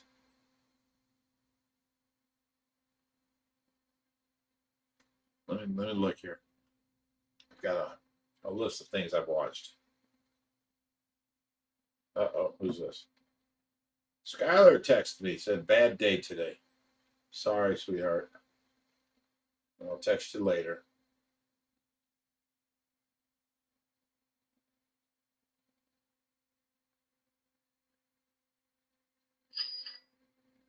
What did I go on here looking for?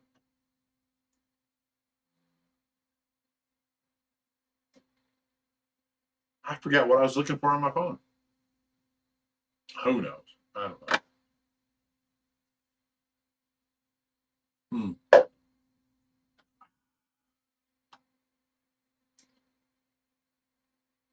Sue goes, sorry, sweetheart. You repeating me? What's up with that? Oh, the movies. That's all right. Okay, let me look on here. Boom, boom, boom. All right, here we go. Oh, yeah. Oh, the new episode of Percy Jackson and the Libyans came out. I watched that. I watched the new version of Gold Rush. I know I watched those two.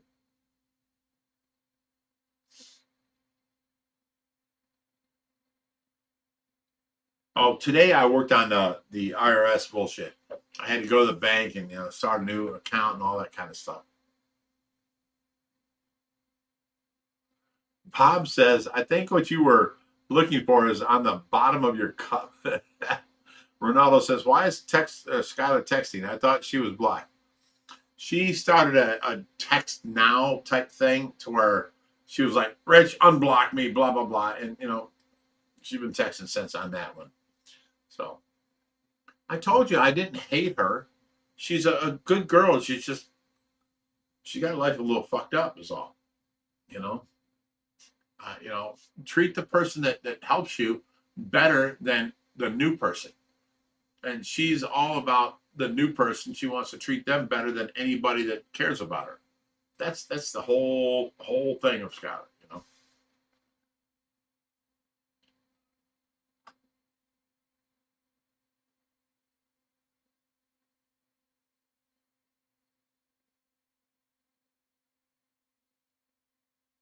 Pop says, you keep yawning like that, you'll never make it to 11 o'clock. I didn't know I was trying, but it's 10 to 10.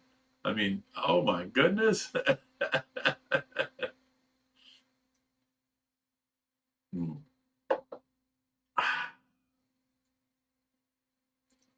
right. I'm almost out of another cup. I tell you what, I'm ready for another drink. That'd be the 5th one tonight. I don't understand. Well, you know what? A lot of other times I go without sleep for like 3 or 4 days, and then I'm on the live stream and I'm like 2 drinks and I'm passed out. I actually got caught up in my sleep this week and been doing good. So I don't know.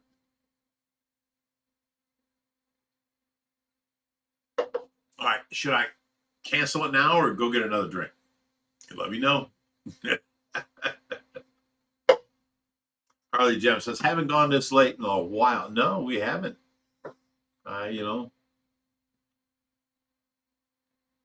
Steve Templer says, you deserve another drink, Rich.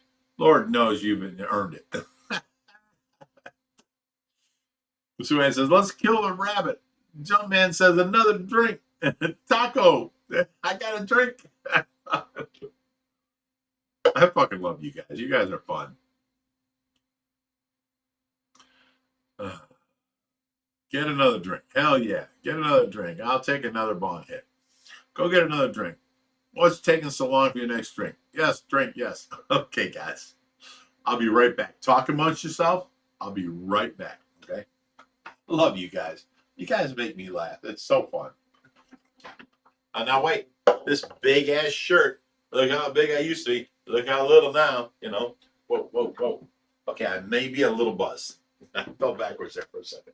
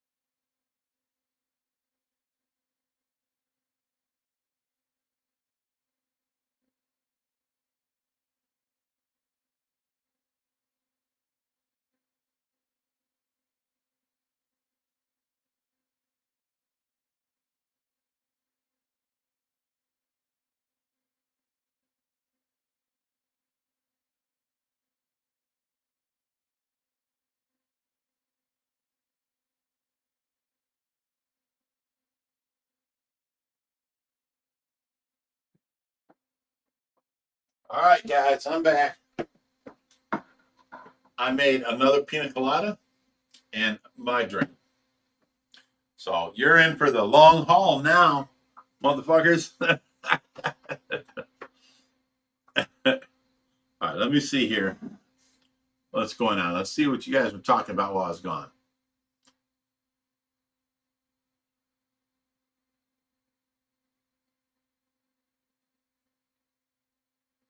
Ronaldo says, now we can talk about Skylar since Jerry's not here.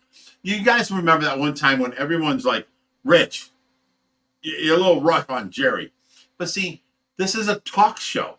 I need to talk. And I was talking about Skylar, and he was fed up with hearing about Skylar. And he wanted me to shut the fuck up. And I'm like, Jerry, fucking stop. You got to let me talk. Because what else am I going to talk about? You know what I'm saying? I'm trying to talk and talk and talk. This is a talk show. Yeah. So I got a little perturbed with him that day. And then he got mad at me. So, all right.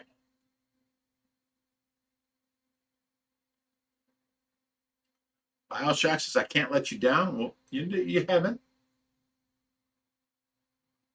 Broke Joe says, hey, Big Rich, just jumping on. Hope all's well. It's going great tonight. Ooh. We might be drinking from toilet paper rolls tonight. All right.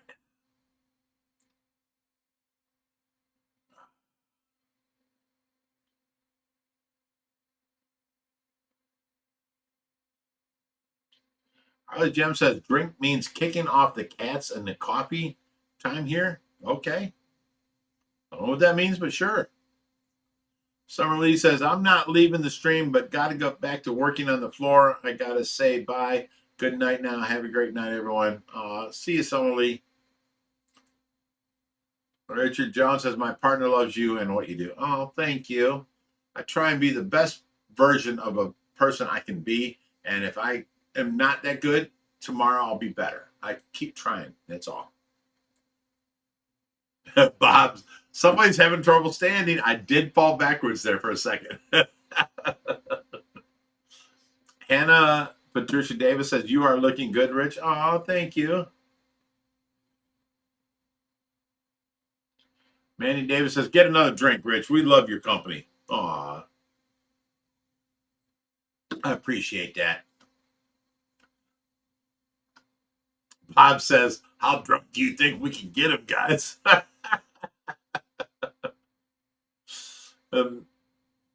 Math G34 says, another drink and you'll be on the floor.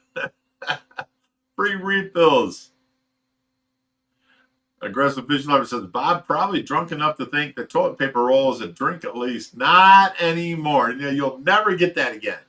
You guys got me before. Not again. The Jump Man says, let's try and have him get another one after this one.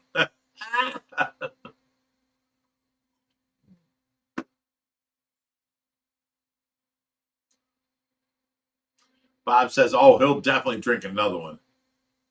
And we don't have piranha. No, sorry, guys. Somebody said taco. We got a drink. There you go.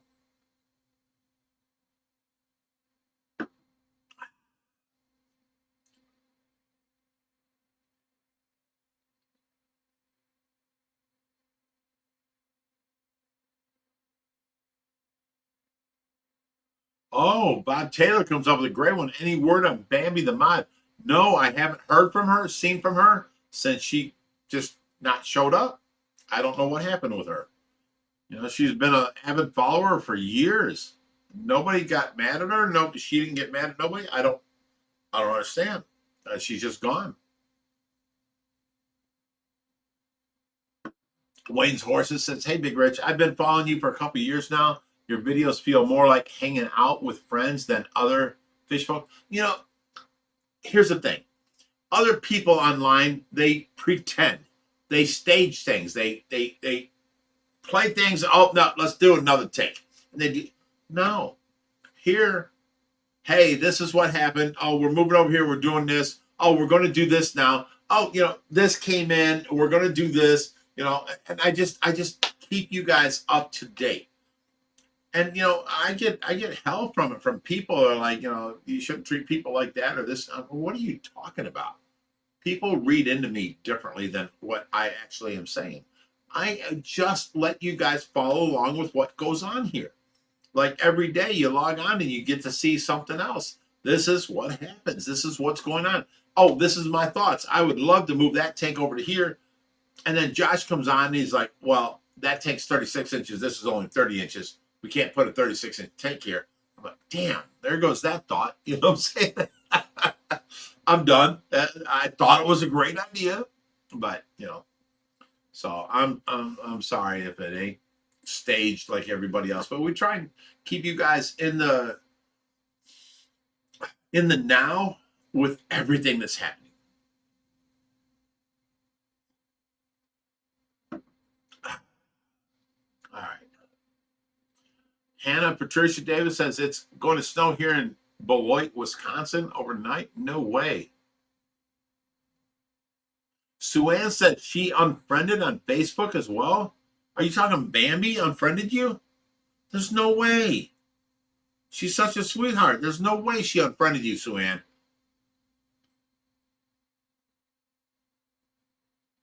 Ronaldo says, I'm all jacked up on Mountain Dew. I can stay up all night.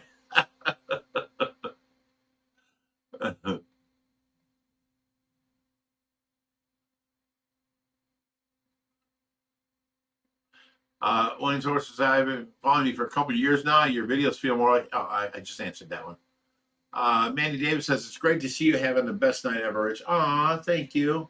I appreciate it. I don't get out much, and this is my night out.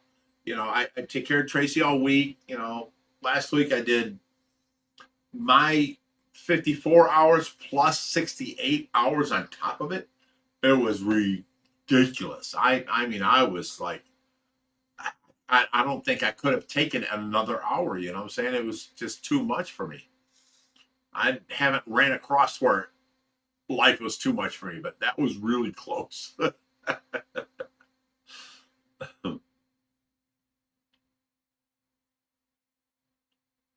And it says, don't get too drunk, Rich. I'm not. We're good. You know what? I made a drink so I can keep up with you guys. And I made a pina colada because it tastes so good.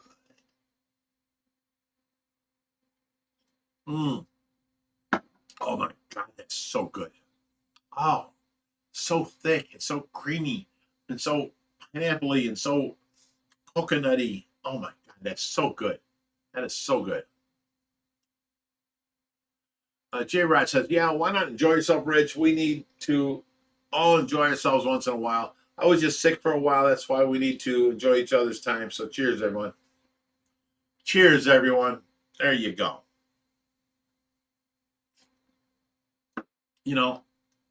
If I think if people would just follow my lead and just try and do as much good as you can in your life, and you try to help everybody out, and you just and you catch a buzz at the same time, shit, I don't see why life could go wrong at all. I don't understand it.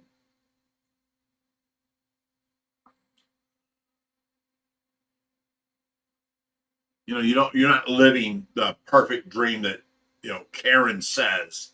Oh, you shouldn't drink, you shouldn't do this and that. I drink. It's my only vice. I don't get high. I don't do no drugs. I drink. And when I drink, I like to make sure that everybody's happy and I have a good time, and they have a good time. That's all.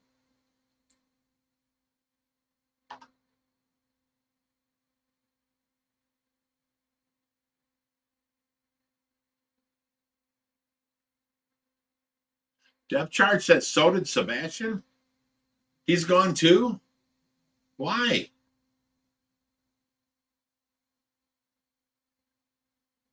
Bob Taylor said, somebody said Bambi was Team Skylar. That shouldn't matter.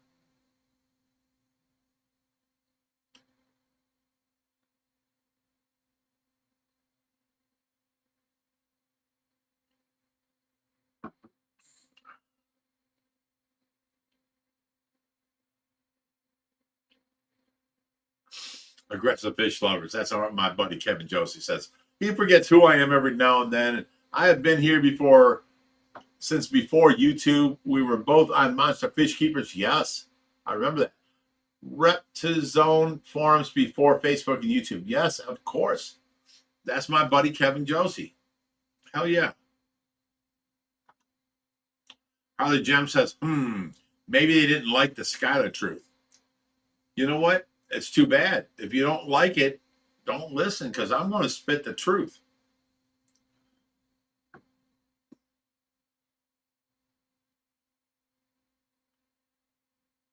Wayne Shore says, thanks, Big Rich. You're one of a kind. It's your honesty and your originality that makes you fun to follow. Aw, thank you, buddy. Deb Charge says, you got a nurse tonight? I have Beatrice out there right now until 11. And then tonight I have Marion coming in from 11 till 7 in the morning. So I have to watch Tracy from 7 o'clock in the morning till 8 o'clock in the morning for the, oh no, I have no nurse for Saturday. She called off. So I got to watch Tracy tomorrow for her 12-hour shift plus an hour. That's 13. I got 13 hours I got to work tomorrow. Suanne says, Seb too. He took a hard turn. Are you serious?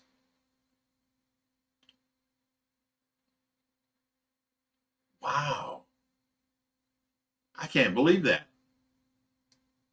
If they'd only know Skylar, the truth that she was here, they would never have left us. So now we got an answer of why Bambi left. Okay. It helps make a little more sense, but I haven't seen her forever. Hannah Patricia Davis says, I'm having a good time with you, Rich. Aw, thank you. Having a good time with you too. Cheers. Steve Vickers says, drink one for me, Big Rich. I've been cut off for the last 4 years. Aw, here's to you, Steve Vickers. Ronaldo sent $2, says, thanks for staying up so late. Aw, thank you. Appreciate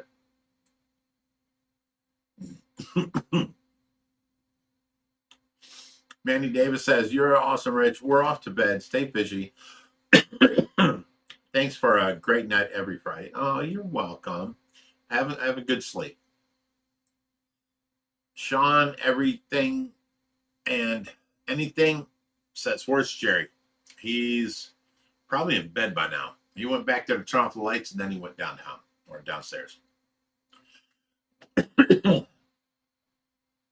Summer Lee says, Suanne, Seb commented on the last video, I think his schedule doesn't line up with the live. Suanne says, yeah, I've seen that.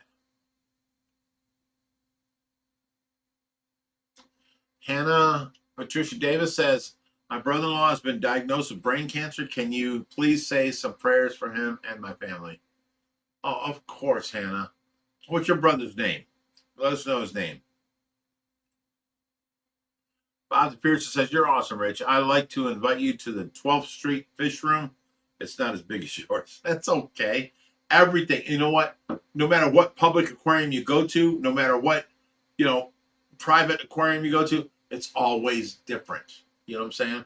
This state allows this. This state don't allow that. You got bigger tanks here. You got smaller tanks here. But then they got more, rare fish. It's all great, God,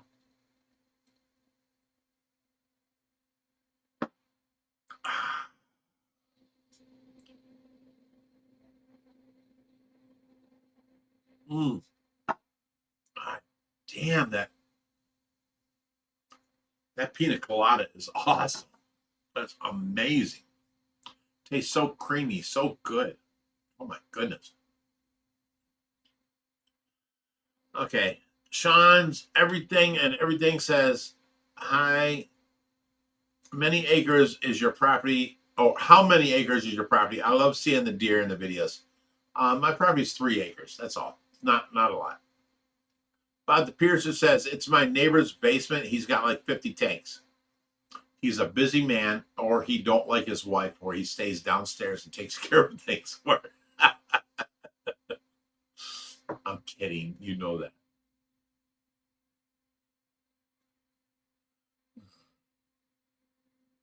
Suanne says, watch out for the pina colada. That's a headache. But it's so creamy. It's so just dreamy. It's so good.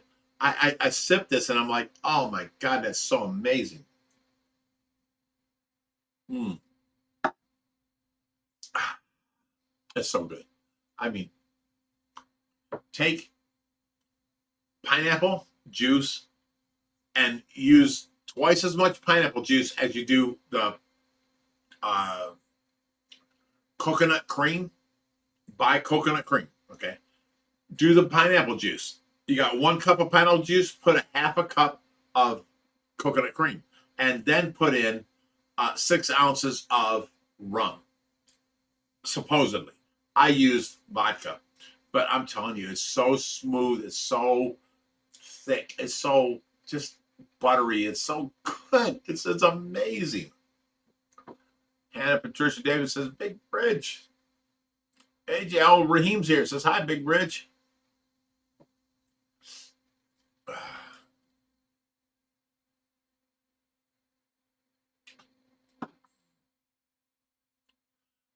CLE, LA, and cichlids come up with a great question. Do you get people trying to get you to rescue things illegal in this state? Yes, all the time. But I work with the department of, DNR and all that stuff, and they wrote me a permit. I can have any fish up to 6 months, okay, where I can rehab it, rehome it, or take it in and it's illegal on the sightings list. It's fine. I have this permit and I can take care of these fish and then, make them better and then rehome them. Anybody that has an illegal fish can come to me and I don't have to turn them in. You know what I'm saying? I can take the fish. I can take care of the fish for up to 6 months. I mean, it's worked out well so far. It's been very, very great.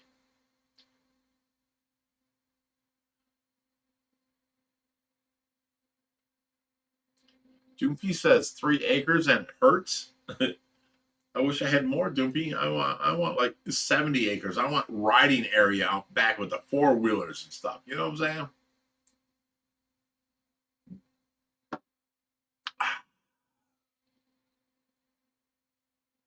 I can't believe that Bambi is not around no more. She was a longtime follower. That kills me.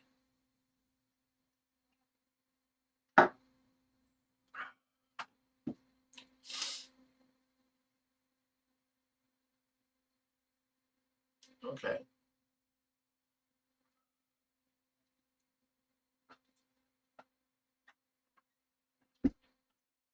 I wish I could talk to Bambi because I'd like to find out. Somebody says she talked to Skylar. Is Skylar talking bad about us or something? I mean, I let her live here for 2 years straight, and I told her you have to treat me better or you have to move, and she moved. And then for a year, I was like, you're going to have to treat me better or I can't talk to you no more. You're a horrible person. And she chose to not talk to me no more. So, I can let that go. That's fine. But I don't know. Harley Jones says 70 acres, you can rescue horses and big cats and a new tiger fish. Michael Cohen says, hey, Rachel, what's up? Hey, what's up? Raheem says, this is the longest live. Well, it is 10, so we've gone 4 hours now and 10, 12 minutes. It could be. I'm not falling down drunk yet. I'm still there. Love you guys. The whole point is, if we can make the world a better place, why not do that? Why not try? Why not help? You know what I'm saying? Make the world a better place. That's all. If everybody did that, the world would be a better place. Matt Urban says, so hear me out. You want a snakehead. You are allowed to care for an illegal fish for 6 months. So have someone get a snakehead and then turn it over to you and you have a snakehead for 6 months. We can do that for sure. And then we can put out videos and all that kind of stuff. But I have to talk to them or find it a home before 6 months, for sure. J Rod says, I've been watching, I think, about 7 years. You guys are the best. Well, thank you, buddy. I appreciate that.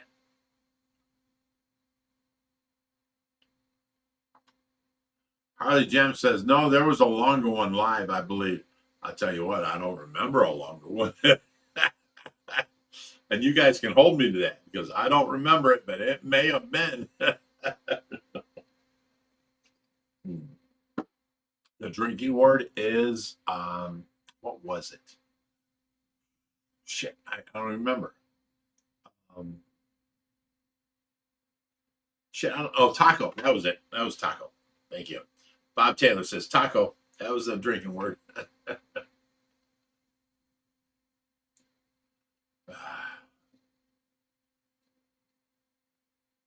Jumpman says pink taco. That's so dirty.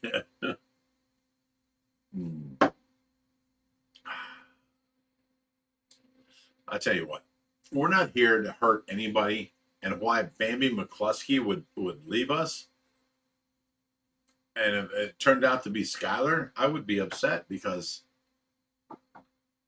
Skylar knew. I mean, I helped her mother, I helped her father, I helped her, I helped everybody, you know.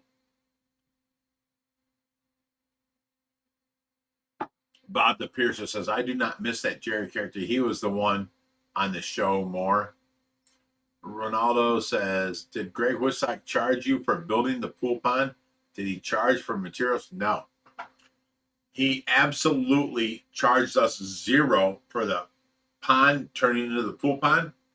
He had 50, what do you want to call them?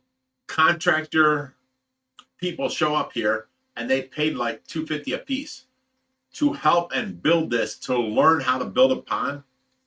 And they built the whole pool pond and all that. And, you know, it was 12 foot deep, and they filled it up with like 6 foot of filtration. They did all this on their own. They did good.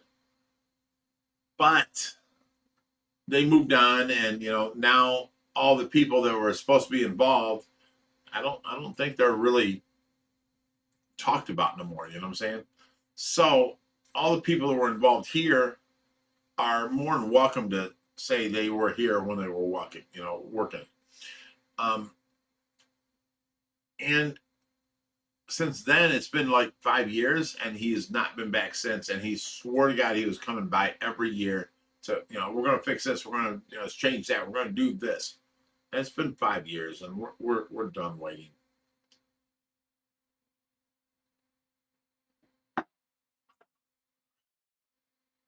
Okay. Ronaldo says, did Greg Wissack charge you for building the pool? Oh, that's what I just said. CLELS and Cichlid says, have the Frontosa tank bred yet? I know you were trying to get them all blue Zaire, but there's still Burundi in there with them. There is 2 Burundi in with all the, there's probably like 24 Zaire Frontosa, and they are not breeding at all. I do have 1 Black Widow Frontosa in there with that. I want to get the Burundis out, but, you know, they have not bred. No.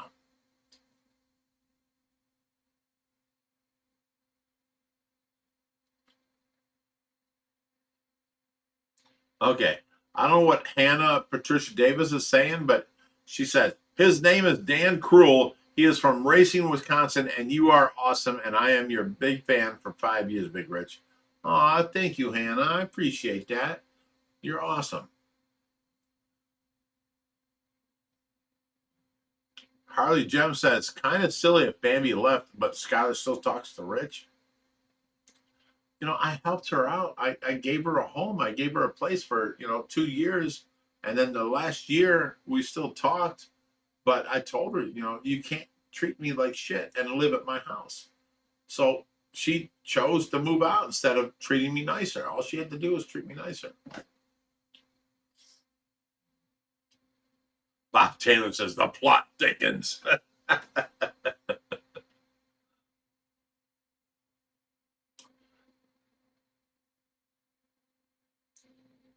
Okay. Ryan FF9695 says, Big Rich, whatever happened to Roger that was on the live stream back in the day? He was so funny. Any of you guys always had me laughing. Roger was hilarious. Roger was amazing. He got mad one day, and I've never actually talked to him since. But, you know, Roger, we called him, we have a shirt here. Wait. We have a shirt here dedicated to him because he talked a lot of shit. Was it this one? Nope. Was it this one? Nope. Was it this one? No. We have a shirt here somewhere that says, "Shut up, Roger." Oh, there it is. There it is. Shut up, Roger. Because, you know, he talked a lot of shit, and we laughed our ass off all the time. We miss Roger. We really do. And Roger was great. He was fun. And I don't know what happened to him. He was bringing me over food that his wife was cooking, and he was hanging out here. And then all of a sudden, he wasn't. I don't know. You know, I don't know. But he was very funny. He was hilarious. You know, I called him eyeliner because, you know, it looked like his eyes were done in eyeliner, but that's just the way he was.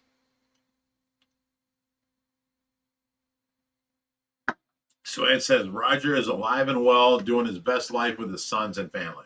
Well, that's good. That's good. But still, Roger was somebody that needed to be here because he was hilarious. I loved hanging out with Roger. That was funny.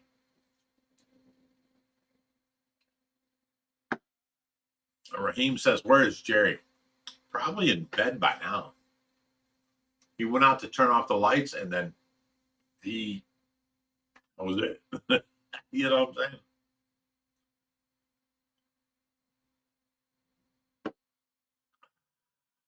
See, now that tastes good. But then I pick up this pina colada, and it tastes so good. It's like a treat.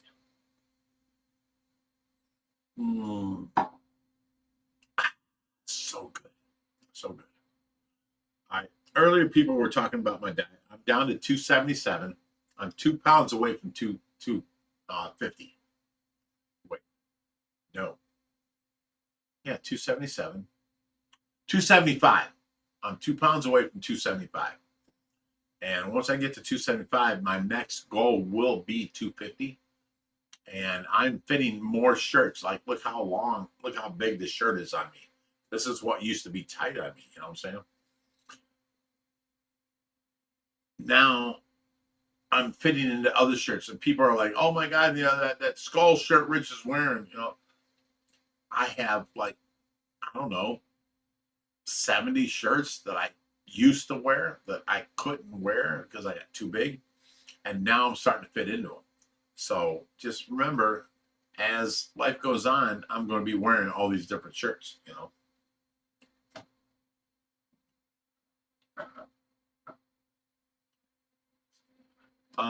Ronaldo says, hey, Rich, who is your favorite guest to have on the live stream or in the videos? Ooh, that's a rough question. I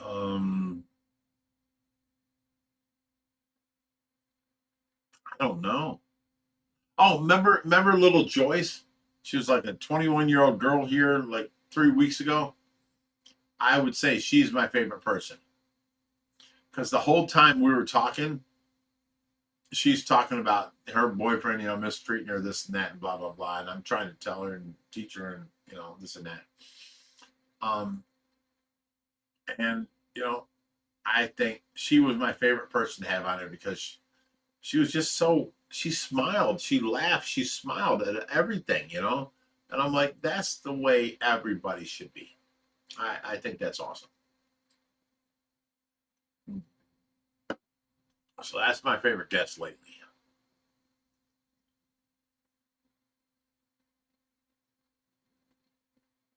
Michael Cohen says, do you have a PayPal to donate from NZ?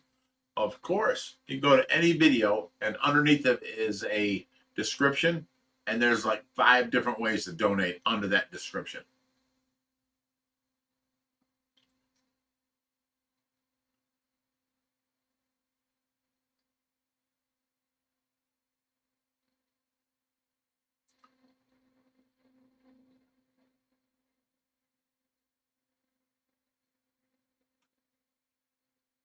Suan says, favorite on the live, eyeliner, hands down. He was awesome. He was so funny. I mean, I love that guy.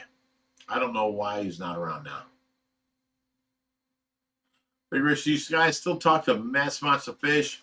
Also, I love that the live stream is longer tonight. It's awesome. We love you. We love Ovar from Indiana. Rock on. We haven't talked to Matt Spots of Fish for a while, but he sold us his last 750-gallon tank. He called it 1,000 because there was a 250-gallon sump with it. So 750-gallon plus a 250-gallon was his 1,000. We got that tank here now, and we haven't talked to him since. But he bought a Mustang, and now him and his son are hanging out at all the car shows, working on the Mustang, building the Mustang, that kind of stuff. So he's having a great time with his kid.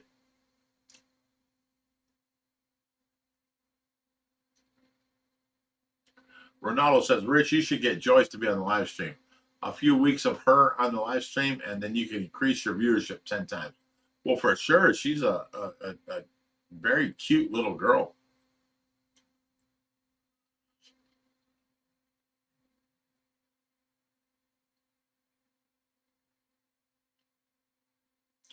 Blake Adams says, anyone have the Tracy update time? It was 6:30. We put it on there.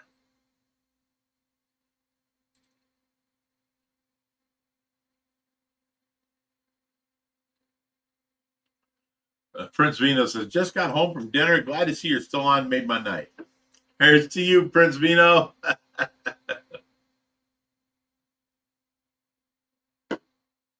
CLELS and Cichlid says, when you walked away, I asked about piranhas. Why don't you keep them? Okay. Us being a rescue. Okay, here's the thing. We get so many fish in. And we have to put this fish with that fish, this fish, that fish. You can't do that with piranhas. You need a settled tank that has no piranhas in it, no other fish in it. And basically, you have to set them up on their own tank. And then we have to try and find them homes. So a fish that is in this situation where it has to be with its own kind or it will kill them, you know what I'm saying? It's harder for us.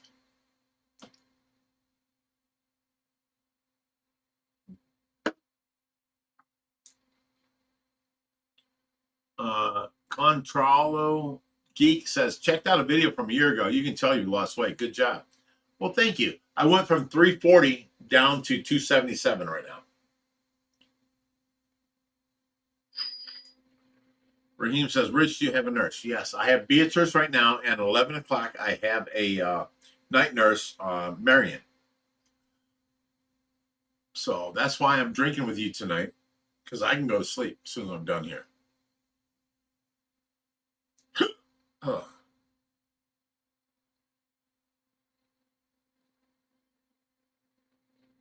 The official Man Shark says, what do you think about IU versus Miami National Championship game?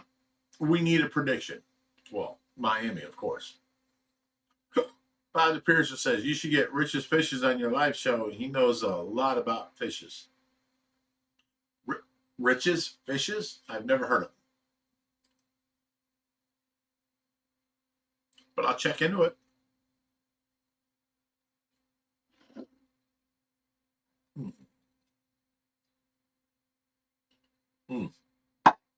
Oh my God, that is so good. That is so good. Oh my God. I feel like I'm drinking like biscuits and gravy every time it's so thick. It's so good. It's, oh my God. Taco, everybody, drink up.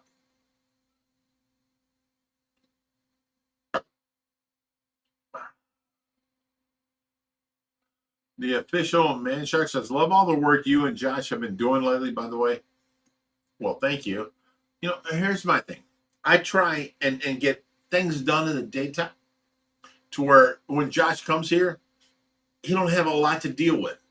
He can get his project done that he wants and get out and go home. So I try every day to get things done. And that's why, the dog bone tank got a little bit destroyed because we were trying to get things done for Josh. We're trying to help him. And then, the guy hit the wrong, I told him where the black meets the black, and he scrubbed where the black meets the glass and took off all the silicone. So, I mean, it's not his fault. He didn't mean to do it. He just didn't understand me. And then, somebody else says, oh, well, every time, Josh does something, Big Rich comes behind him and destroys it. Fuck you, bro. I have been trying to get Josh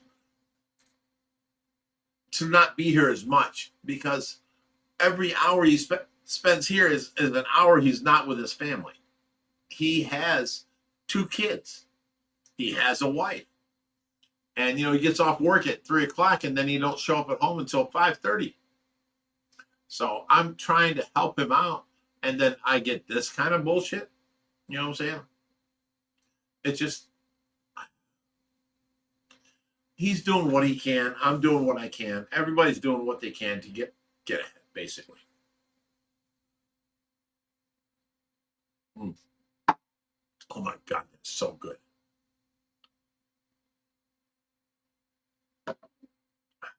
All right. Ryan says, FF9695 says, Big Rich, will you adopt me? You are such a good guy and so full of knowledge. Oh, thank you. And, if you're willing to watch Tracy, you can come by here. Hang out all you want. The official man shark. I love seeing the father-son work together. I hear what you're saying, though, and you really are helping him out. I try, I mean, I care about my son. I mean, what person can say you have a kid, you don't care about him? Or you're being selfish and you're making him work more? No.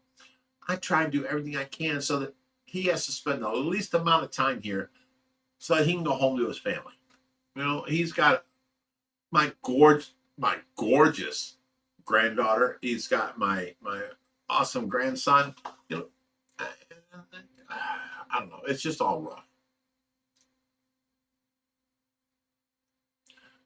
2B says, longest live stream in a long time. Well, this is true. This is true. If it wasn't for the hiccups, I wouldn't know I was this drunk. I got hiccups.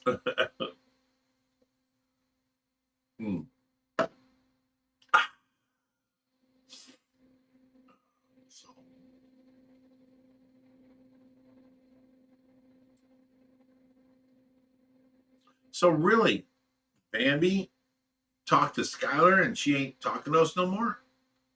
And Skylar is? I don't get that. I drove up to Michigan to Bambi's place, and I actually picked her up and held her and showed the pictures and all this stuff. And she helped us out, clear out this church and this stuff. I don't understand why she's not talking to us anymore.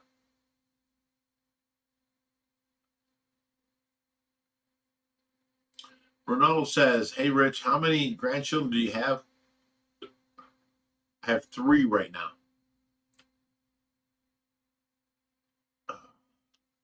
Let me see. Yeah, I have 3. 3.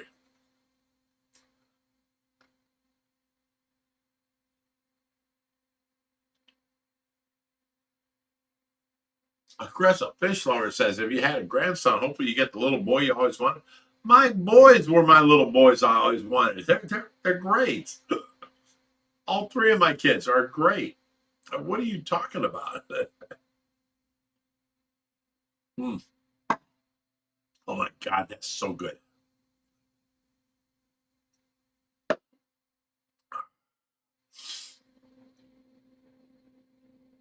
Dude, one of us got to reach out to Bambi. Sue Ann, I vote you. You got to reach out to Bambi and see what the hell happened. Seriously.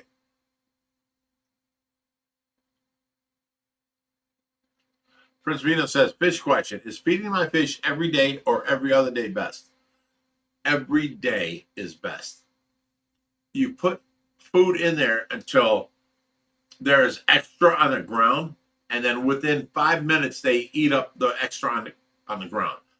The perfect amount of food, okay?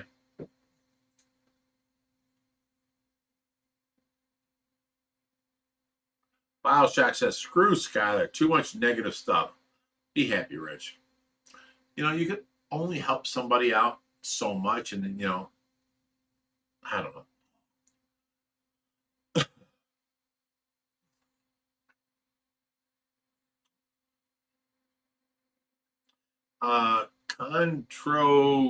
Control Geek says, do you all do anything special for the koi during the winter? No. You stop feeding koi when the water temp reaches 55, and then they go into like a state of mind called temper, and they stay there all winter. They do not eat, they do not move, they're fine. Come summertime, they'll start coming back. When the water reaches 60, you start feeding them again. All right. M. Murphy says, hey, Big Rich, I have questions about community service. So any crazy stories, or have you ever had to ask that they don't return? Okay. There was one girl. I mean, like, what the fuck? She was here for 40 hours. She was on her last 4 hours. She shows up unannounced. And we're getting ready. Me, Skylar, Skylar's little brother, Brock, and I forget who else. But the four of us were getting ready to take up the boat to make sure it floated good and did good in Lake Erie, because we had to replace the freeze plugs. All right, we didn't want to see no water coming out. We didn't want to see nothing. We wanted to make sure that the boat would run. Because the next day we had a rescue out in Hinckley. So I tell her, I'm like, I can't do community service today. You know, you didn't call me, you didn't ask me nothing. You're more than welcome to go with us. But, you know, I can't work you for community service today. So she went with us. And we went out on the lake, saw that it ain't leaking. We came back in, we loaded, we came home. Later that night, her parents showed up at my house. And I'm like, I don't know that it's her parents. I just see some people at my house. I go to the door. I'm like, hello, can I help you? And they're like, yeah, you hit my daughter. What are you talking about? Who the hell are you talking about? And they say her name. And I'm like, are you out of your mind? You know, I haven't hit my own children. Why would I hit your kid? You know? And they were like, oh, you hit her. You hit her. And I'm like, oh. So the cops were called. Cops come, and you know, they watch like 3 hours of video, because it turns out this woman said that I hit her on the back deck at the table. And I'm like, are you serious? The cop's like, yeah. I'm like, thank God. He's like, what? I go, I got a camera pointing right at that table. You know? So out of the 5 times she was here, she said she was here in a blue shirt with pink trim. And the cop saw the day she was here with that trim. She said that she was sitting at the table, and I nailed her, right? So the cop watched the whole thing and sees that I never hit her. And then, you know, he goes, let me go. And he's going back to, he's like, you know, I'm going to press charges on her for false accusation. And I'm like, whatever, it don't matter to me. It's cool. And, you know, we went on from there, and then, but later I got dropped from, I think it was Chagrin, the city, and wherever else she came from. I don't know. But I never had community service from them again, because they listened to this girl. And, you know, it got proven false. I had video, and the cop was pissed off at her.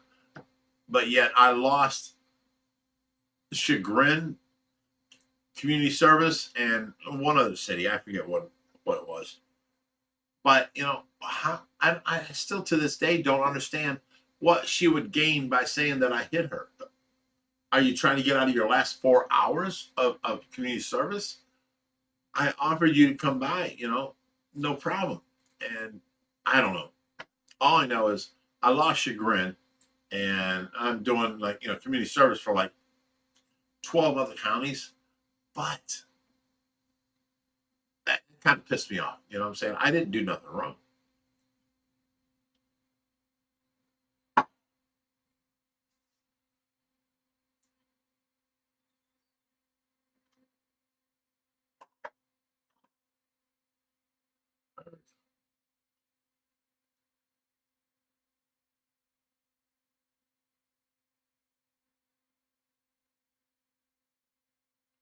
Sue Ann says, can't be me. She done removed me. Really? Bambi removed you?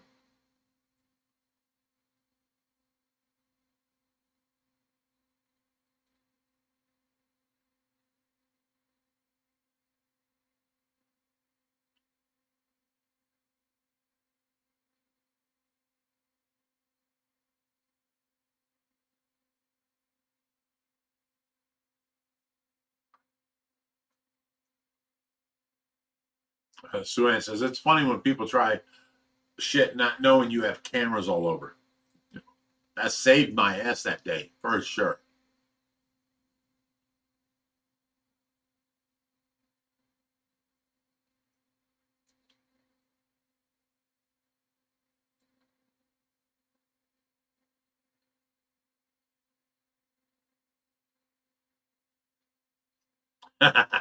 Bob Taylor says, does this explain chagrin tap? No, not at all. Two separately different things, nothing to do with each other.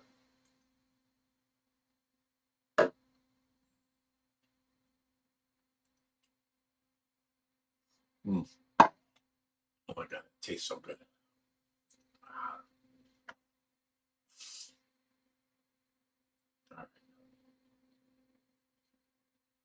Yeah, I don't understand the whole Bambi thing.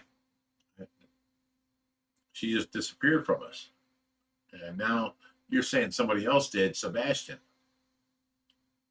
I don't get that. But, you know, Sebastian was up Skylar's ass. He wanted to date her, he loved her.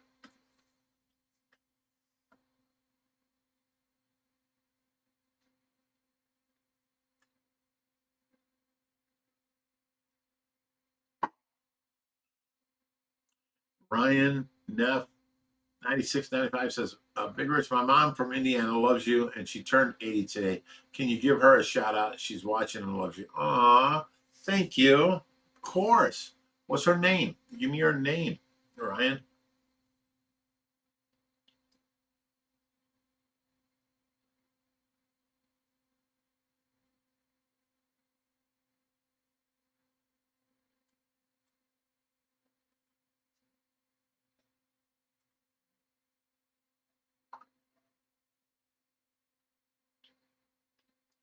Suanne says Bambi, Seb, and Brooke. I still talk to Brooke, so I don't see that as part of it.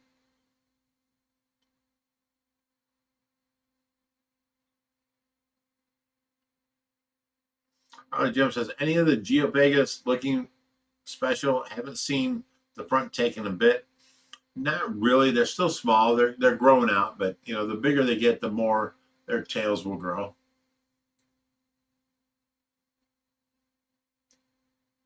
Ryan says Jill Neff is her name. Well, hey Jill, how you doing? Glad you following along with Ohio Fish Rescue. Thank you. I appreciate you. And you know, keep hanging with us. We're gonna have fun.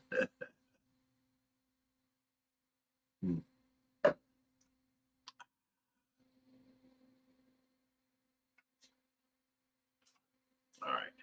Let's go through this. Let me see. Do I have Bambi's number in my phone? I can get to the bottom of this right now. Phone.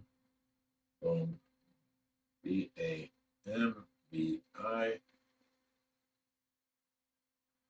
No, do not have her number. Okay.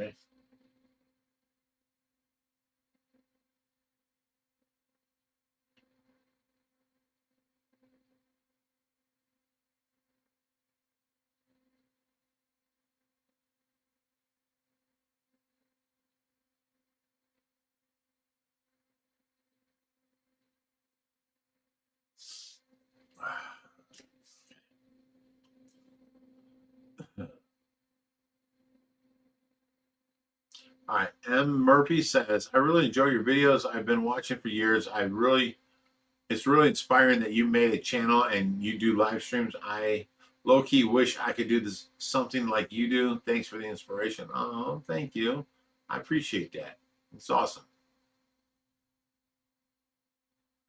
Bioshock says, I'll say good night to all my fishy friends. It's 3:40 a.m. here in Newcastle. Well, good night, Bioshock.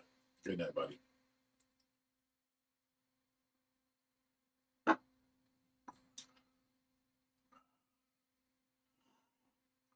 We're good to go. All right, guys. Anything else you want to talk about?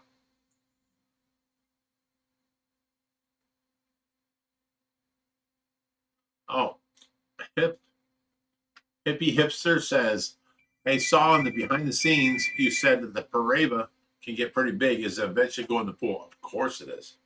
For sure. I mean, that's a man eater. He's going in the pool for sure.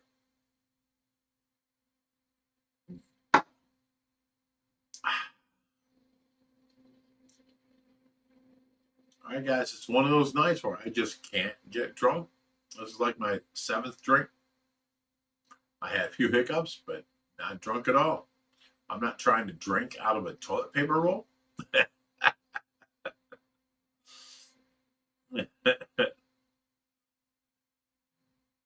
That's all right. Next week is another week we can try again. That's all I'm saying. All right, guys. So we're out of here. Happy 80th to your mom. Hope she had a wonderful day and keeps the celebration on. Okay.